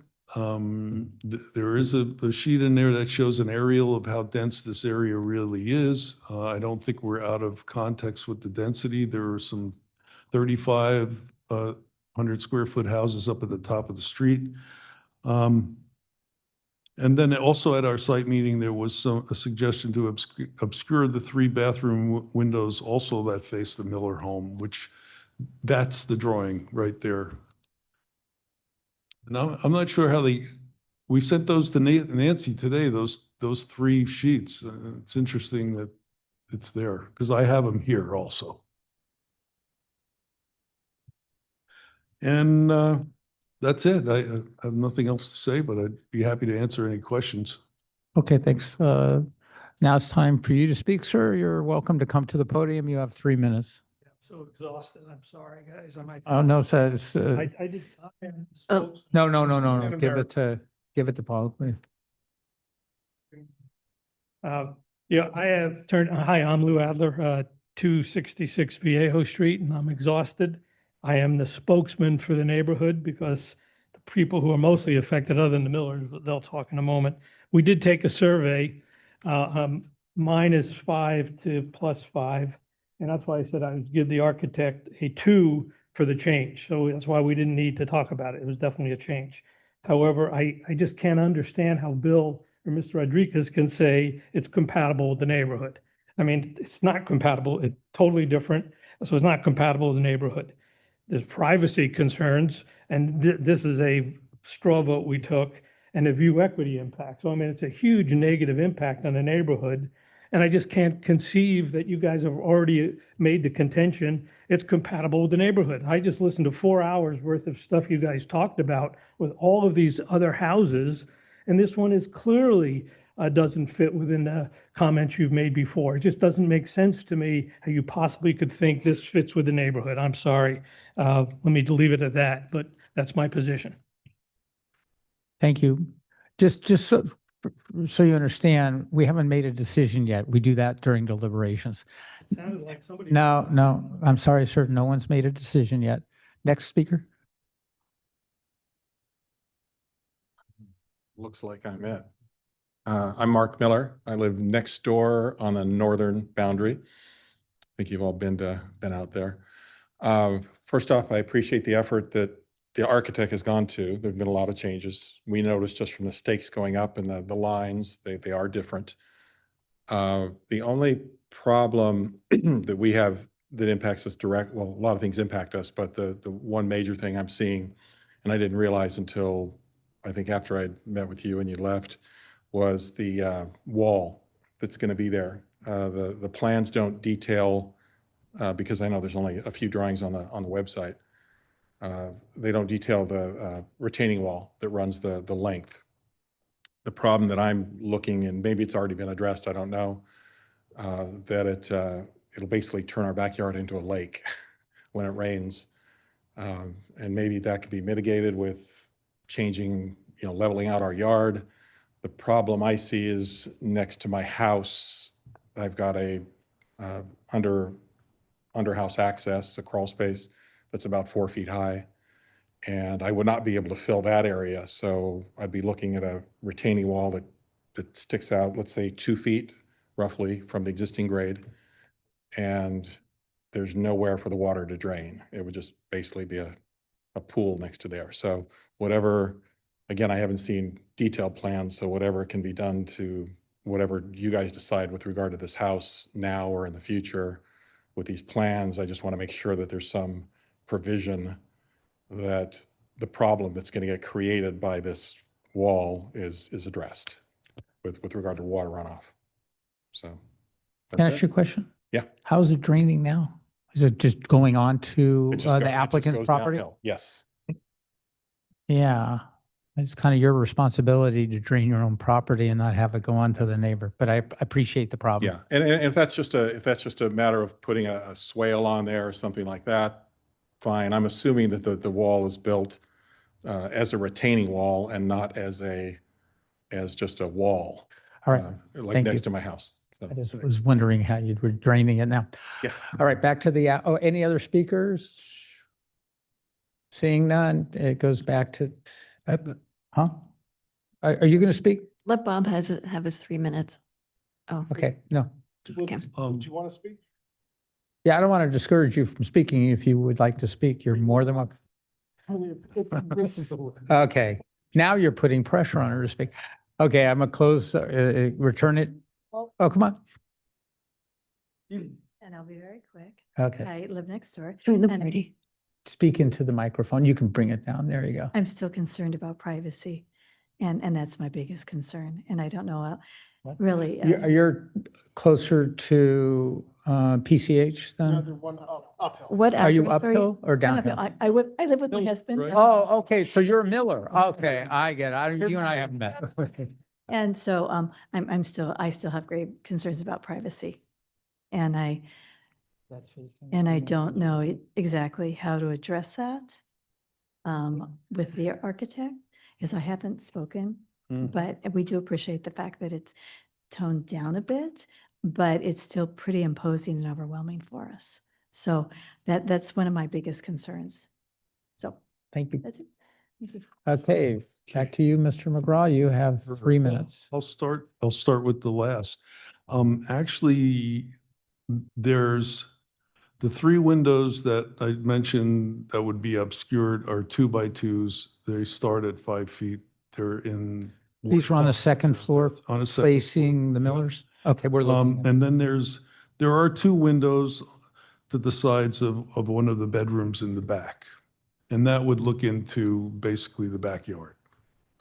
but they could be obscured if that's an issue, for sure. It's not nice in a bedroom, but if that solves the problem. Then if you go downstairs, which is A1 in the drawings, I'm sorry, it's A1.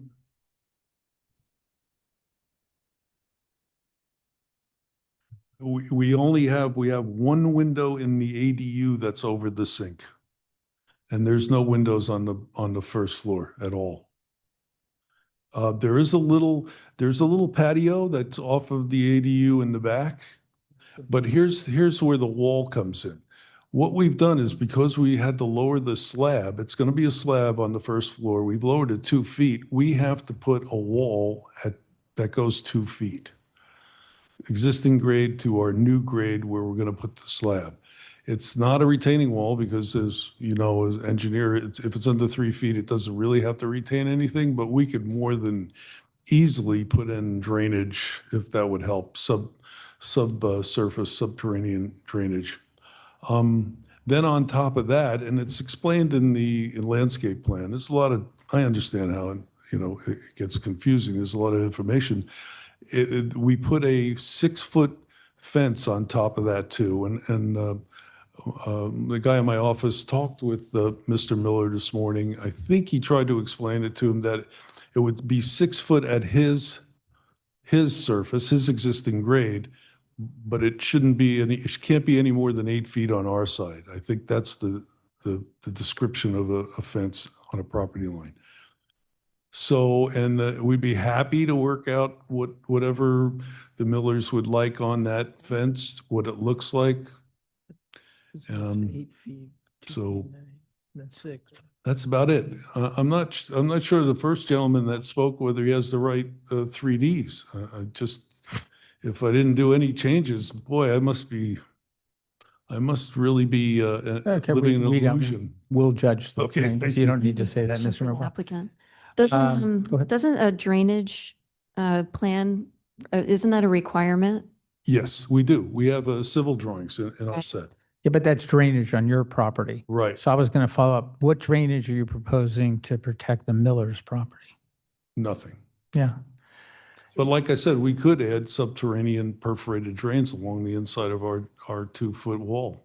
Yeah, as you build the retaining wall, you could put burrito drains on both sides, given that you have potential permission from the neighbors. Oh, it would as be you on their construct it. property. Because the fact of the matter is, if it gets underneath the wall anyway, it's not going to be good in terms of effervescence and all that in our slab. Yeah.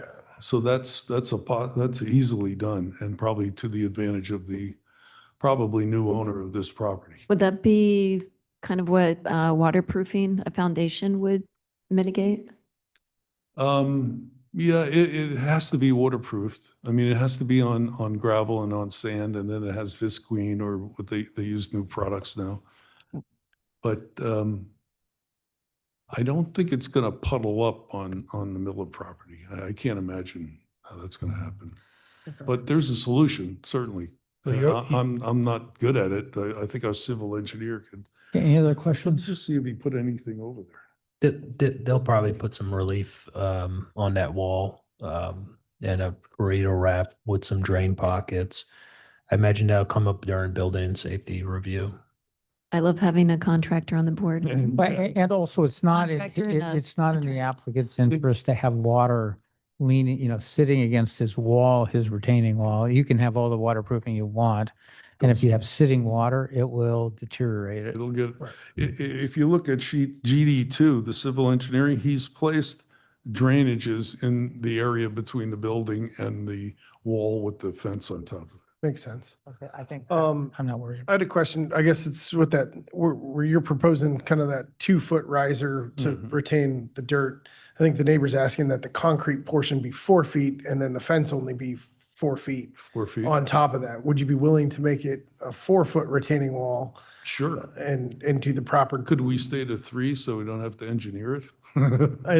I think it's probably in the interest of both parties that it's more of an engineered, because it's a shared property line that's uphill, that it gets built properly so they don't have settling, you don't have settling.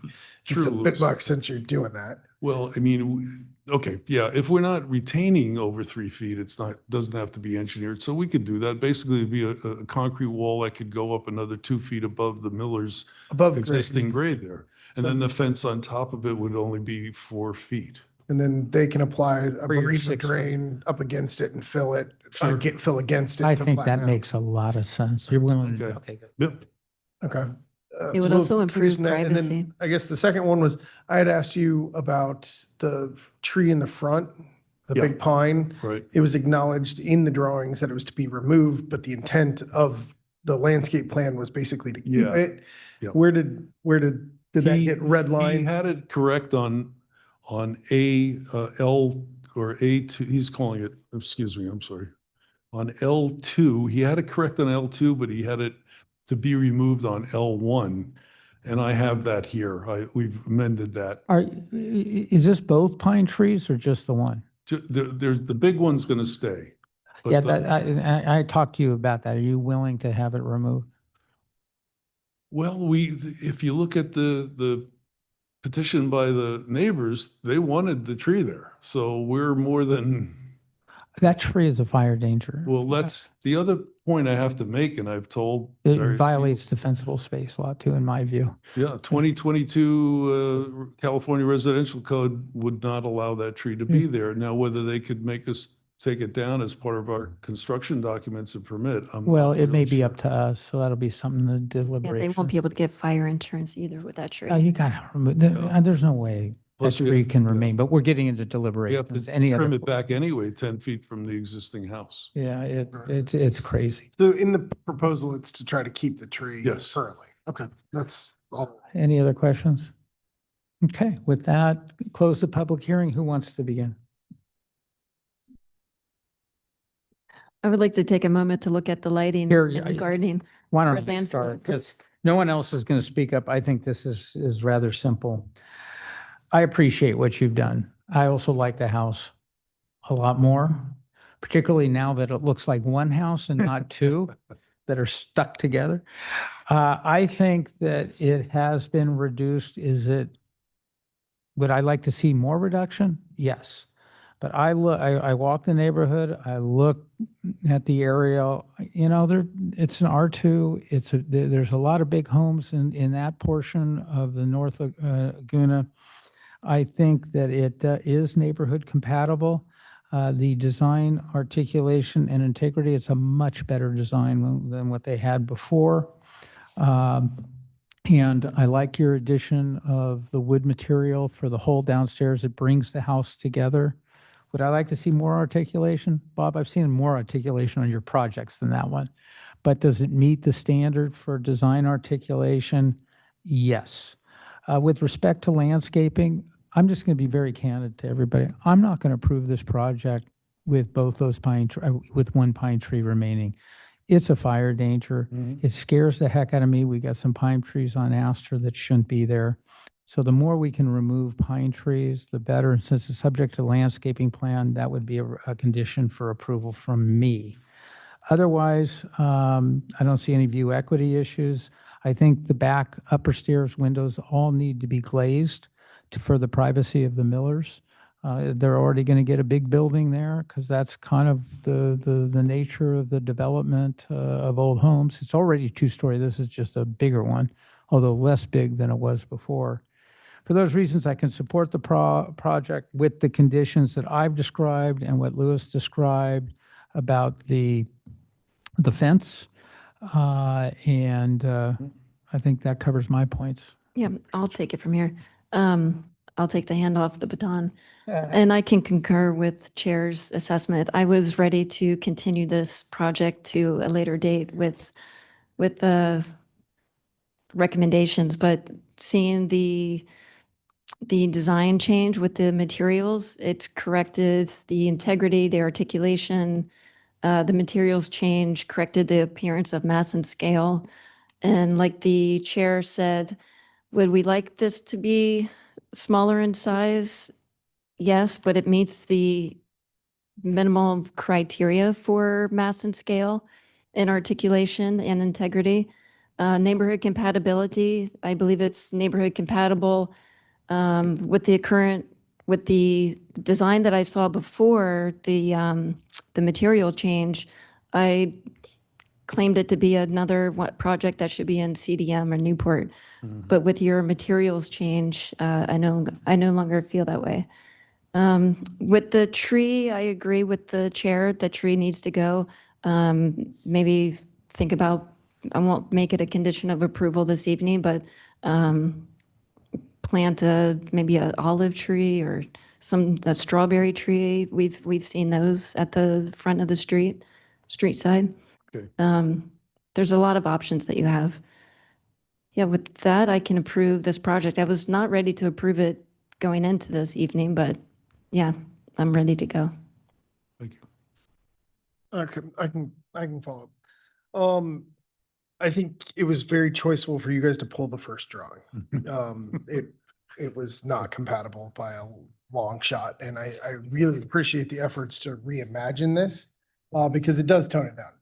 It is an R2 lot, so it could be significantly more massive without design review. So I appreciate that you're coming to work with the community and work with the neighbors on those components. I think with the retaining walls, I'd want that condition that it's a 4-foot wall and that the drainage and engineering be associated with that wall. And, you know, mutual alignment with the neighboring property. I think everybody's in line with that.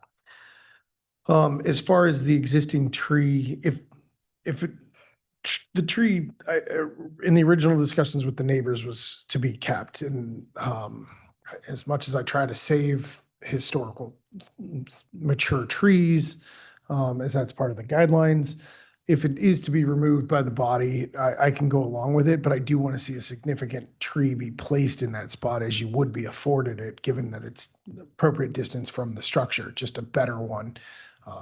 You mentioned a couple, but there could be some larger ones like I don't know if sycamore, I'm not great with the trees, but it needs to be a big canopy tree that, you know, works with North Laguna. As far as the privacy component, I think from the first level, the privacy wouldn't be an issue because the fence and there are minimal walls. On the second level, I think your red lines identify most of the upper floor bathrooms. I think there's one that wasn't towards the front of the property. It's that toilet closet room that has a small window. I think it's only like a 1-by-1 window, but let's opaque that one as well. The bedrooms, traditionally, I don't opaque bedroom windows, ideally because the privacy components of bedrooms, they get window dressings. People function in those rooms. They close them, they open them. There's a lot more functionality versus bathrooms, which gives the privacy component both for your applicant and for the neighbors. So I think I'm accepting of those red lines plus the one additional one towards the front. And I think that would, as far as decking, it's minimalistic. It's on the front of the property. It gives you guys, affords you an ocean view down the street. I think it's compatible. As far as the design review criteria, the project meets it. So I can be supportive with those conditional changes. Emir? I agree with fellow board members here. I think that this project meets the design review criteria. I appreciate the courtyard that was opened up on this iteration. I think it was very thoughtful. And I agree with previous comments pertaining to vegetation and also the opaqueness of the windows and the addressing of the retaining wall.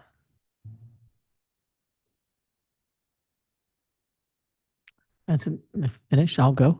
I concur with my colleagues. I think this is neighborhood compatible in the sense that the front of it looks very much like a traditional kind of a home. It's not overly massive. You have some articulation there. Your use of materials is understated and kind of organic to the nature there.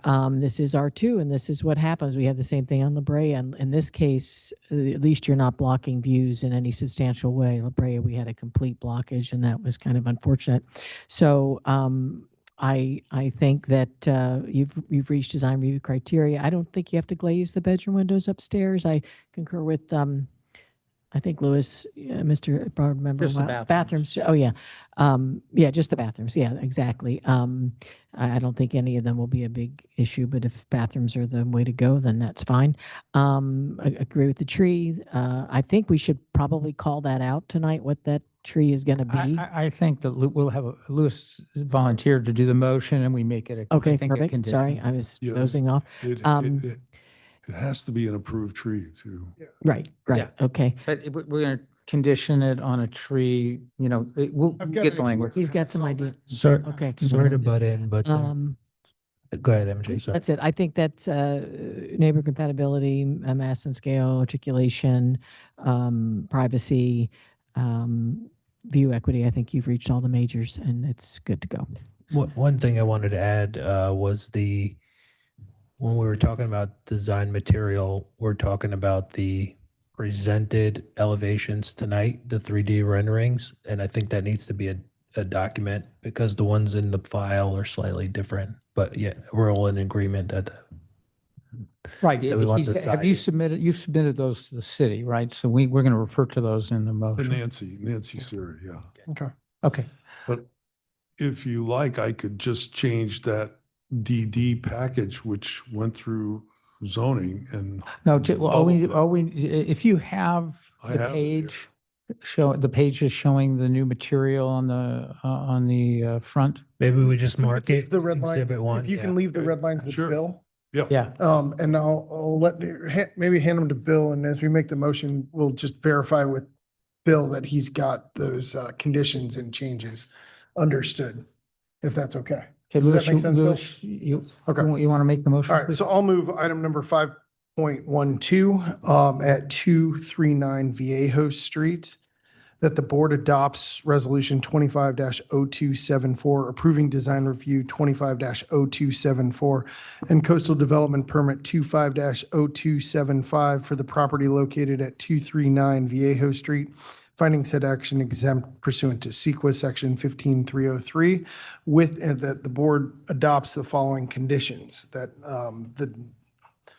I guess it's the the eastern side of the property, the uphill side of the property's retaining wall be at 4 feet, and that a fence be erected on top of it, and that the drainage for both sides and the retaining wall be engineered to accommodate and mutual agreements with the property owners.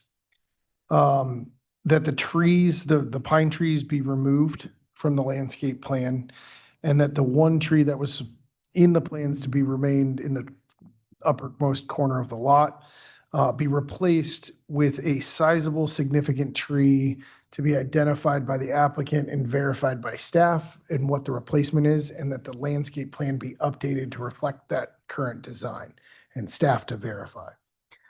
The wood siding as proposed this evening on the front, the Viejo Street side on the lower level be adopted into the final design, and that the windows on the second floor, the red lines for the opaqueness of the windows be adopted for all the bathrooms, and then to add to the red line, the one bathroom that's closest to the Viejo Street side that wasn't identified as a red line change also be opaque.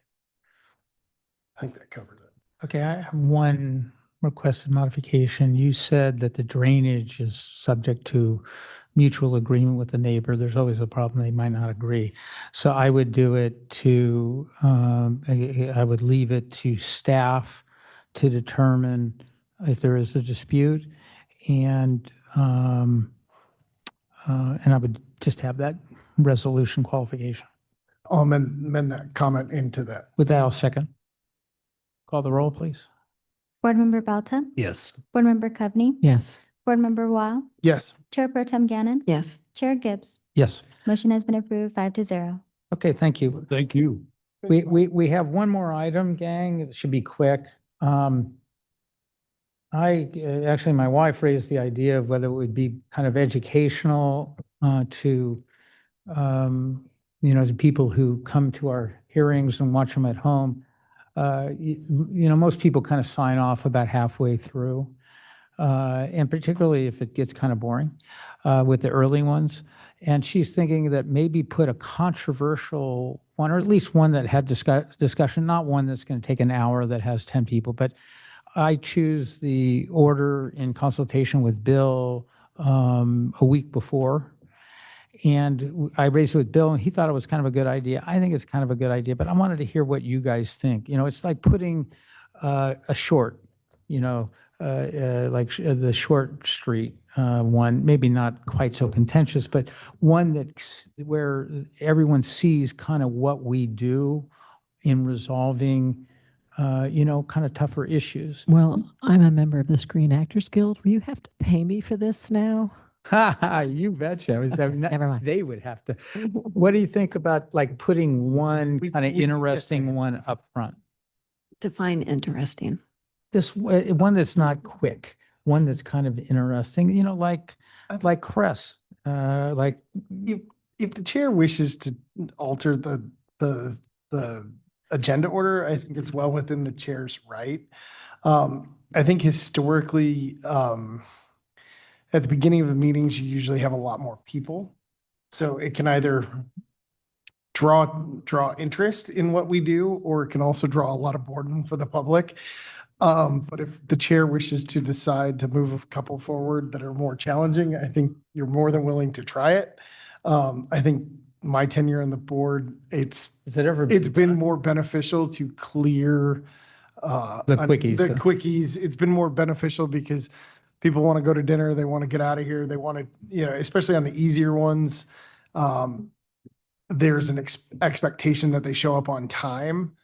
Whereas if there's a longer one, we could get more of what we got tonight, where people were much later because they thought we might, because they didn't realize the first three were going to go immediately. For the first I think five. those Because of the continuances that popped up.